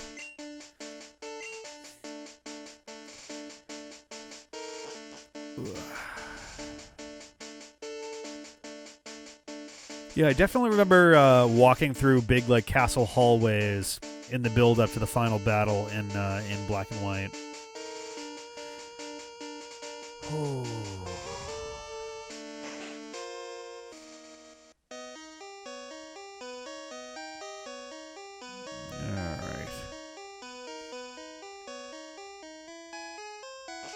Whoops. Oh, we did have a quick little bit of buffering there. About 4 seconds of frames got dropped. But we should be back at this point.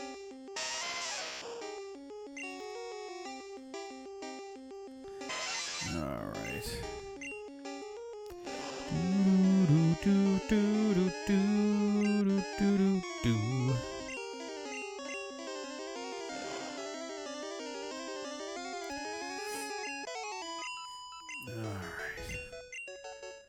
God damn. I know that I could check to see how many experience we still need with E, but like it's not like it's gonna make it happen any faster. Boo boo boo. Boo boo boo boo. Alright.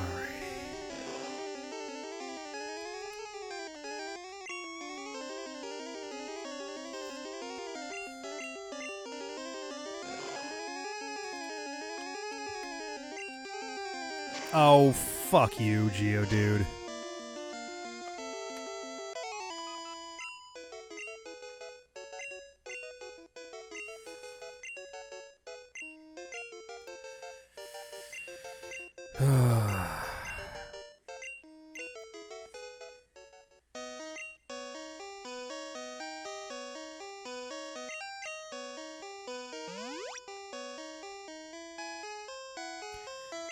Alright.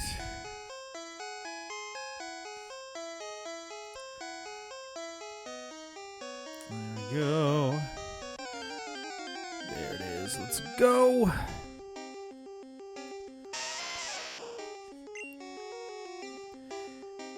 Alright, we're keeping it up. We're keeping it going.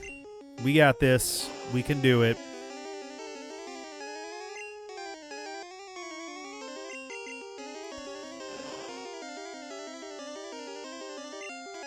Ah, you fucker. God damn.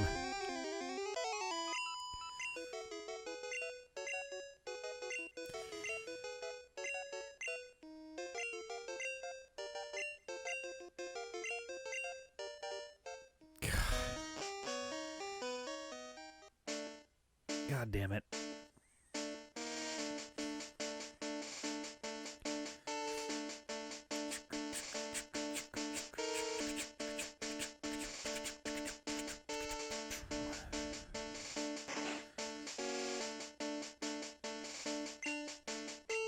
Oh my God.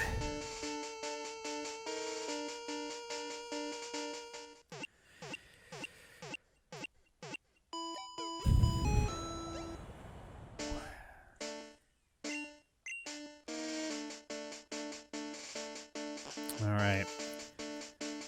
With any luck, this will be the last batch for Zapdos.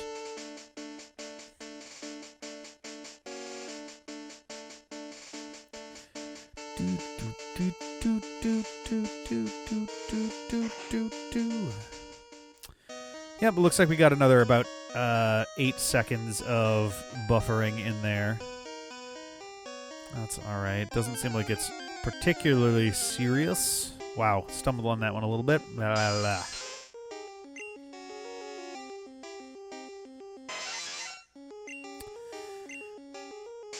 Yeah, there we go. Boo, doo, doo, doo, boo.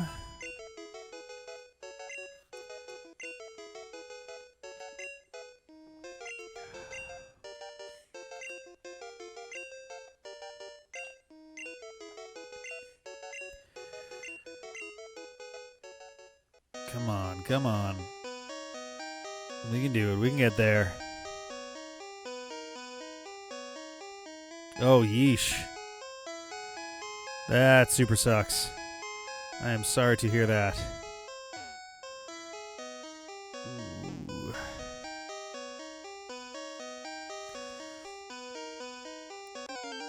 Alright, come on. Let this be the one.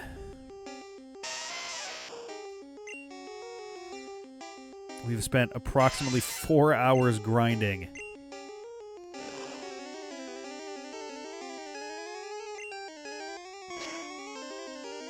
God, I fucking hate all the self-destructs. Alright, now I'm gonna look. I gotta look. It's driving me nuts.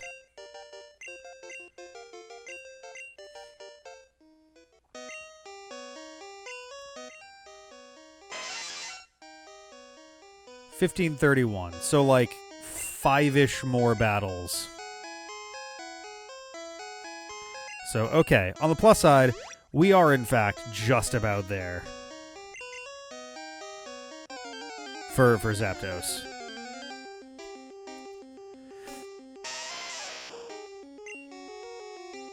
Yeah, you ain't lying. It's awful how slow it is to grind in this game. Oh, we do have a bit more buffering going on there. That's not so good. It looks like it's actually quite solid amounts of buffer. That's very not good. Looks like it may have evened out. Alright, I think we're good. I think we're back there. Yeah, I'm going to keep the experience all on during the Elite Four. Just because, like, if I was doing a gym, I'd probably leave it off, because then it would just be a matter of, like, all right, my one Pokemon that's going to be doing all the heavy lifting gets a lot of extra levels, but instead we're looking at, like, oh, I need to be switching dudes around, and any experience I can move between my dudes is going to be preferable here. We're still getting dropped frames. I'm not really sure what the deal is with that here. It's very odd that we're having a bunch of dropped frames all of a sudden.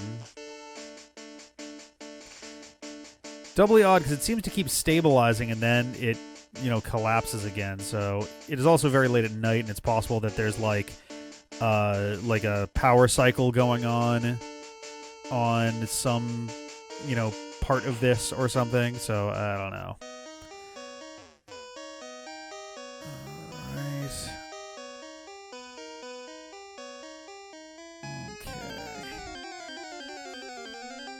But yeah, I'm expecting to keep the experience all on during the Elite Four.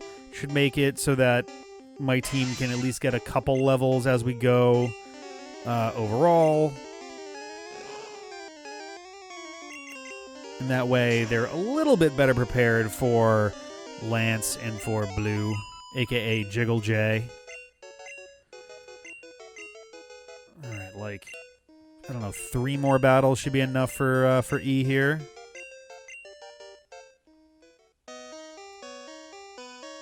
Here we go. So, Lorelei. Most of her team is... her team is Water, Ice, and Psychic. Water, Zapdos can handle.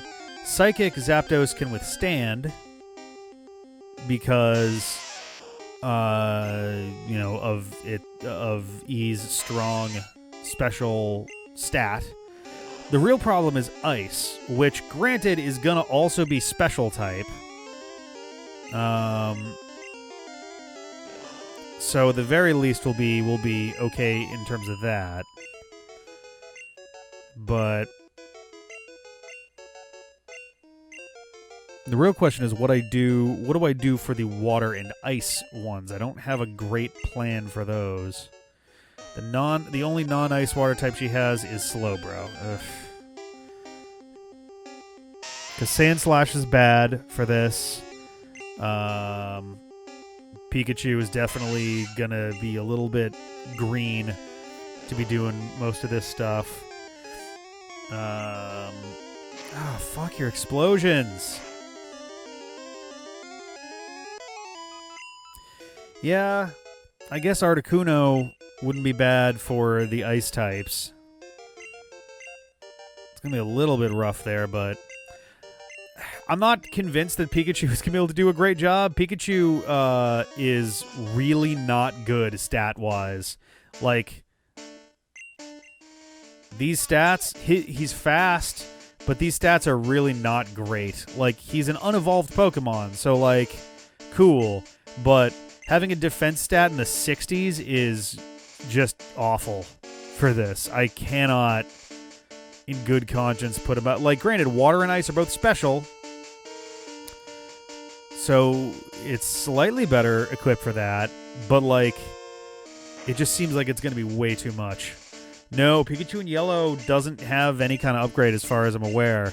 Let's Go Pikachu and Let's Go Eevee, the partner Pokemon, then do get really huge upgrades.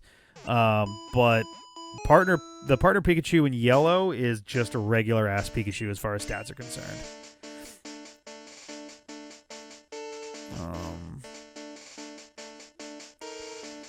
Oh, boy. Yeah.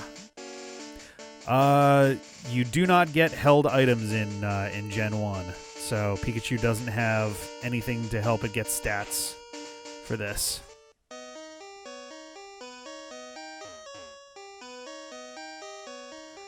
Oh, yeah, getting Thunderbolt. Yeah, Thunderbolt as an actual move is I guess a nice plus, but still. Alright. Here we go. Boop boo doop boo. God, you fucking explosions. Jesus Christ. That one did a lot more than I was really anticipating there. Finally. Holy shit.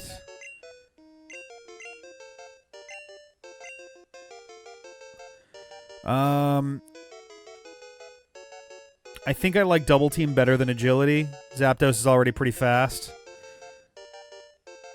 And I don't want to get rid of the other ones. So, there we go.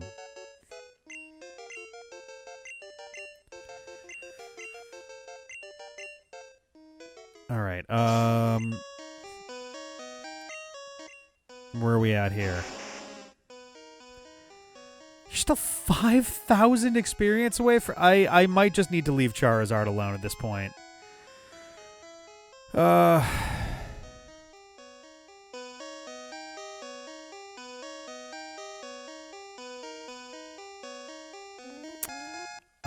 Yes. Oh, I didn't get the one from Cerulean. I can go and grab that real quick.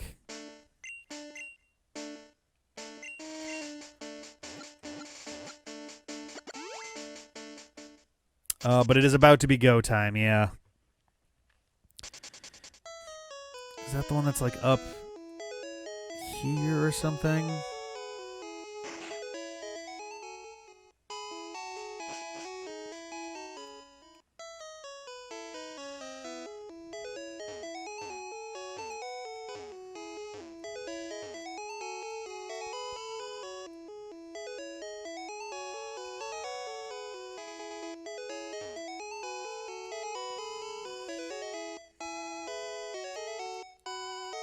Where the fuck?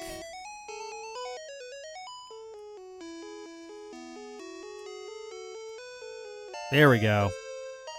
Such a weird place to put one. Let's see.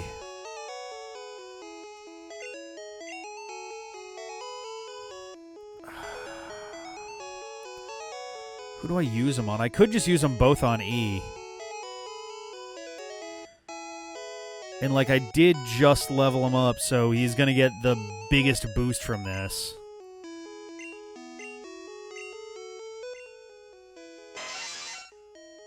Yeah, 11,000 away.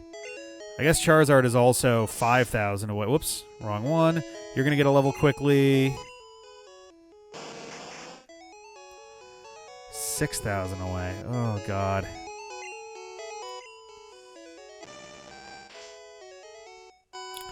$7,000 away. 7,000 away. Jesus. All these guys are like a million miles away from their levels. I'm not going to be using Charizard very much in this battle, like, at all. I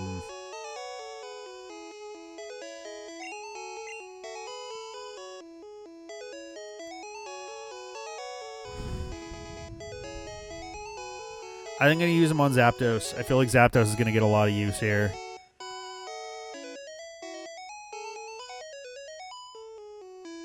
Okay, I think one of the cats just fucked with the bathroom door for a sec. That was spooky.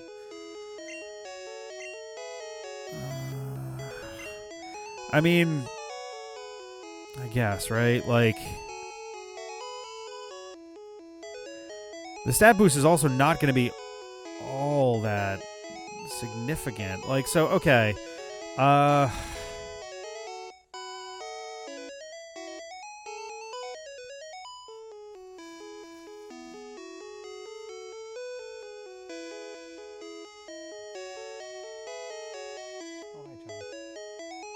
Yeah, it's just Tonk playing around. Yeah, no, it's just like, it's just a matter of, like, who do I want to throw these to?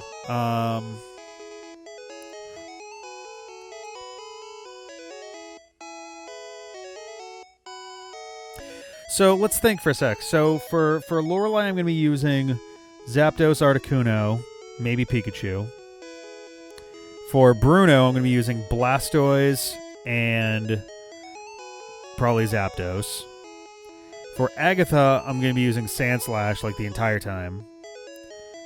For Lance, I'm going to use probably Zapdos and Articuno. And then for Blue, it's going to be kind of a spread out of everybody.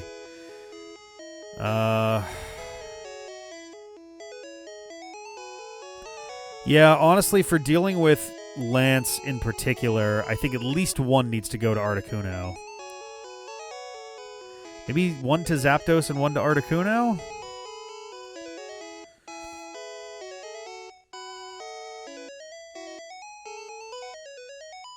I think that's what I'm going to do. I think I'm going to do one for Zapdos, one for Articuno.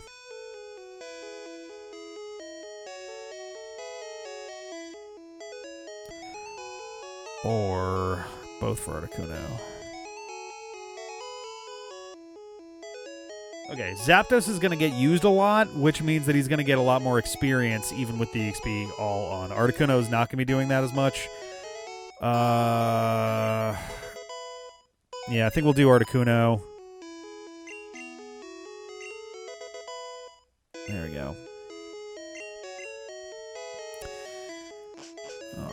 let's get our asses back to the Indigo League. Oh, the Indigo Plateau Pokemon League.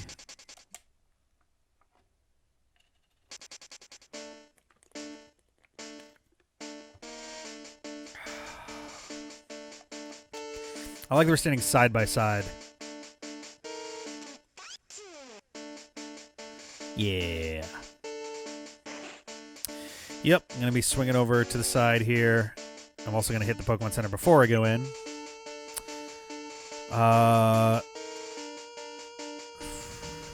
We have a bunch of what do I have for... I got 23 full restores and 6 hyper potions. I'm just going to... I've only got 1 revive, I think. If I have revives, it's definitely not that much. And it's also like...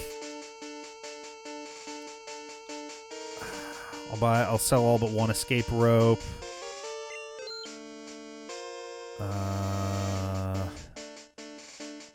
Oh, max revive.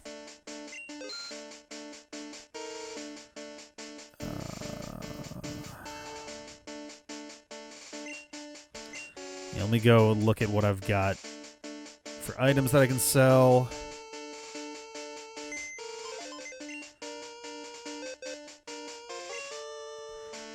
Do I have dig on someone right now? Moonstones. I don't need any of those.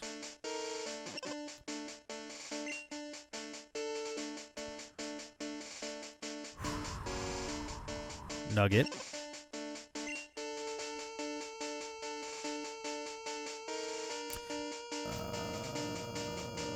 Kefka Conrad may have dig.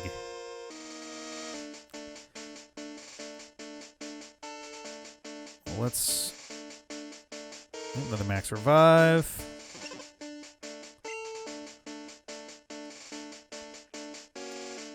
At the bottom here.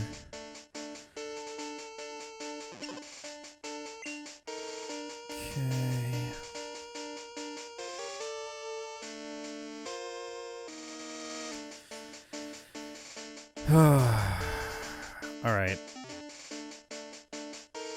Sell some stuff here. Some ice heals wouldn't be a bad idea. That's true.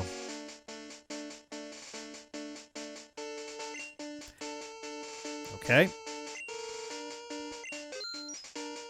Although I have some full heals. Yeah, I think I'll be all set on ice.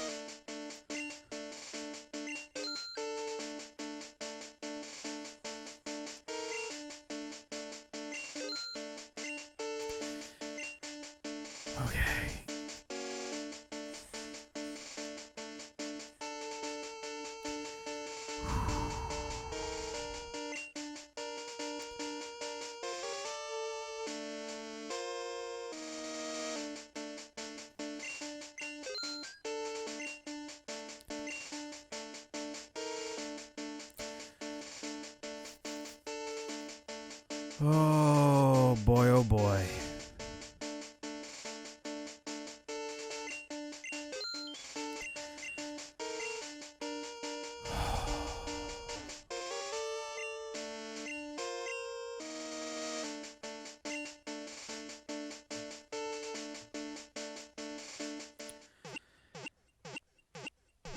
Well,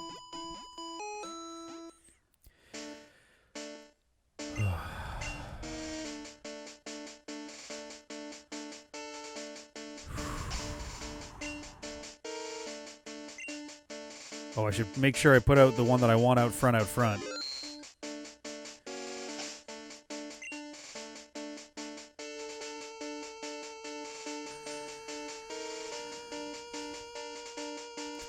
I'm trying to remember who actually starts.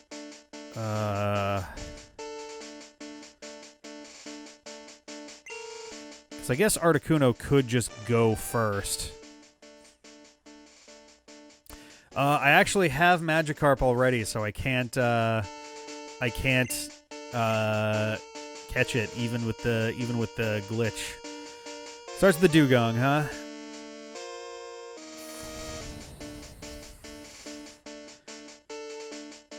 miss with thunder?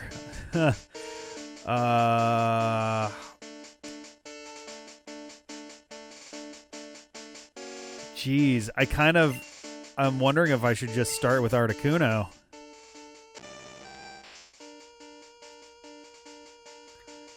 None of my shit's gonna be all that good, though.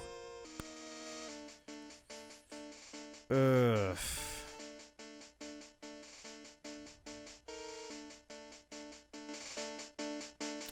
I could double team first, and then go from there.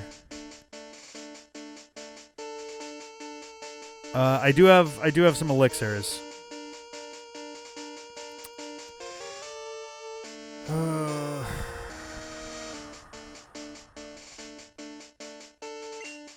Let me double check how many I have. Oh, I've got one. Although I don't. Can I even buy ethers and elixir? Oh, I have 2 max ethers also. Okay. So yeah, no, I'm good on that. I'm just stuck on like, do I start with double team? I guess if I start with double team and then fly. Because if I start with double team and then I keep Zapdos out there, then that'll be something I can like rock with for a while. All right.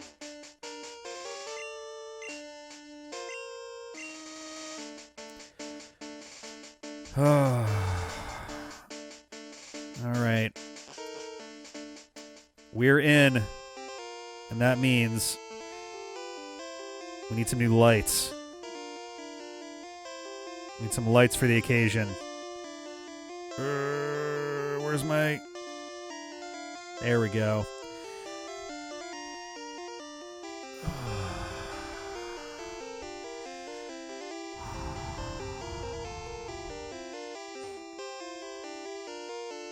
Didn't we find out that double team doesn't actually do the doesn't impact the badge boost?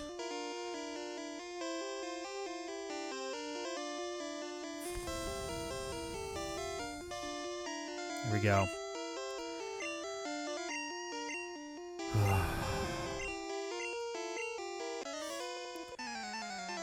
Here we go, here we go, here we go. It's Lorelei time.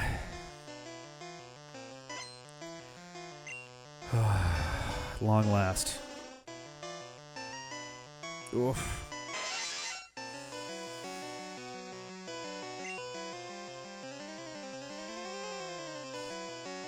Right, I don't have Fly, I have Drill Peck.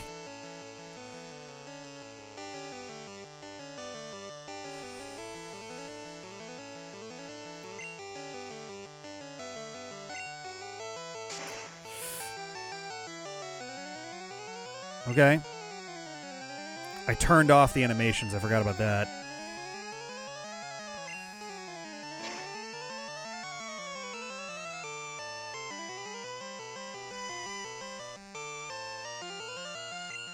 Okay, well, if you're going to do that, I'm going to do this, and then I'm going to use Thunder. Or, let's be very annoying.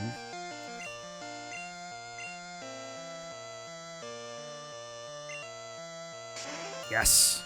Come on. Yeah. Okay. So we got 2 double teams. All right.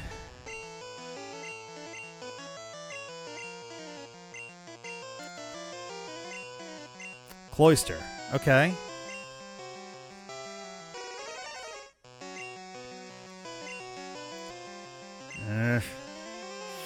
Okay. Okay. Whew. Yeah, I'm going to turn on animations between battles here. Okay.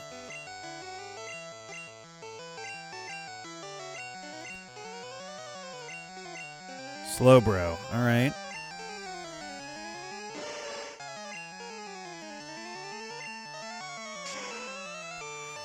Half. All right. Hey! All right.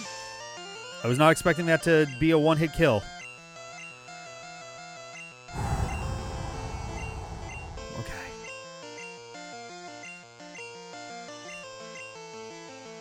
Is it Jinx time? Jinx time.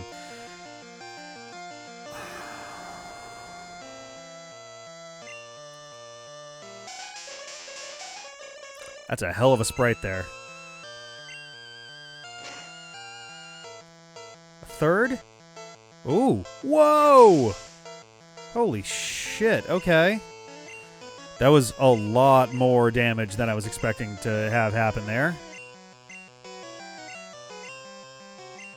Oh, my fucking heart. Oh, Lapras.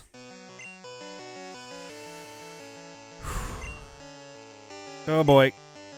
Oh boy. Oh, that's not good. Ugh. Or we got double team. Between Blizzard and double team times 2, we should be able to dodge one of these.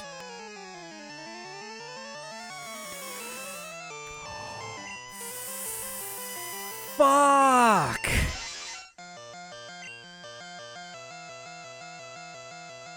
Wow. Okay. Well, that's bad. Yeah.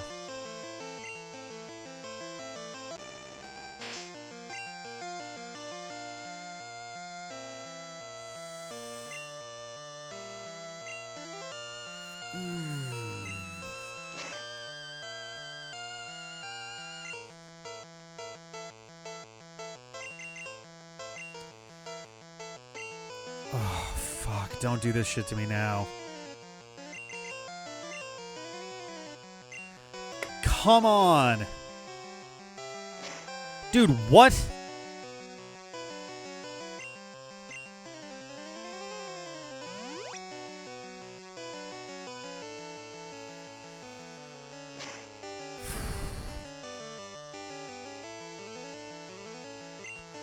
You gotta be fucking kidding me right now.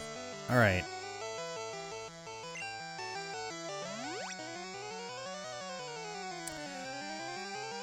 Oof.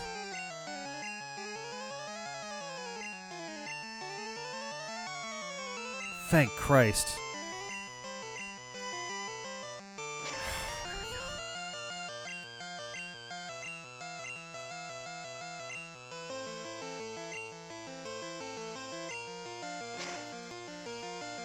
Ugh. Lorelei.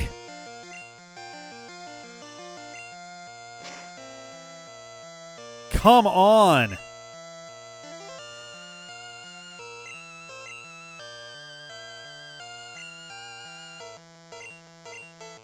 Thank God. Okay.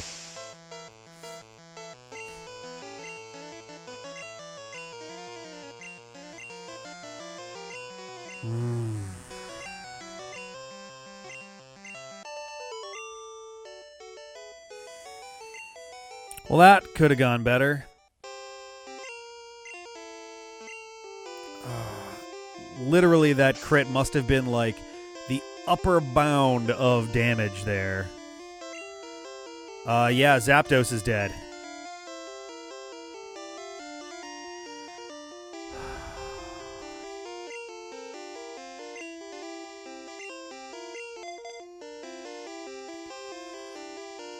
It is times 2, but the previous attack did just a little under half.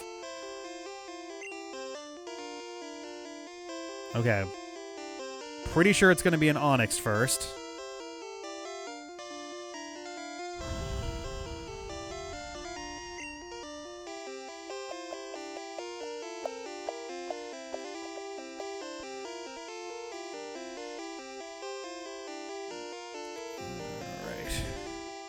Whoop.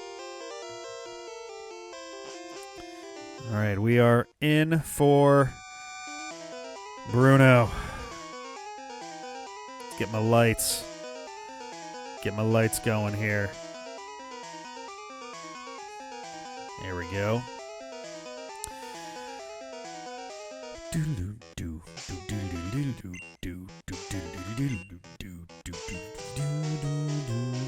Does anybody? I don't think anybody has damage to do. I am gonna check. No, crits are like, are they 1 in a 1.5 or 1 1/3 at this point? 1.5? Yeah. Okay. Well, I really wanted Zapdos for the fighting Pokemon. Not thrilled about that.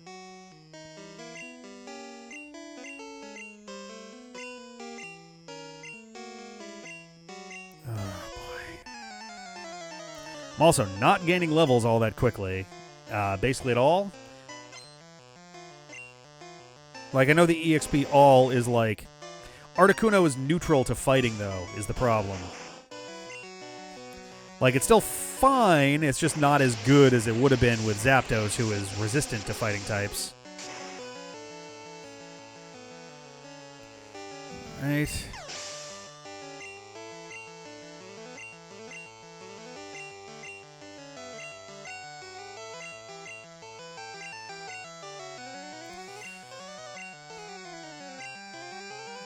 Here we go.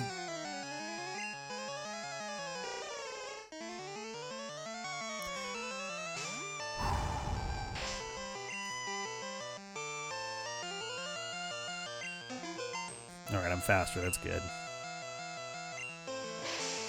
It used Ice Punch and not Thunder Punch. That's very bizarre.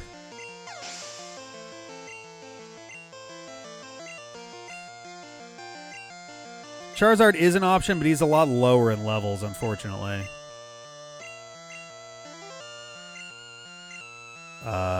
Nope, we're just going to stick with this. Alright. No. Unless he uses Thunder Punch, which will be just as effective there as it is for Articuno.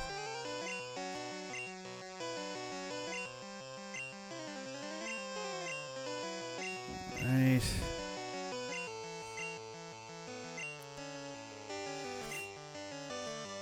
Okay.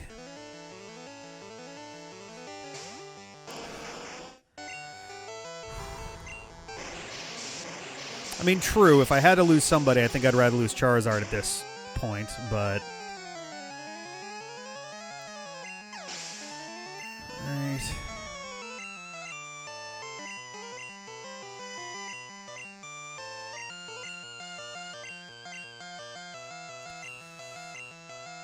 Ah, Machamp, okay.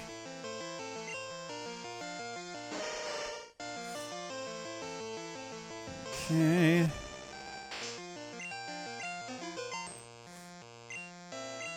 Oh, you bastard.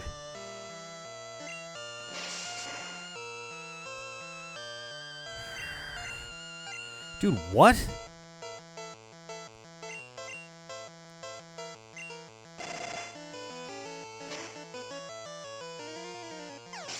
Let's do that. Oh, that'll boost mine also. That's fucking hilarious. I thought it was just the ones that impact your team. Alright, so that was a pretty painless one. Bruno, though, is definitely the easiest out of all of these guys. Okay, so next is going to be Agatha, who we're pretty much just going to want Sandslash to just wreck through. Oh, boy. Okay. All right, let's get some spooky lights going for Agatha. There we go. Boo boo boo boo boo boo boo. I think I should be good to go here. She does have a Golbat, but for that, I'm probably either going to switch out for something or, I don't know, just use Slash. I'm not particularly worried about what a Golbat is going to do to Sandslash. Opening with a Gengar. All right.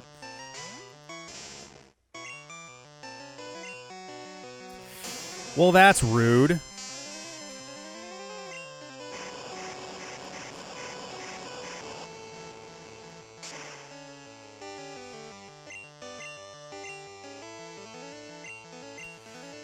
Okay.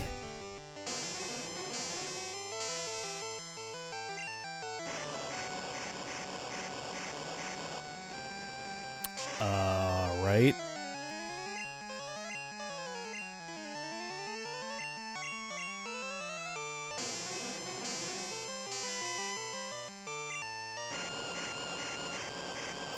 Yeah, but I also have elixirs and ethers and shit, so, like... I don't think it's allowed to substitute to death. There you go.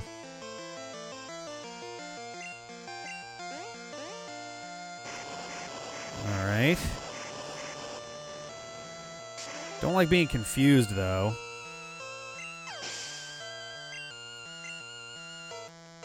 Hey, nice.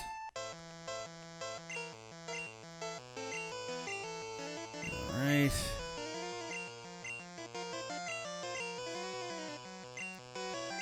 Golbat. I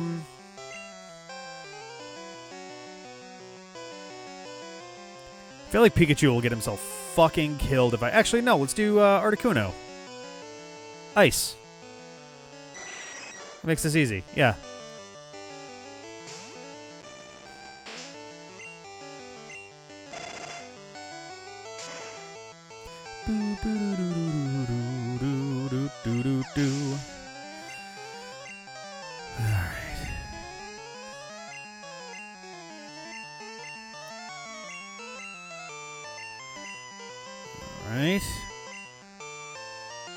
Alright, we're going to switch back to Kefka Conrad.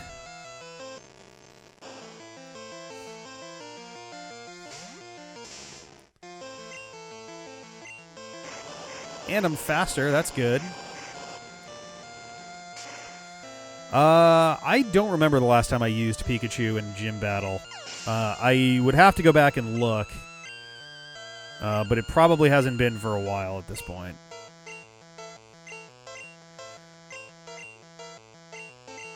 Alright. Arbok, stay out.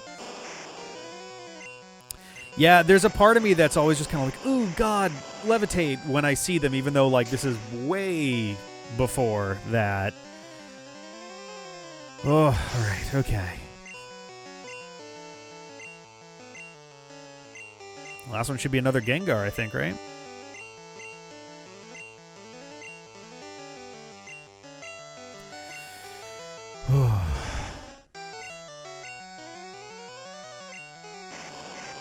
What the fuck was that? Dream Eater is an interesting choice there. Here we go. One and done.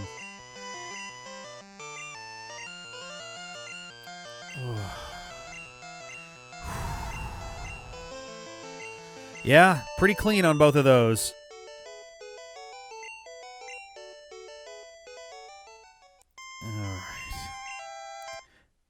Alright. Alright, so now... I think I may have, yeah. It might have even literally been to Lapras.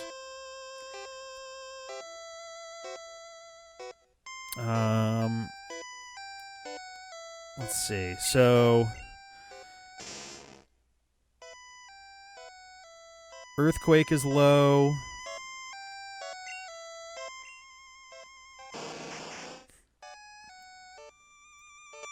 That's fine.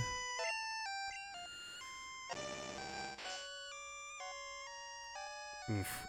Fly is a little low. I'll be kind of surprised if I...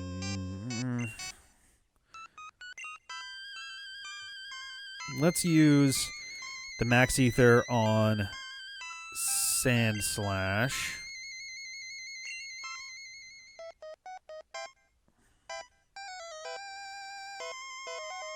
Yeah. For Earthquake.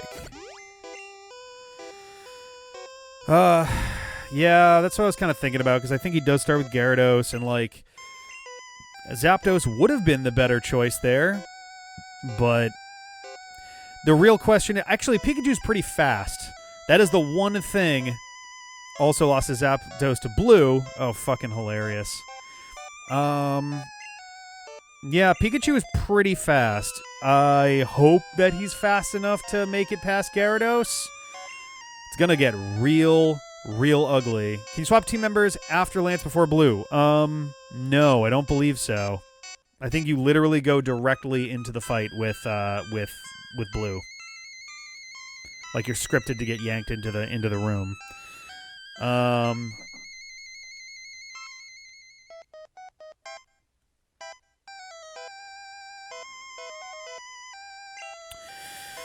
Okay.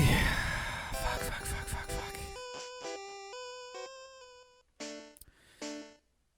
All right, let's get our Lance lights ready.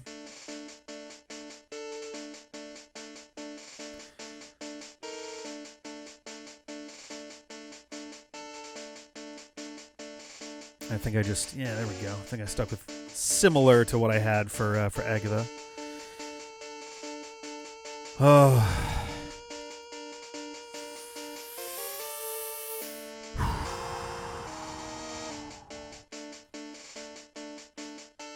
This one's going to get ugly. I feel worse about this than I do about Blue, to be honest.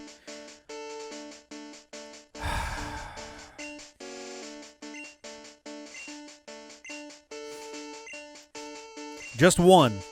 I lost Zapdos to Lorelei's Lapras, which literally happened to me in Fire Red like 6 years ago.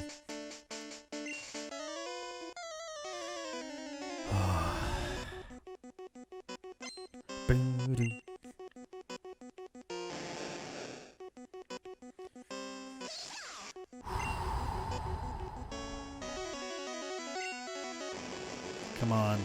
Please be enough. Oh no. Well, at least I got a chance to crit. And actually, if I burn up his Hyper Potions doing this... Oh. Whoa. Fuck you. Fella's super dead.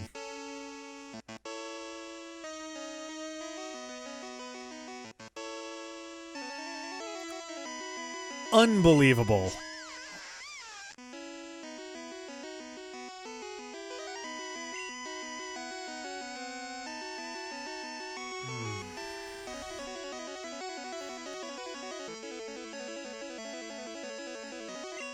That's incredibly disappointing.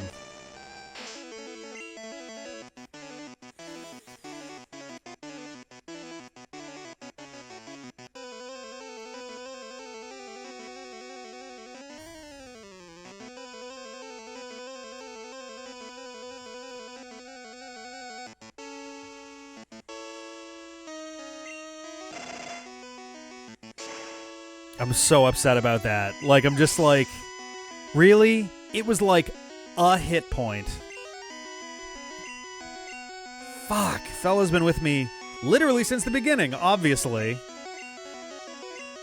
Fuck, man.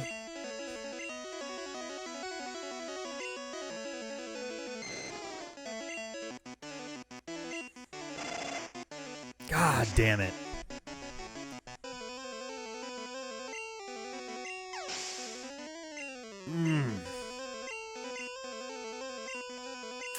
We're doing it for Fella.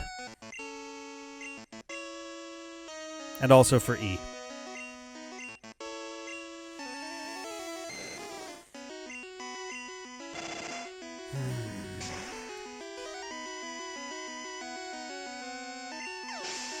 Yeah, I'm having bad luck with my electric types. Now it should be a Charizard? I'm like mixing up my Let's Go and my Yellow. Aerodactyl, that's right. I mean, Rock is really gonna fuck me up here if I don't have any other options. Oh, I could use Surf. Yeah, Surf feels a little safer, honestly.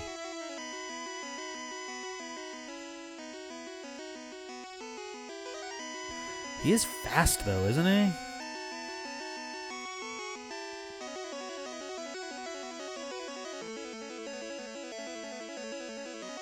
Hey, Siege. How's it going? All right, fuck it. Oh, that's a good sprite. I like that. He looks a little green, but honestly, I do like the sprite. You fucker! You can do it. You can do it. You can do it. You can do it. Come on. Oh, you motherfucker! Oh, shit.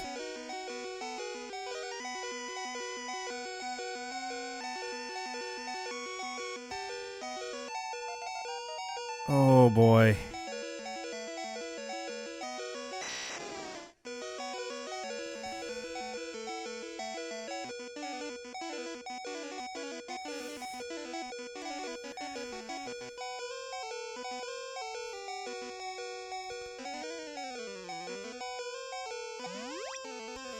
My one hope is to, like, survive probably a hyper beam. Oh, you motherfucker. Come on, come on.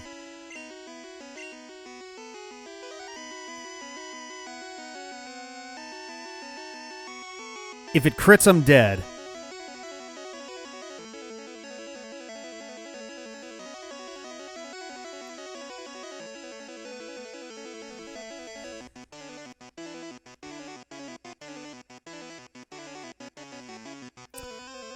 But those are my options. What are the odds of my Articuno being faster than Dragonite? If I try and it's faster, Articuno is dead.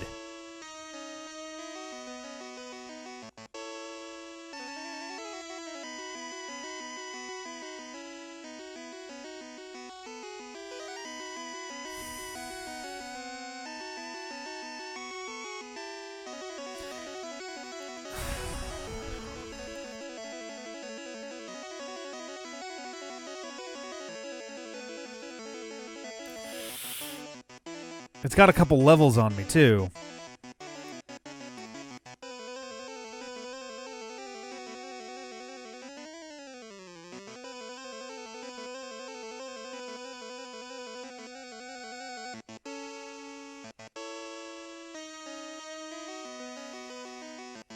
That's what I'm expecting, honestly, is that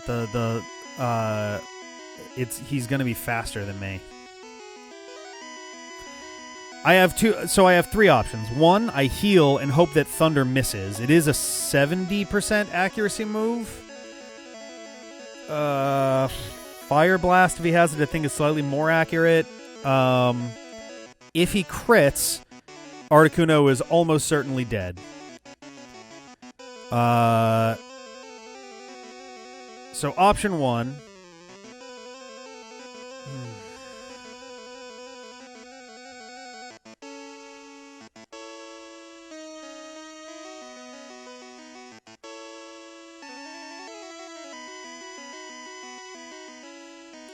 Including Articuno, and Articuno is almost certainly slower. That's the problem.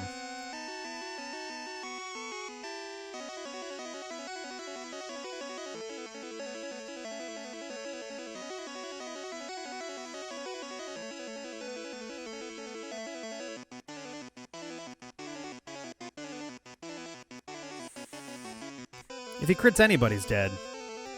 So it like... Jesus. If I'm slower, then it doesn't matter. If I'm slower, then he just dies. So if I'm slower, it doesn't matter whether, like, what I'm doing.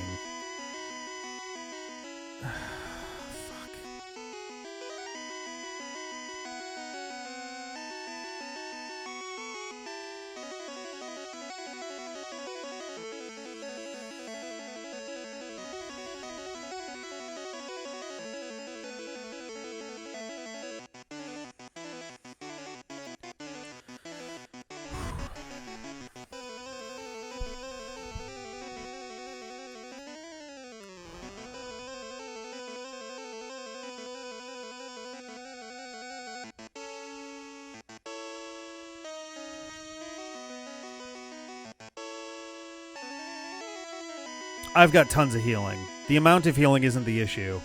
The issue is if I heal and he doesn't miss and he does ultimately crit. That's the problem. That's essentially what I have to weigh here is, one, is Articuno faster than Dragonite? And I don't think he is. Two, is just either heal loop or switch so somebody else can take the fall, honestly. Fuck.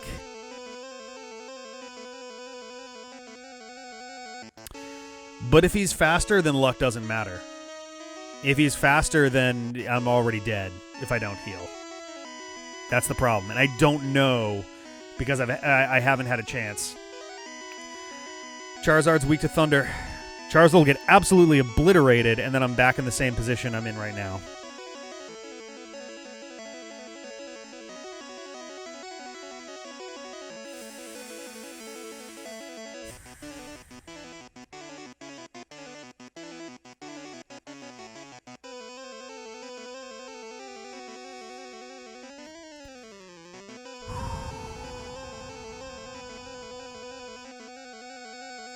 Yep.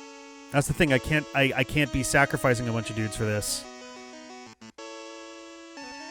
Fuck.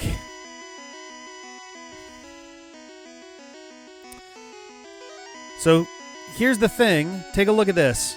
He's yellow, right? He's above half. Zapdos was also above half when he got to yellow. Half would be 92, not 95.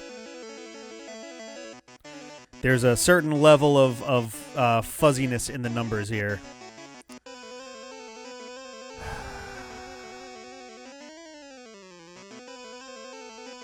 %60%. Okay, that makes sense. So a crit may still not actually kill him, even if it lands. May.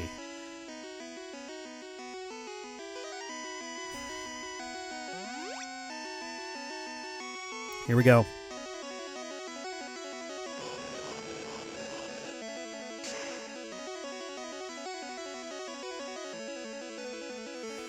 Okay, that's more than half. You fucker. I mean, I have full heal, so full restore, so whatever, but like...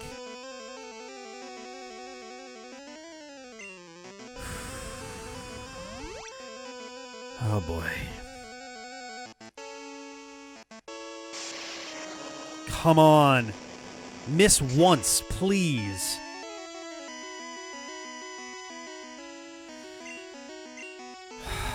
They don't run out of PP in this.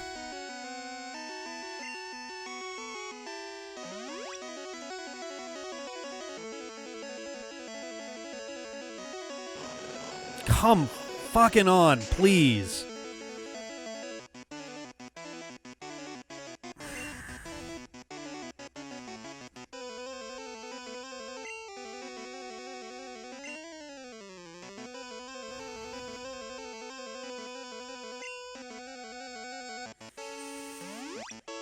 Come on. Fuck, come on.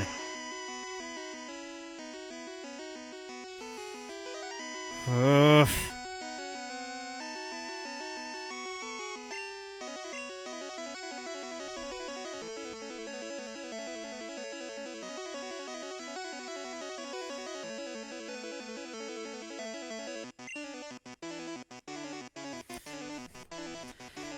If I can get him to use... If I can get him to do less than half with Thunder, so I'm not burned, and I'm not below half, then maybe I will try Ice Beam there. I'm definitely not trying Blizzard. It's just way too risky.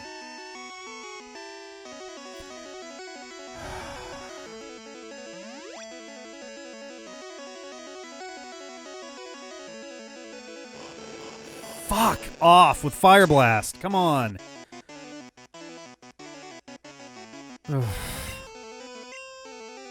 Am I out of... I think I'm out of Hyper Potions now, so it's just full restores.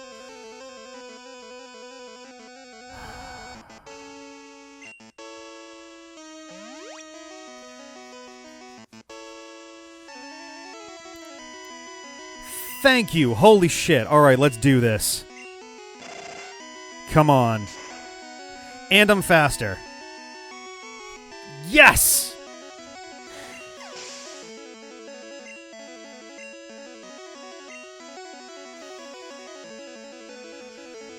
Oh, God. Holy fuck.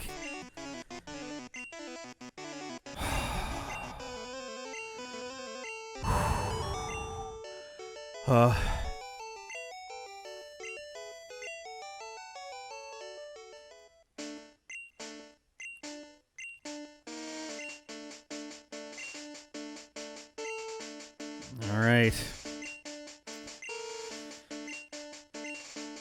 JIGGLEJ. Oh, I can actually change stuff out.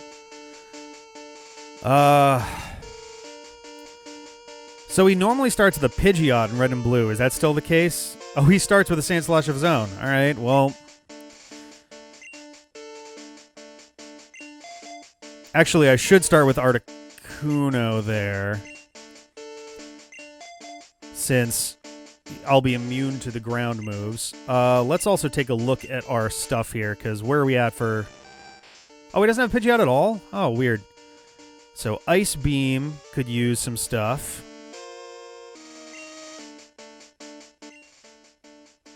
He hasn't come out at all.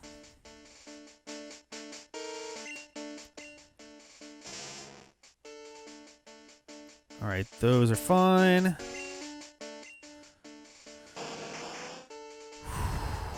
And those are fine. Okay. I'm just gonna go full elixir, I think, on.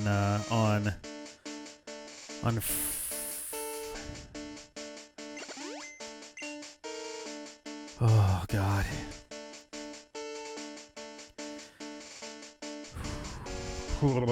Okay. Start with Sandslash. I think Articuno's the better choice here because I'll be immune to ground and I'll be super... Ice and water are both super effective on ground, right? I'm not crazy. I think that's how that works. So, Ice Beam should be fine here.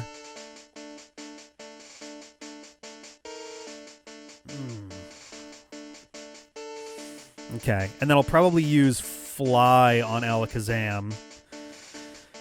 Exeggutor, either Fly or Ice Beam should be fine.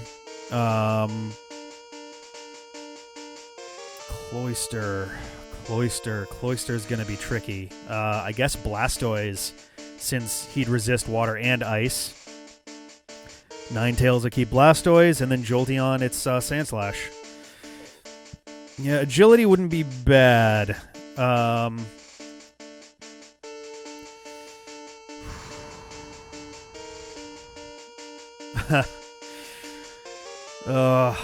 Twisting the dagger. Yeah, using agility right away might be good. I'd be really fucking surprised if Sandslash had anything. Sandslash might have Sand Attack, weirdly enough, but...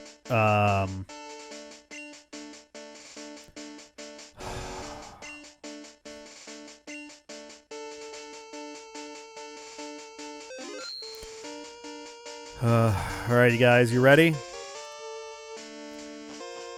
It's time. Let's get some sweet lights going for this. Here we go. I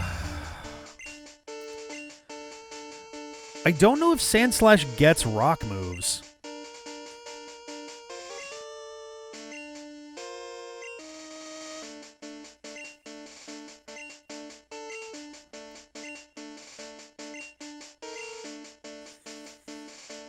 It does have Slash, so, like, yeah, that's something to watch out for. We finally made it.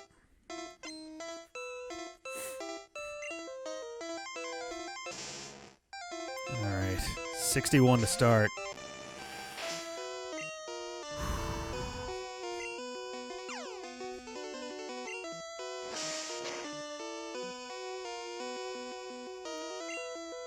Don't like that. Alright.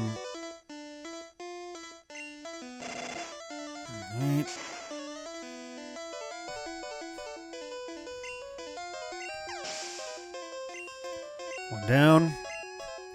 So Slash has an increased crit chance. So odds are it was going to crit no matter, like, almost the entire time there. Ugh, man. I think for Alakazam, I'm just gonna fly. It's risky, but, like, if I sit here and heal, I think I'm gonna take a huge fucking Psychic to the face.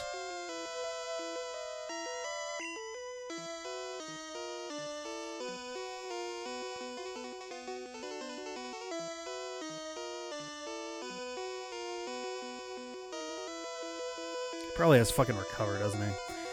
Right, let's go for it. Oh, you big bitch. Opening with Recover. What the fuck?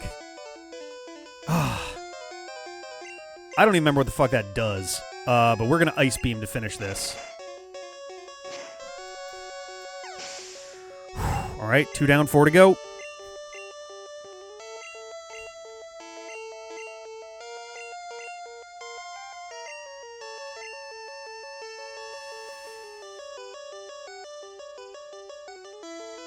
Okay. I feel like Exeggutor is normally tanky, but most of the Psychic types are like glass cannons.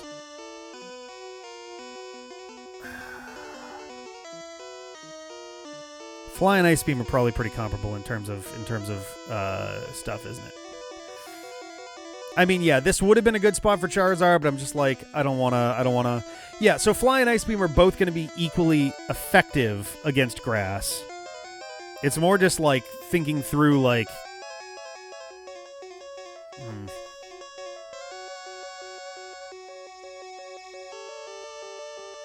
I'm gonna do Fly, I think. Ice Beam does look cooler. Don't love that. Barrage. I don't remember what the fuck that is at all, but it doesn't look like it's doing that much.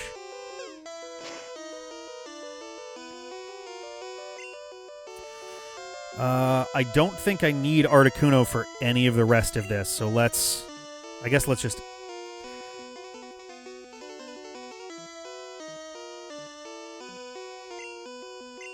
Ice Beam.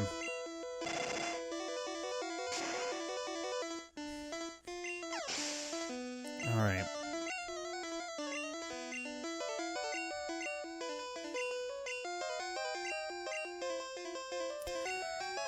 Cloyster.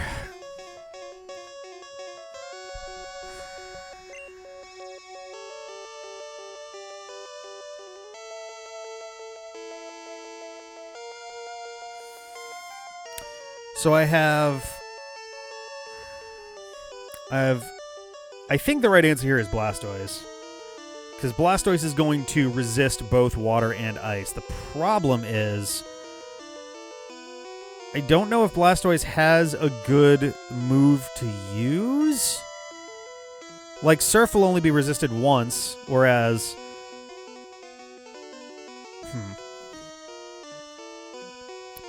I guess he's got Withdraw. I could use Withdraw, make him... but Water and Ice are both special in this.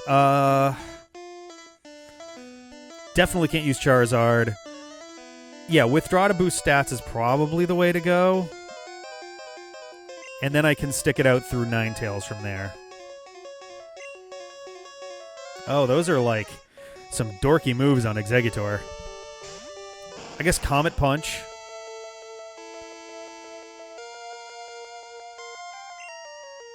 Oh, I have Strength. Okay.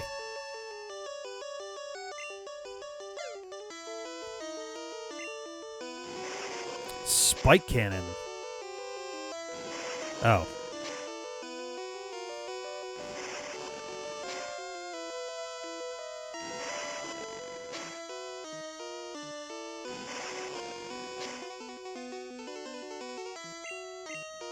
Okay.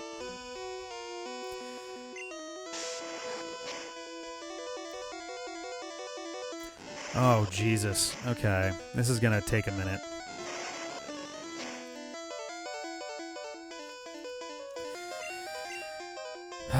Like, if I use Surf, it's going to be Stab, but it's going to be resisted. So it's actually going to do, like, probably less.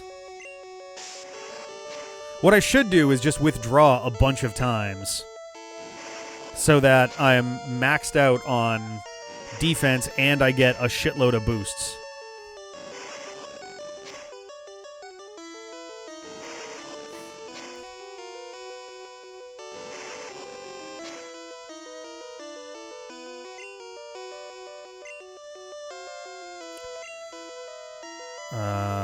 Yep.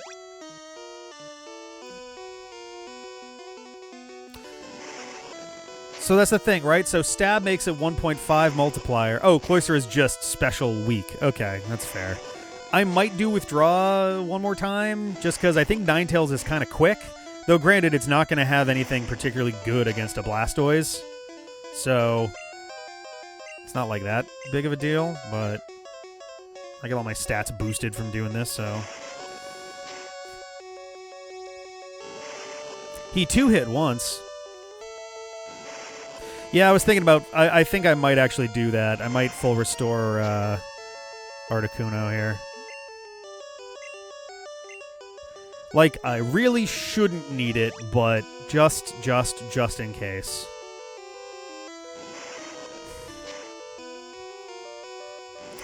Okay.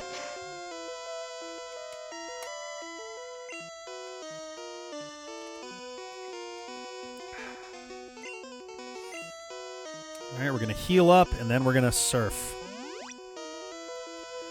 Jesus Christ.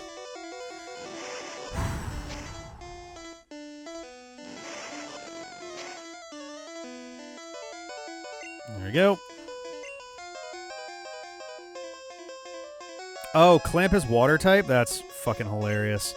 Yeah, because any binding moves in Gen 1, if you do it right, you can literally just stun lock your opponent forever. Oh, fuck you. I'm gonna heal again, because fuck it. Can we not crit with Spike Cannon this time? That'd be really good. Thank you. There we go. Here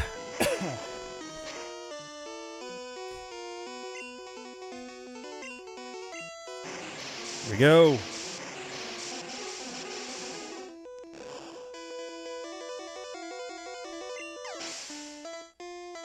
Yep.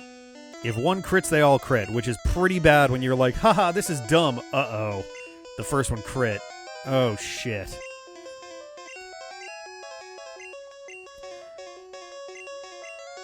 Alright. Oh, no! Oh, that super sucks. Oh, quick attack, you fucking dork.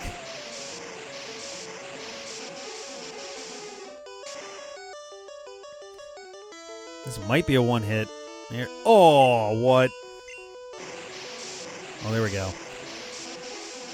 There's a part of me that would almost want to leave Blastoise out here and just go bananas on Jolteon, but it's such a dumb thing to do. And I've got enough dudes that even if stuff started getting real bad, I should be able to do my thing. Yeah. It should just be Sandslash at this point.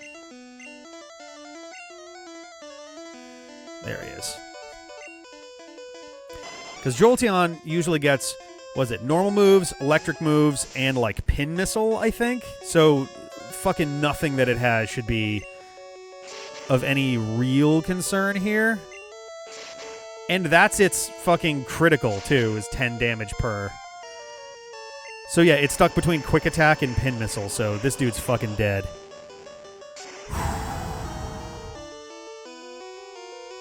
Oh, baby. Kefka Conrad coming in hard with the big finish. Holy shit. Oh, man.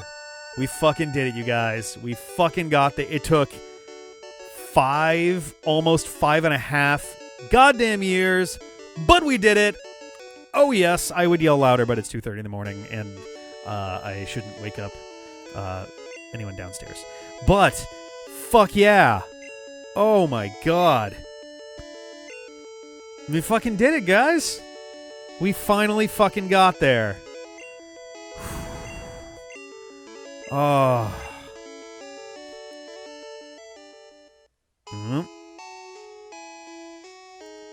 Now we cue up this music slow. Hey, he didn't win Insurgents either.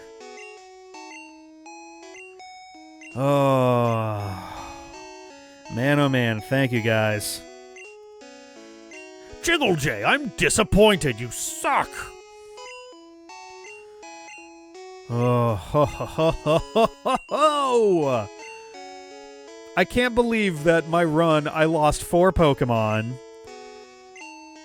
One of them was a starter non-starter. One of them was a legendary. One of them was Mew, and one of them is my partner Pikachu. What a fucking mess. God damn. Oh. This floor is the Hall of Fame? Why not on the walls?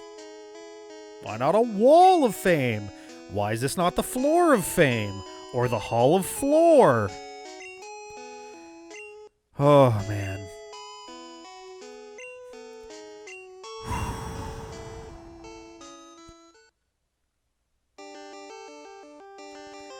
Goddamn. Yeah.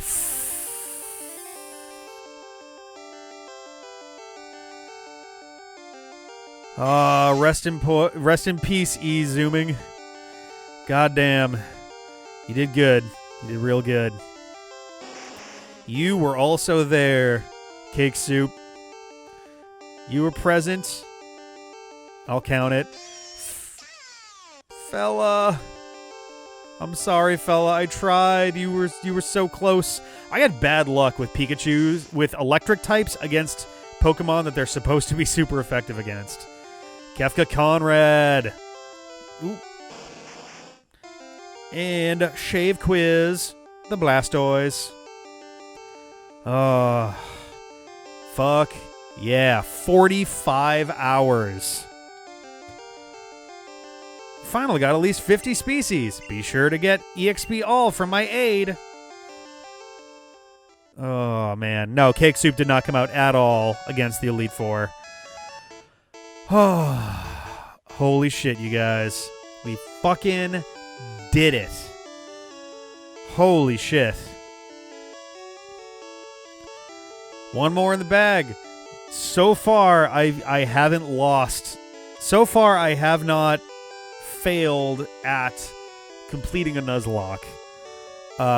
Provided that the whiteout blackout rule is not in effect, because we've never really worked with that one. If that's the case, then I would have failed X. But every other series, I haven't even whited out. Fire Red, Yellow, Alpha Sapphire, X, Moon. I'm still working on Insurgents, and I did finish Let's Go Eevee. Oh my good lord. Ikoe Otani! I haven't succeeded at completing Insurgents, but I haven't lost it yet, and I haven't even lost the in-game Whiteout Claws version of the Nuzlocke either. That weird bootleg you tried to play, I think that would be Insurgents more than likely. Holy cow. And yeah, when this is when this set of credits is done, we're gonna go grab Mewtwo and probably die really hard. He's probably gonna fucking kill us. But we'll go for it at the very least. We'll see how it goes. I'm woefully underleveled to be dealing with any of that shit. Basically, it's gonna be because I can't even nullify his moves with like a ghost type.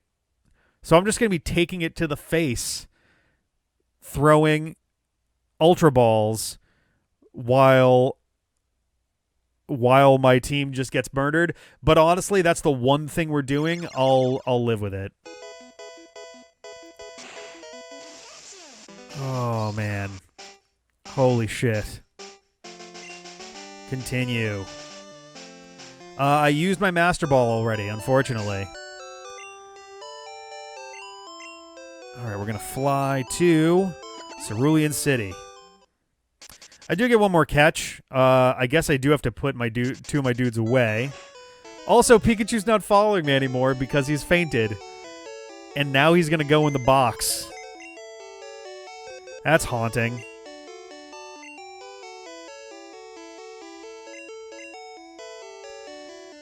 Oh, boy.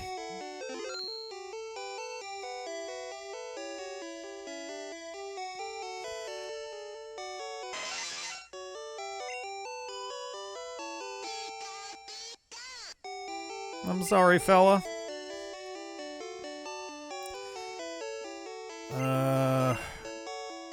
I could take Moltres, though.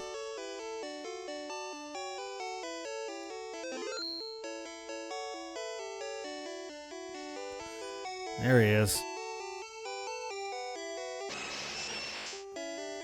Oh, man. Yeah, I don't expect that I'm going to be using Moltres, but he's literally just still paralyzed. Good lord. Oh. Boo, boo, doo, boo. What, I have a Machoke?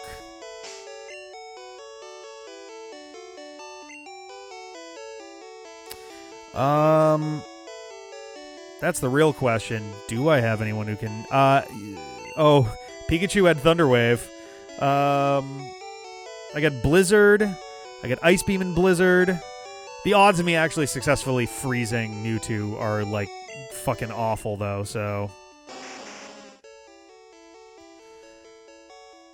I could Fisher it, but I would have to be above level 70 and... Oh, no, I need to be faster, which probably isn't happening either.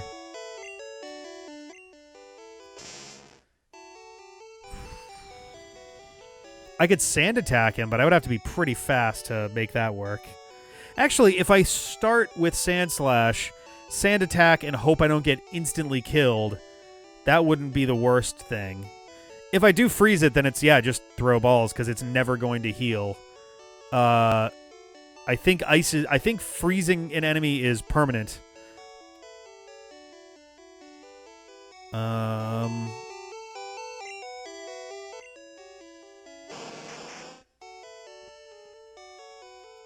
I could also do Blastoise and withdraw. What are its, like, stats?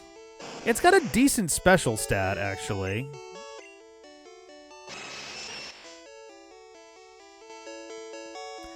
And ironically, if I could Fire Spin it, it would be stuck for a little bit, wouldn't it?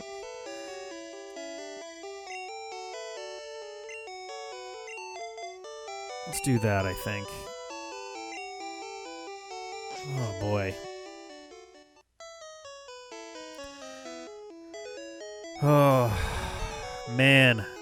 I can't believe we fucking got there. Yeah, I guess I could teach him Fly. That's a good point. Except I put it away. Also, what are these two TMs? Explosion. No. Submission. No. I think I already caught a Bellsprout, didn't I? Oh yeah, I should go stop by the Pokemon Center and grab some balls there too. Oh no, I don't have a Bellsprout.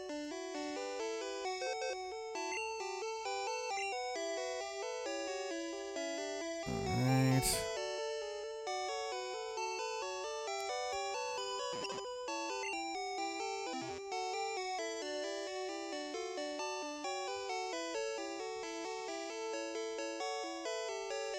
Oh, I do, yeah. Do shit human.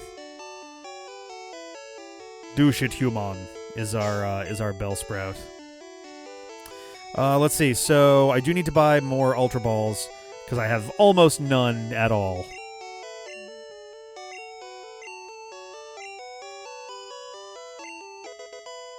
All right. Let's buy a fucking assload of Ultra Balls.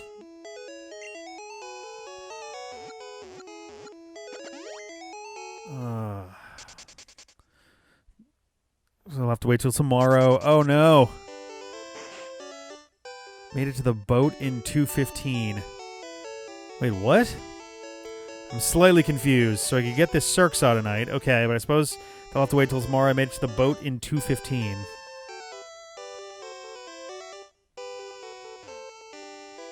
I'm confused.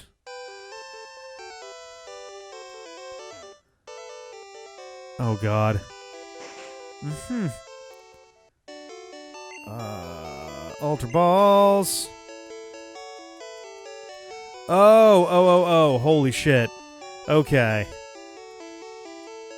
That makes plenty more sense.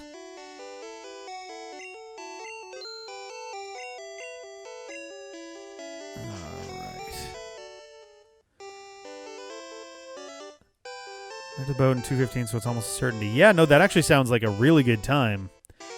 Like, that sounds like you would have to intentionally slow down in order to pull it off in 4.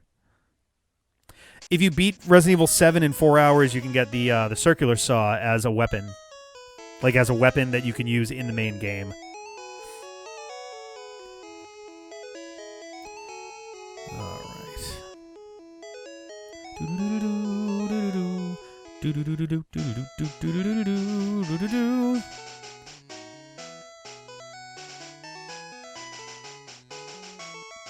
Alright. Just gonna strength some randos.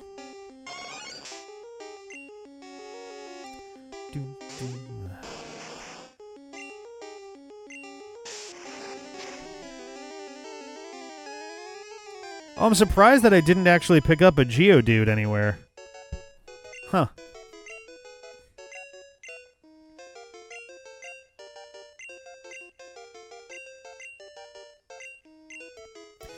Ironically, one of the things I'm going to have to watch out for is not accidentally...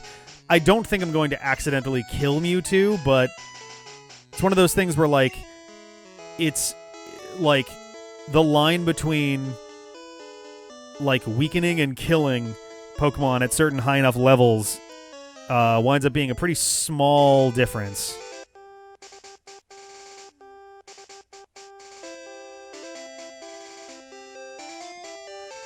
I don't think I want to deal with you.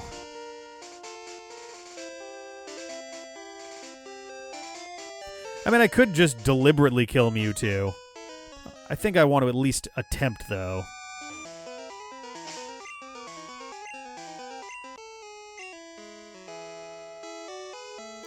I guess that's true, yeah. Can I turn it off? I think I have to, like, literally throw it away.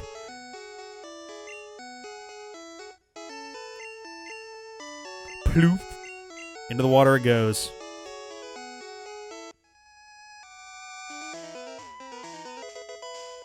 Alright.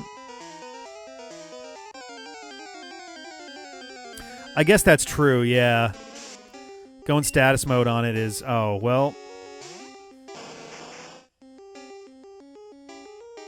I do have an Oddish.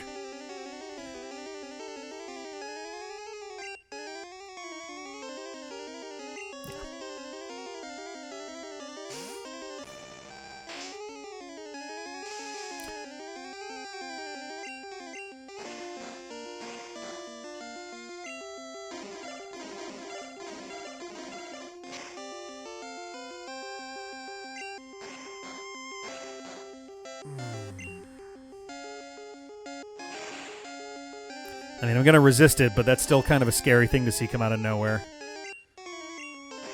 Dude, wake up.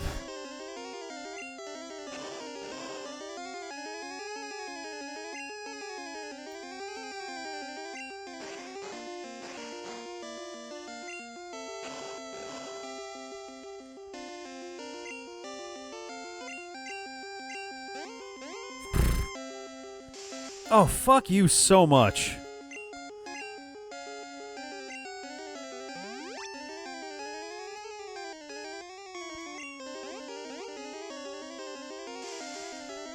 I'm gonna lose it.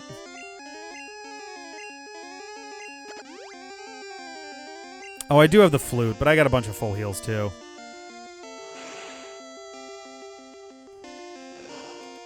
Come on.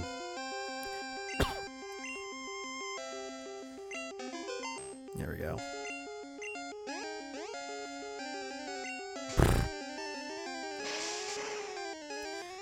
Might kill it? Yeah.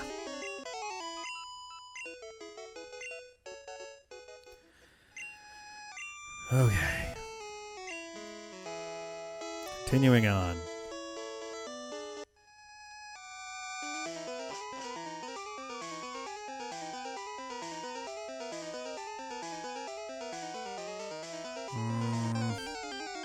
All right.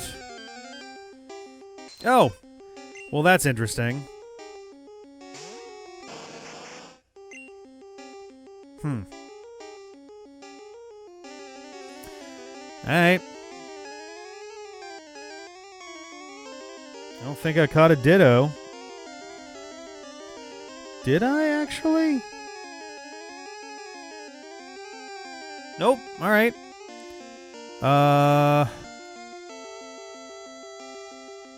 Let's do strength. Okay.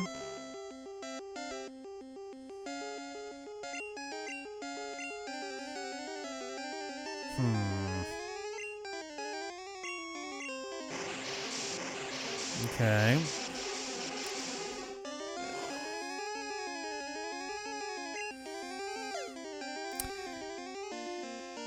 So the big problem with using a Ditto against Mewtwo is that it's if I recall correctly, it doesn't copy the stats. It only copies moves.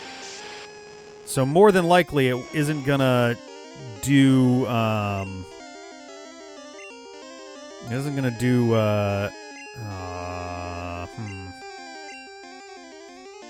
Oh, it does copy other stats. Okay, so that's actually not bad then. Worth a shot anyway.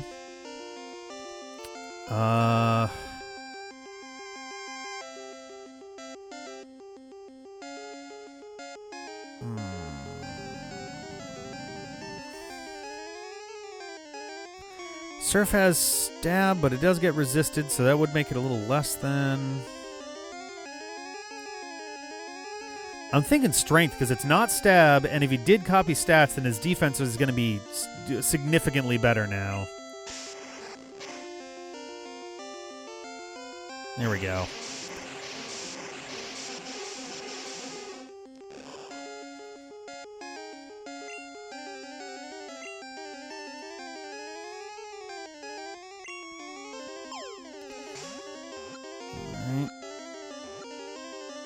Hey!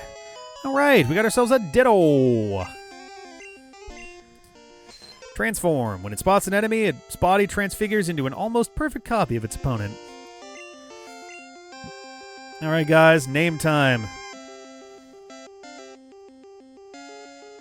Lowercase m. Capital S. I don't think we get double quotes. Male sign. Lowercase t. End. So, let's see. I just missed. I think we'll just go with mist. Mist sounds good to me. Or Mr. T. Alright.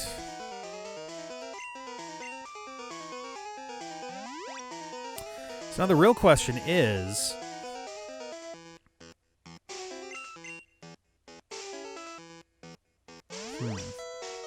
how do I open against Mewtwo? Because Mewtwo's going to have what? Psychic, Recover...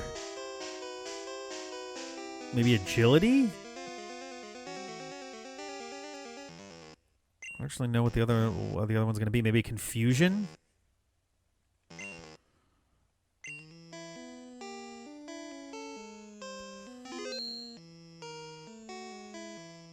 Ah, shit.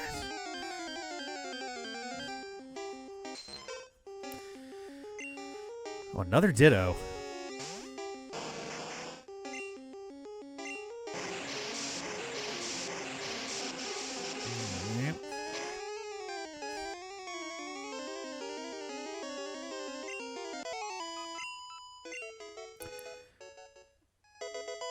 Oh, another Ultra Ball. Nice. So the problem is going to be that, like... Oh, there's our Weeping Bell.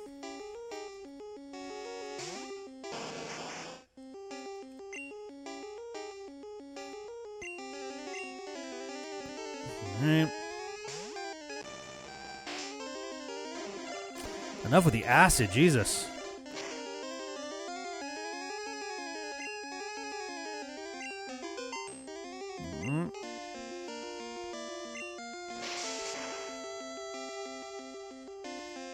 Yeah, all right.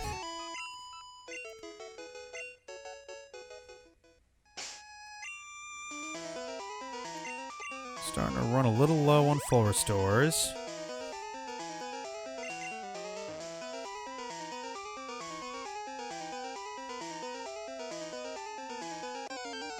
Okay.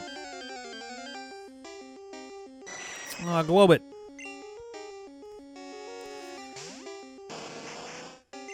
Honestly, I think Surf is going to be plenty here. I thought about repels. I don't know.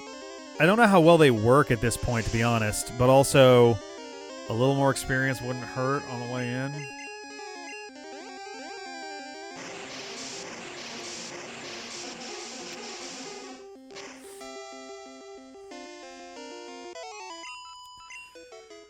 All right.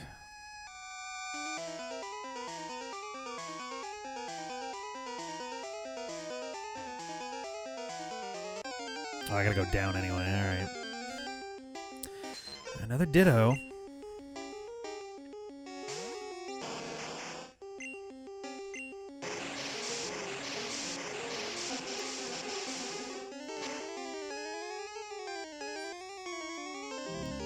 Oh. If we catch it, we're naming it.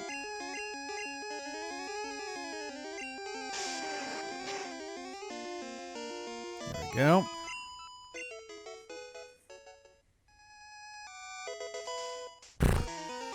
Well. I think there's our next ladder.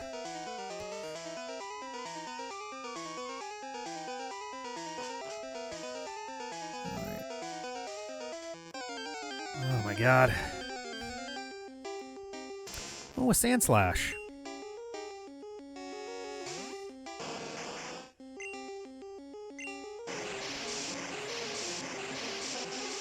Yeah, Yellow, I think, has a pretty unique layout here compared to basically every other version of Cerulean Cave.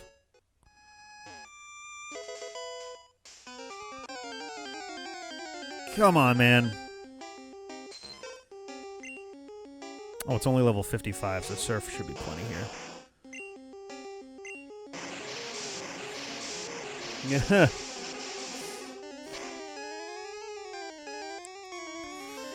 All right.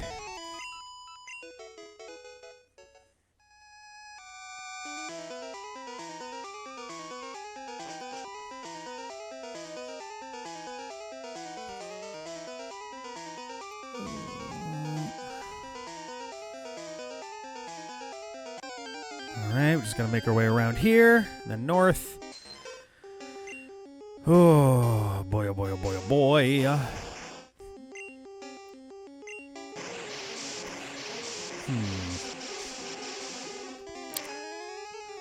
So I think I'm going to throw Kefka Conrad, our Kingslayer, out front to throw Sand Attack down as best as it can. If we're very lucky, Mewtwo will start with Barrier.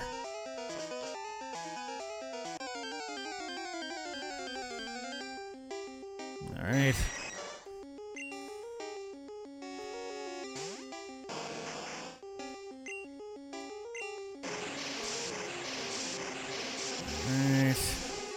I do not have a Master Ball. I used it on Zapdos. Fuck. One little fly.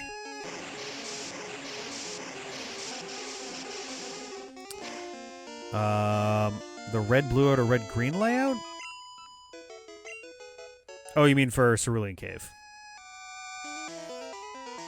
Ah, damn it. Enough of the max revives. Can't use them.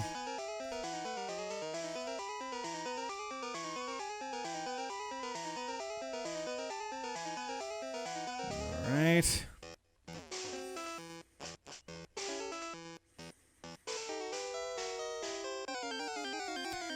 Ugh. We're almost there. Yeah, I recall the red and blue version of Cerulean Cave being a lot less dense. This feels a lot more densely packed. I don't even remember there being like a literal maze in Cerulean Cave. Like it's more sprawly, I guess, normally. I don't know. God, this encounter rate is nuts. Alright.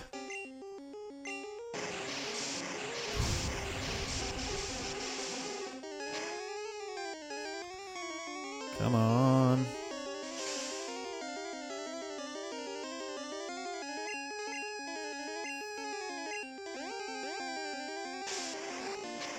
Come on. Yes, alright. Hey, nice.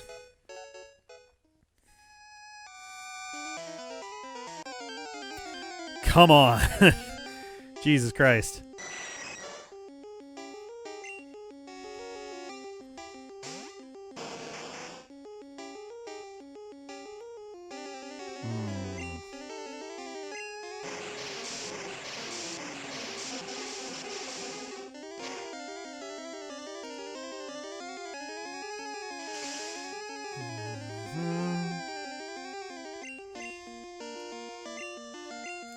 What were the... So it's got Psychic, Recover, Barrier, and was it Confuse Ray? Confusion?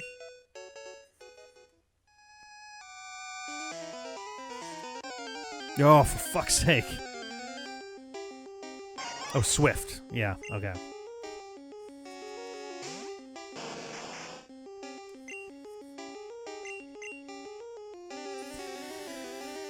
Oh, boy.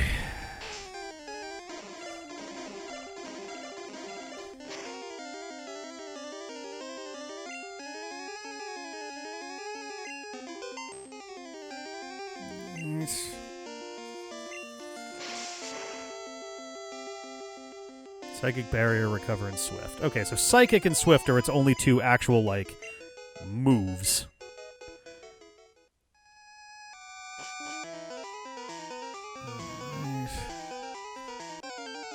I think it would only want to use Swift if we're up against a if it was up against another Mewtwo. Yeah, like, comment, and subscribe. And tell this Graveler to go fuck himself.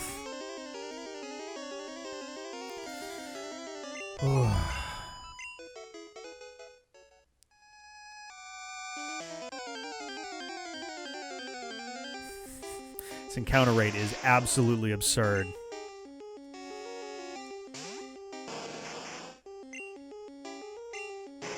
I'm almost out of Surf, too, and I think I'm out of Max Ether. I think I used my Max Ether, both of my Max Ethers in the Elite Four. Holy shit, game. Can you fucking chill, please? God damn. Did I? Alright, perfect. Good. Oh, yeah, Max Elixir, yeah.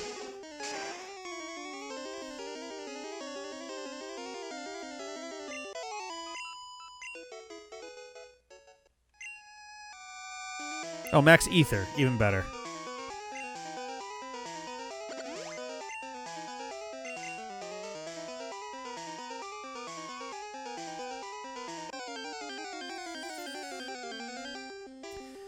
Yeah, some repels would have been good. Alright.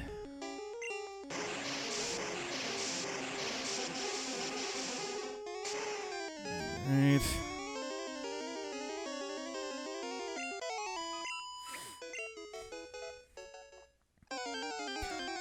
Fuck, game. Come on.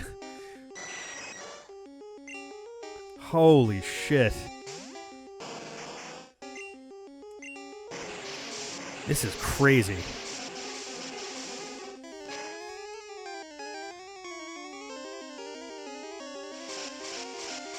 All right.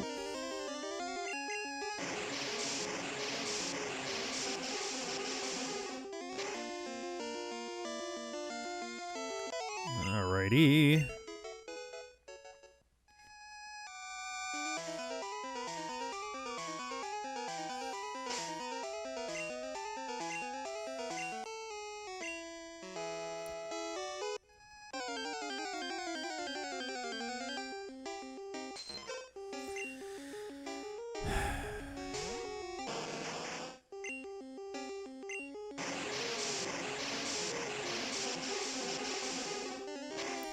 Come on now.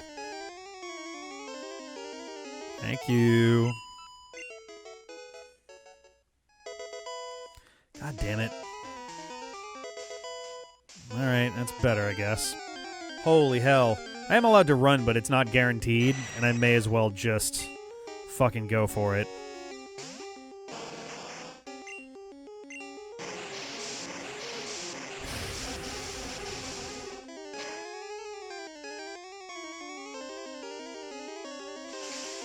Fucking Confuse Ray, of course.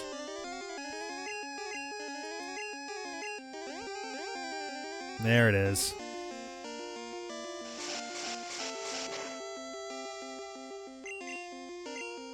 Oh, perfect. All right.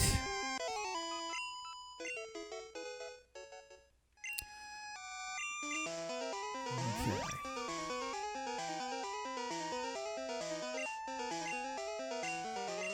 Surf.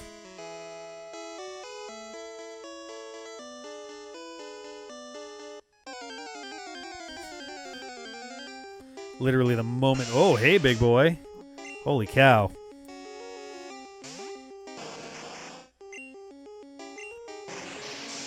At least this is 4 times weak, because Jesus, I really don't want to mess with a level 62 Rhydon right now. Oof. Okay. I was going to say, that seemed like a good chance to get a level up there. Game. Oh, Jesus, a Lickitung.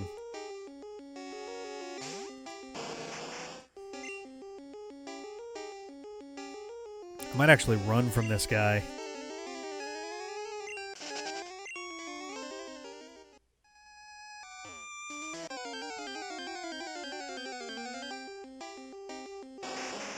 I'm gonna lose it. I'm gonna lose it.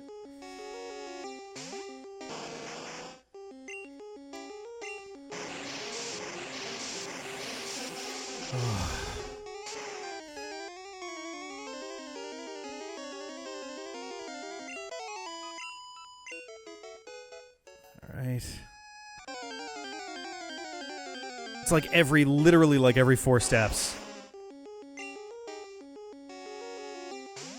Oh my god.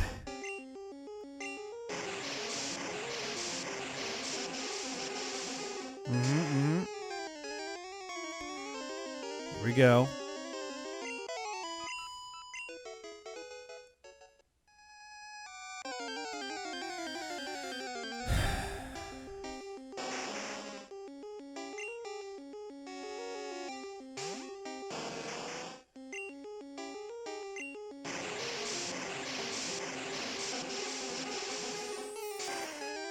Come on now.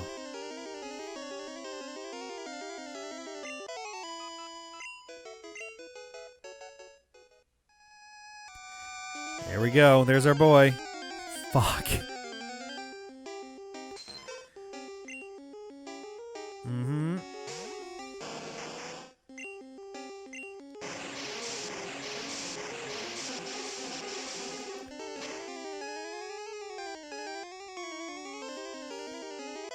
Okay. Oh, good. I'm dropping frames, apparently. What a great time for it. All right.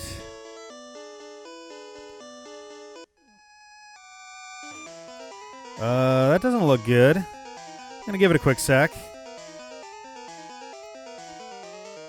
Oh, boy.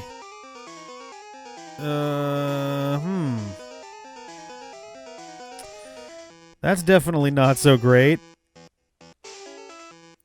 Give me 1 second here. Okay. Okay. I think we're okay. I think the stream is back. That's good. All right. Okay. So, I think my plan is we're going to open with Kefka Conrad with a whole bunch of sand attacks. Then, I think we're going to switch in to Ditto to try and copy moves and kind of stall and things like that. And then we've got Articuno with ice moves.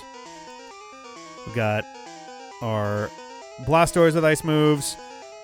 Fire Spin, I don't fucking know. These guys don't really have anything that's going to be useful here. Yeah, none of this is going to be particularly good. So, let's go for it. Yeah, Charizard is going to get absolutely stepped on if that's what's going to be.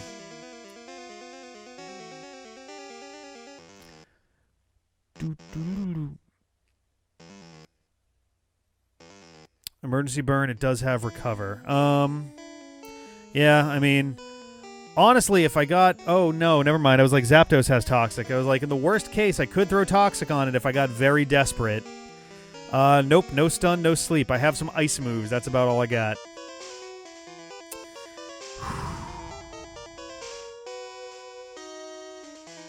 Here we go.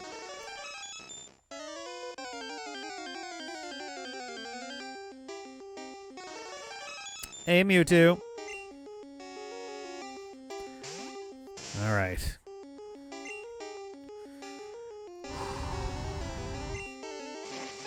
Swift right away feels cruel.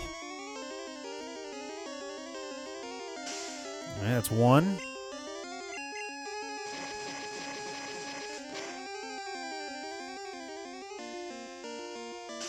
Two.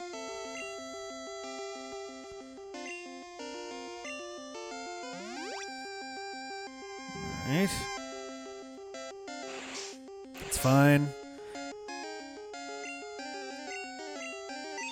Ooh, that's going to be it for Kefka Conrad right there.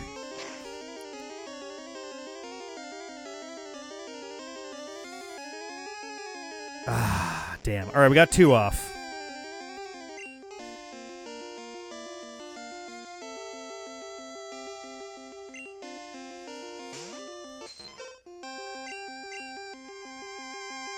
Nice. Tried to recover, but it had nothing to recover. Okay. Oh, and I only have 5 for each of these. I forgot about that.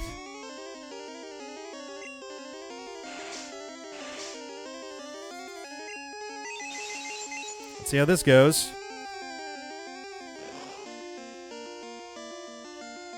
Okay.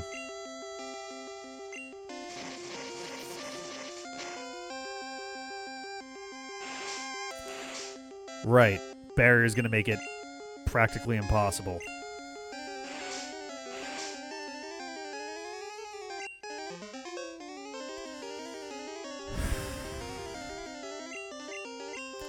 May as well get my physical... Oh, physical defense is, I guess, maxed out. All right.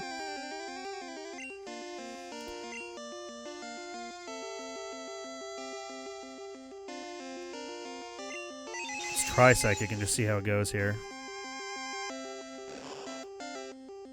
Psychic was actually better than Swift. That's hilarious.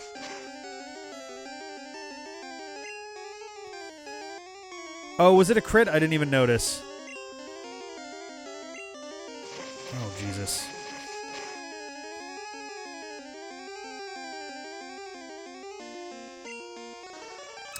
Will.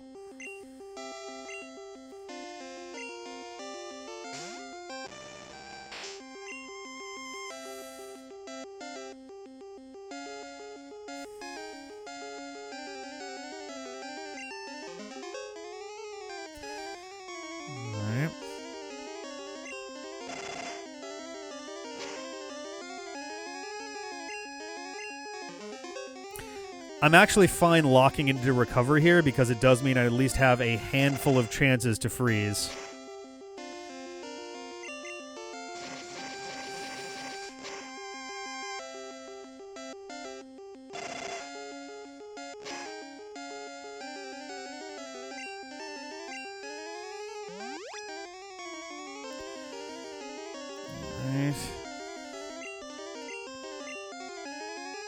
Also, it doesn't seem to be all that bright, so that's fun.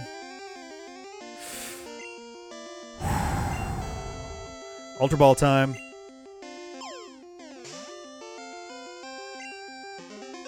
Bitch.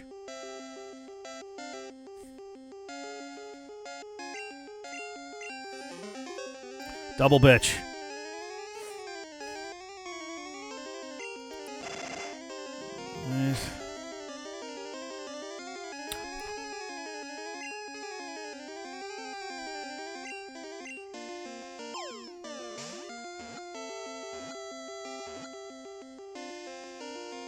We got it.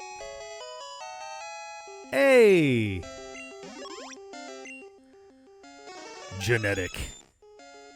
Its DNA is almost the same as Mew's. However, its size and disposition are vastly different. Let's give it a nickname. Let's go. Let's do it.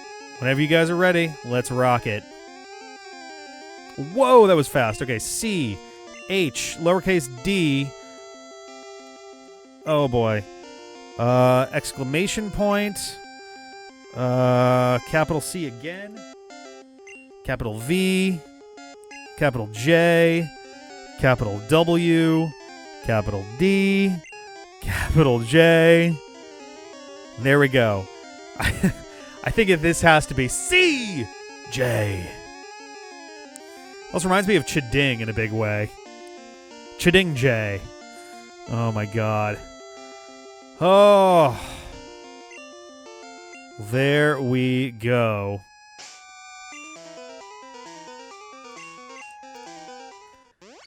Oh, ladies and gents, we fucking did it. Well, there we go. I'm gonna save.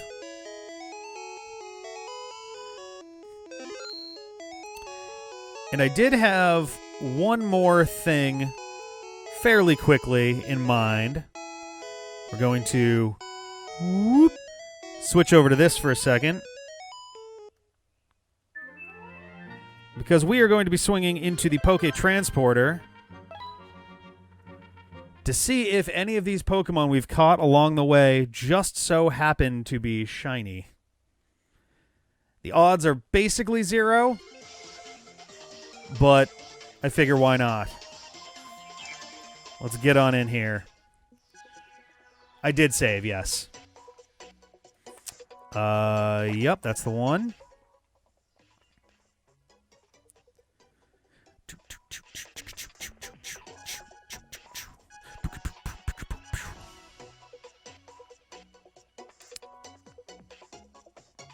All right, game, anytime.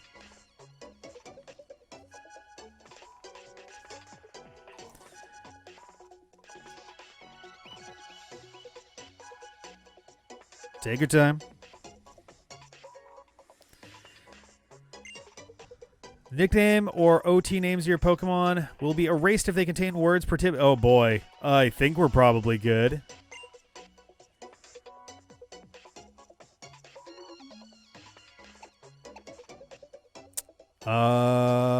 Yeah, I guess so, right?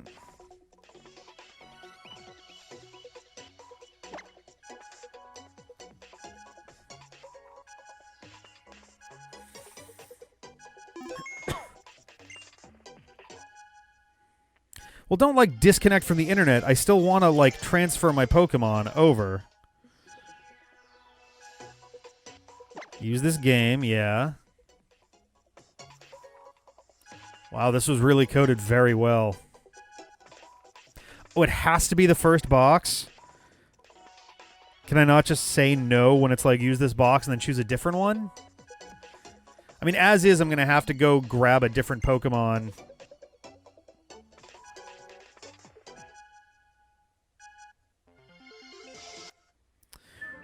Well, let's hop into the Pokemon Bank, I guess. We're going to have to do this in a couple pieces here. But that's okay. Yeah, I'm going to have to... I actually do have a couple chump Pokemon anyway, because I needed them in order to have 50 Pokemon to get the EXP all.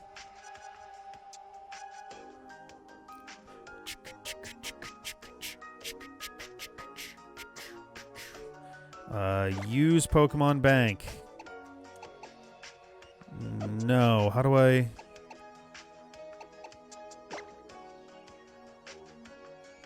Yeah, but how do I...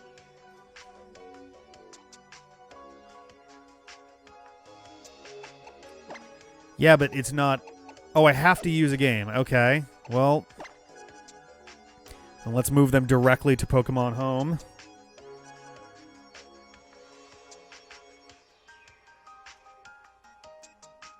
Do I have to make a pit stop in order to make this work? This is so incredibly frustrating. I really hate how this is set up. So I have to put them to X or Moon or whatever first?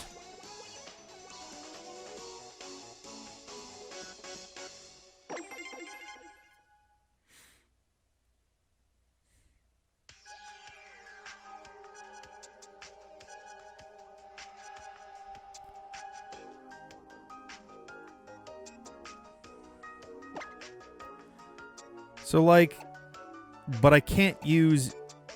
So, like, if I use X...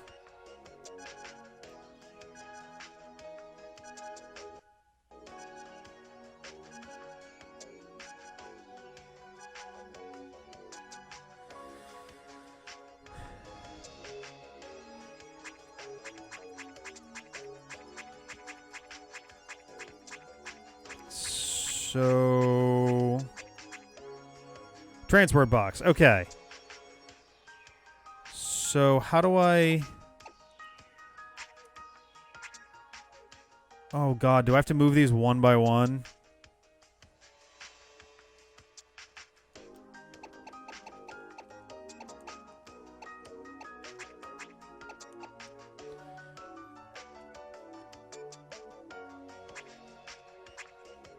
Oh, that's what the color thing is. Okay, so...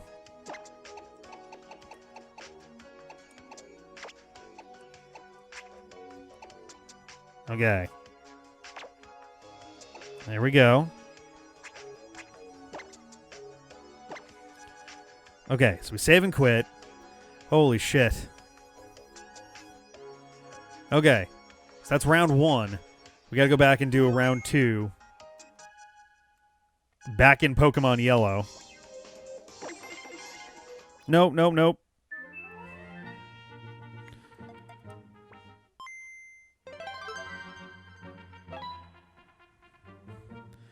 Okay, so we need to switch around our dudes a little bit here.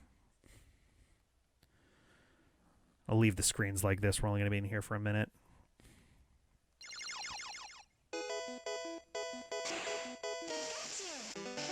All right.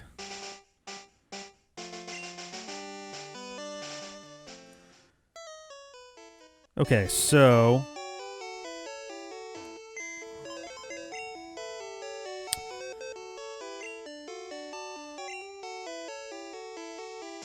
So we'll deposit a bunch of dudes.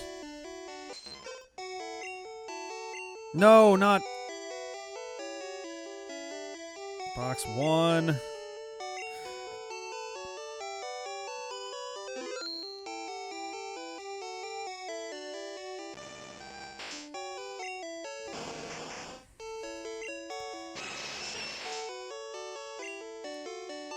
we have to withdraw a bunch. No, because I'm in box 1. Fuck! Oh my god. Yep, there's only... I'm just going to transfer them all because I would like to hang on to them all, but... Yeah, there's only a few that are actually shinyable in the first place.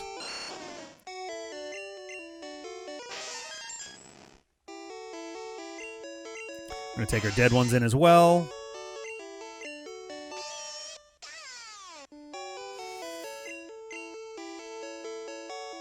Alright, change box. There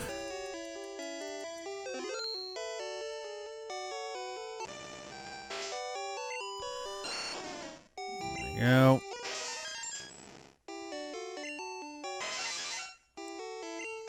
Alright, change box again.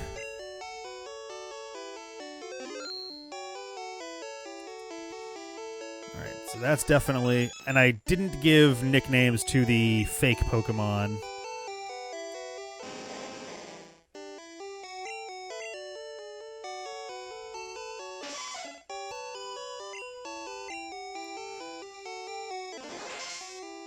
Alright.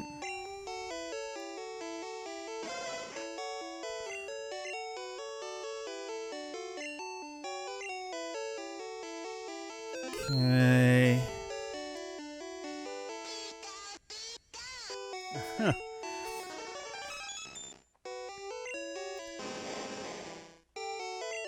Get those in there.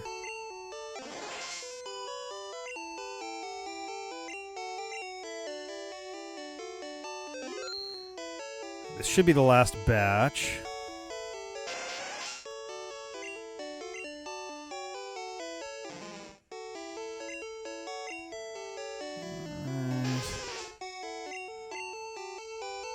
Or maybe not. There might be... I might have one more set to go here. Alright.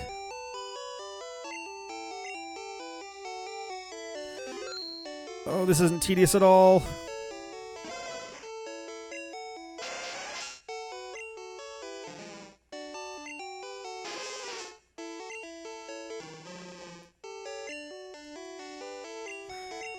My worry is that I'm going to run out of space in box 1 and have to do 2 more transfers.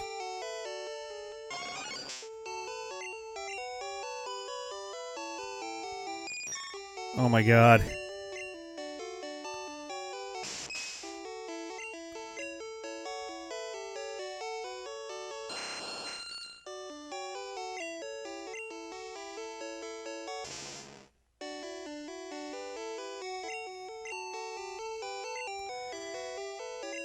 Alright, change back.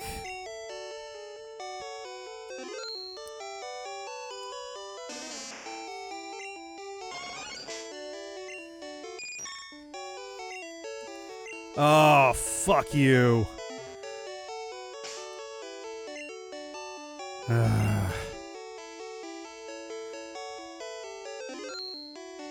Okay. Time for another transfer.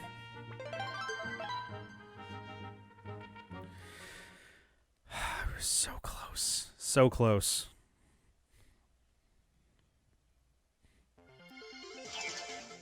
All right.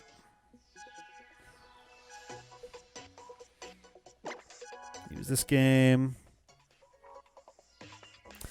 Yep, we're down to the last couple minutes here.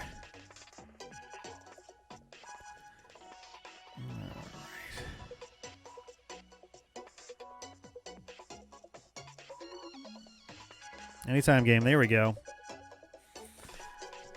Who wanted to be a banker? I tell ya.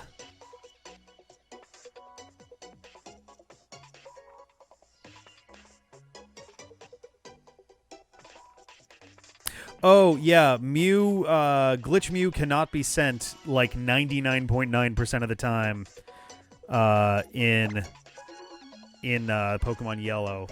It does essentially the same thing as like a, was it a CRC check, I think is the number, or a CC2 or something like that. Basically, it double checks the stats to make sure that they're actually legit before allowing it to get transferred out of the game. So I'm not entirely sure what just happened to Mew. Mew might still be in box 1, but now I also know what Pokemon I can leave on my team at the end of it all. All right. All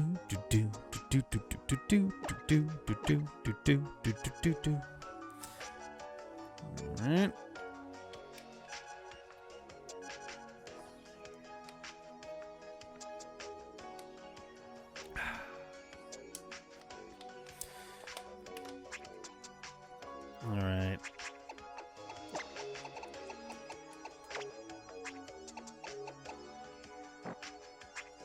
God damn it. Save. Last batch. Here we go. All right. And back into yellow for one more.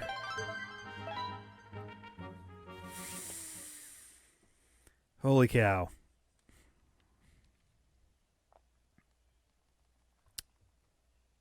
We're just about there.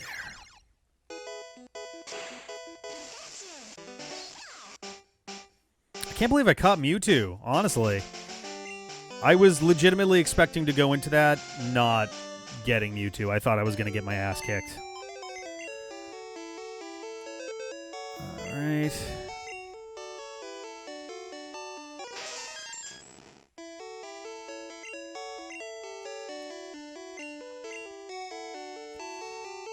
Red box 2. Oh, you motherfucker. Really? It was just Ditto?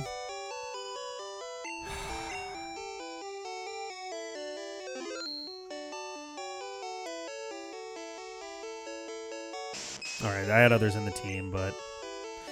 Yeah, I didn't love that, but it seemed like the right way to go. Sand Attack didn't seem to do fucking anything.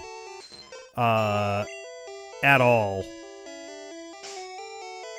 Like, it didn't seem like that had any impact on Mewtwo's ability to do anything for that entire battle. So, it's nice, I guess.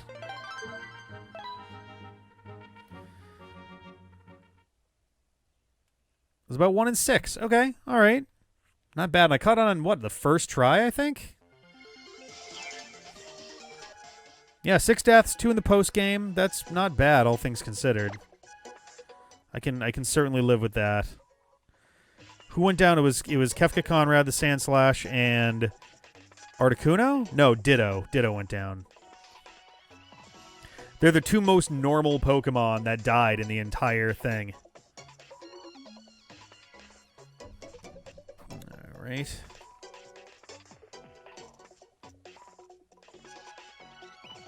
Take your time, I guess. Take your time, I guess.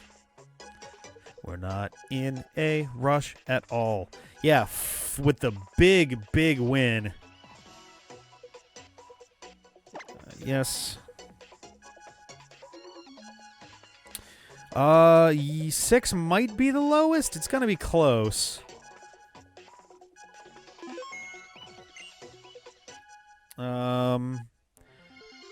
Because let's see. Pokemon X, I lost a shitload. Pokemon Y, I think John lost a handful there, too. I don't remember how many I lost in Fire Red or how many John lost in Leaf Green. There might have been less there.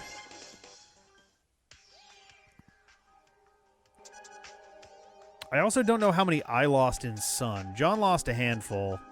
He lost 4 in one battle in Moon, in Sun, so, like, I don't know how I did in Moon.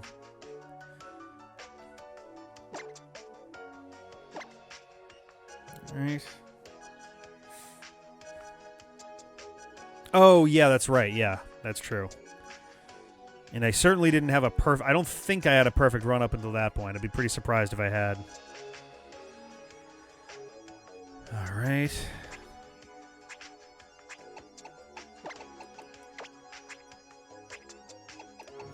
Here.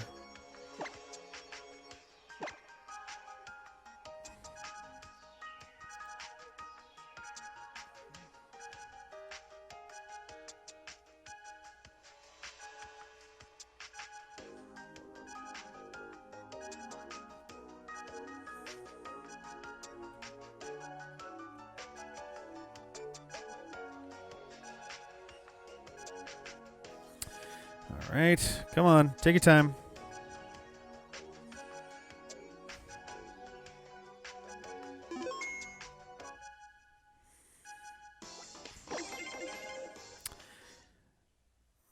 All right.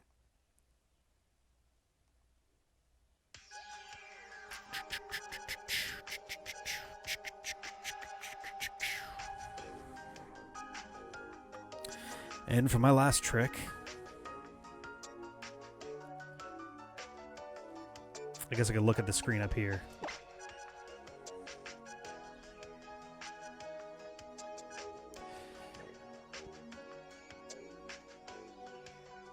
All right. We're going to begin. And we will be transferring things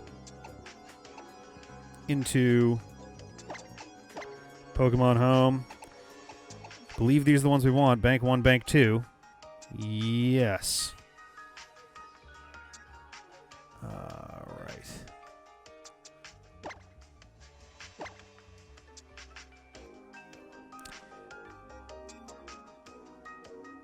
Oh, yeah. I gotta do this quickly. I'm actually going to switch it back to this view for a sec so I can... actually, hang on, I got an idea. There we go. Now I can actually see what I'm doing on this screen on the side here without it being visible in case there's some weird shit that goes on. We're going to move some stuff. Again, move.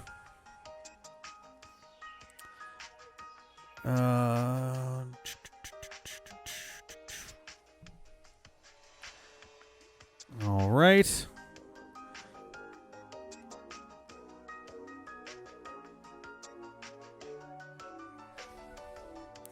I'm also going to switch this to this view for a second. It looks very ugly, but that way there's no chance of any shenanigans.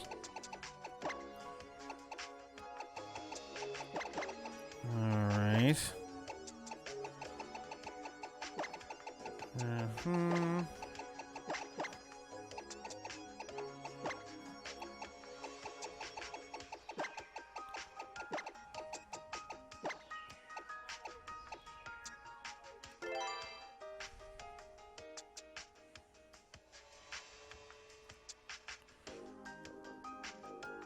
All right.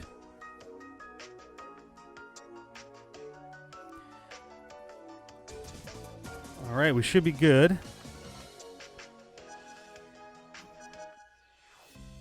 Let's see how this goes.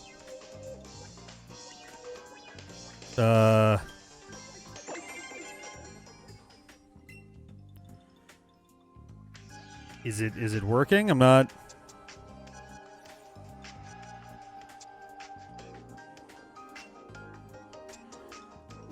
all boxes as they are, I guess? Okay, I think I'm just going to switch over to the home view here. Sure.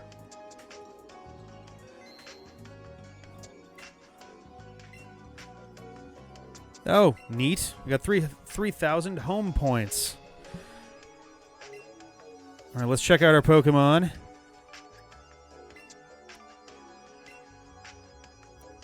Let's see what we got.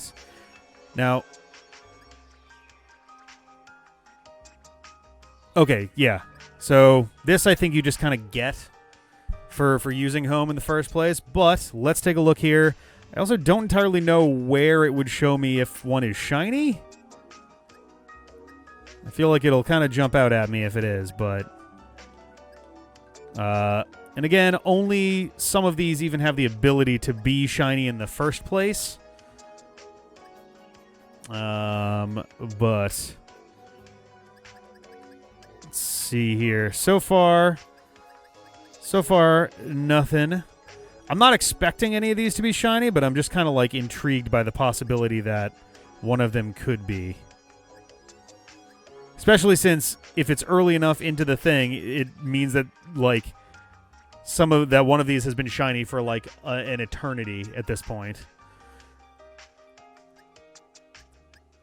All right.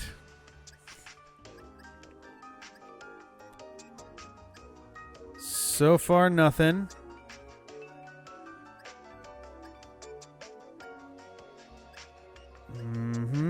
Nothing on Mewtwo there. Or Pikachu. I think the answer is that none of our dudes are, in fact, shiny. Which is fine. That's all good. Yep, it looks like the answer's none. That's okay. We made it. Even Fella has a new home here in the box. And that is it for Pokemon Yellow. Even though it looks like, you know, even though it is not anything on the screen for Pokemon Yellow anymore. Thank you guys very much for... Oh, no, the calculations... The calculations were not really like impeded by this. I had these pulled off to the side anyway. If anything, if one of them turned shiny, I would have had an easy answer for what the odds were up to there. As of where I am in Sun and Moon, we're up to like 45%. It's ridiculous. But thank you guys for hanging out for the end of Pokemon Yellow. Tomorrow, this should be the finale to Divinity Original Sin 2. Thursday, I should be back for some Spider-Man. And then next Tuesday, I don't really know. I don't really know yet. We're going to find out when we get there. Thank you guys very much. I will catch you guys later. Have a good one. Bye.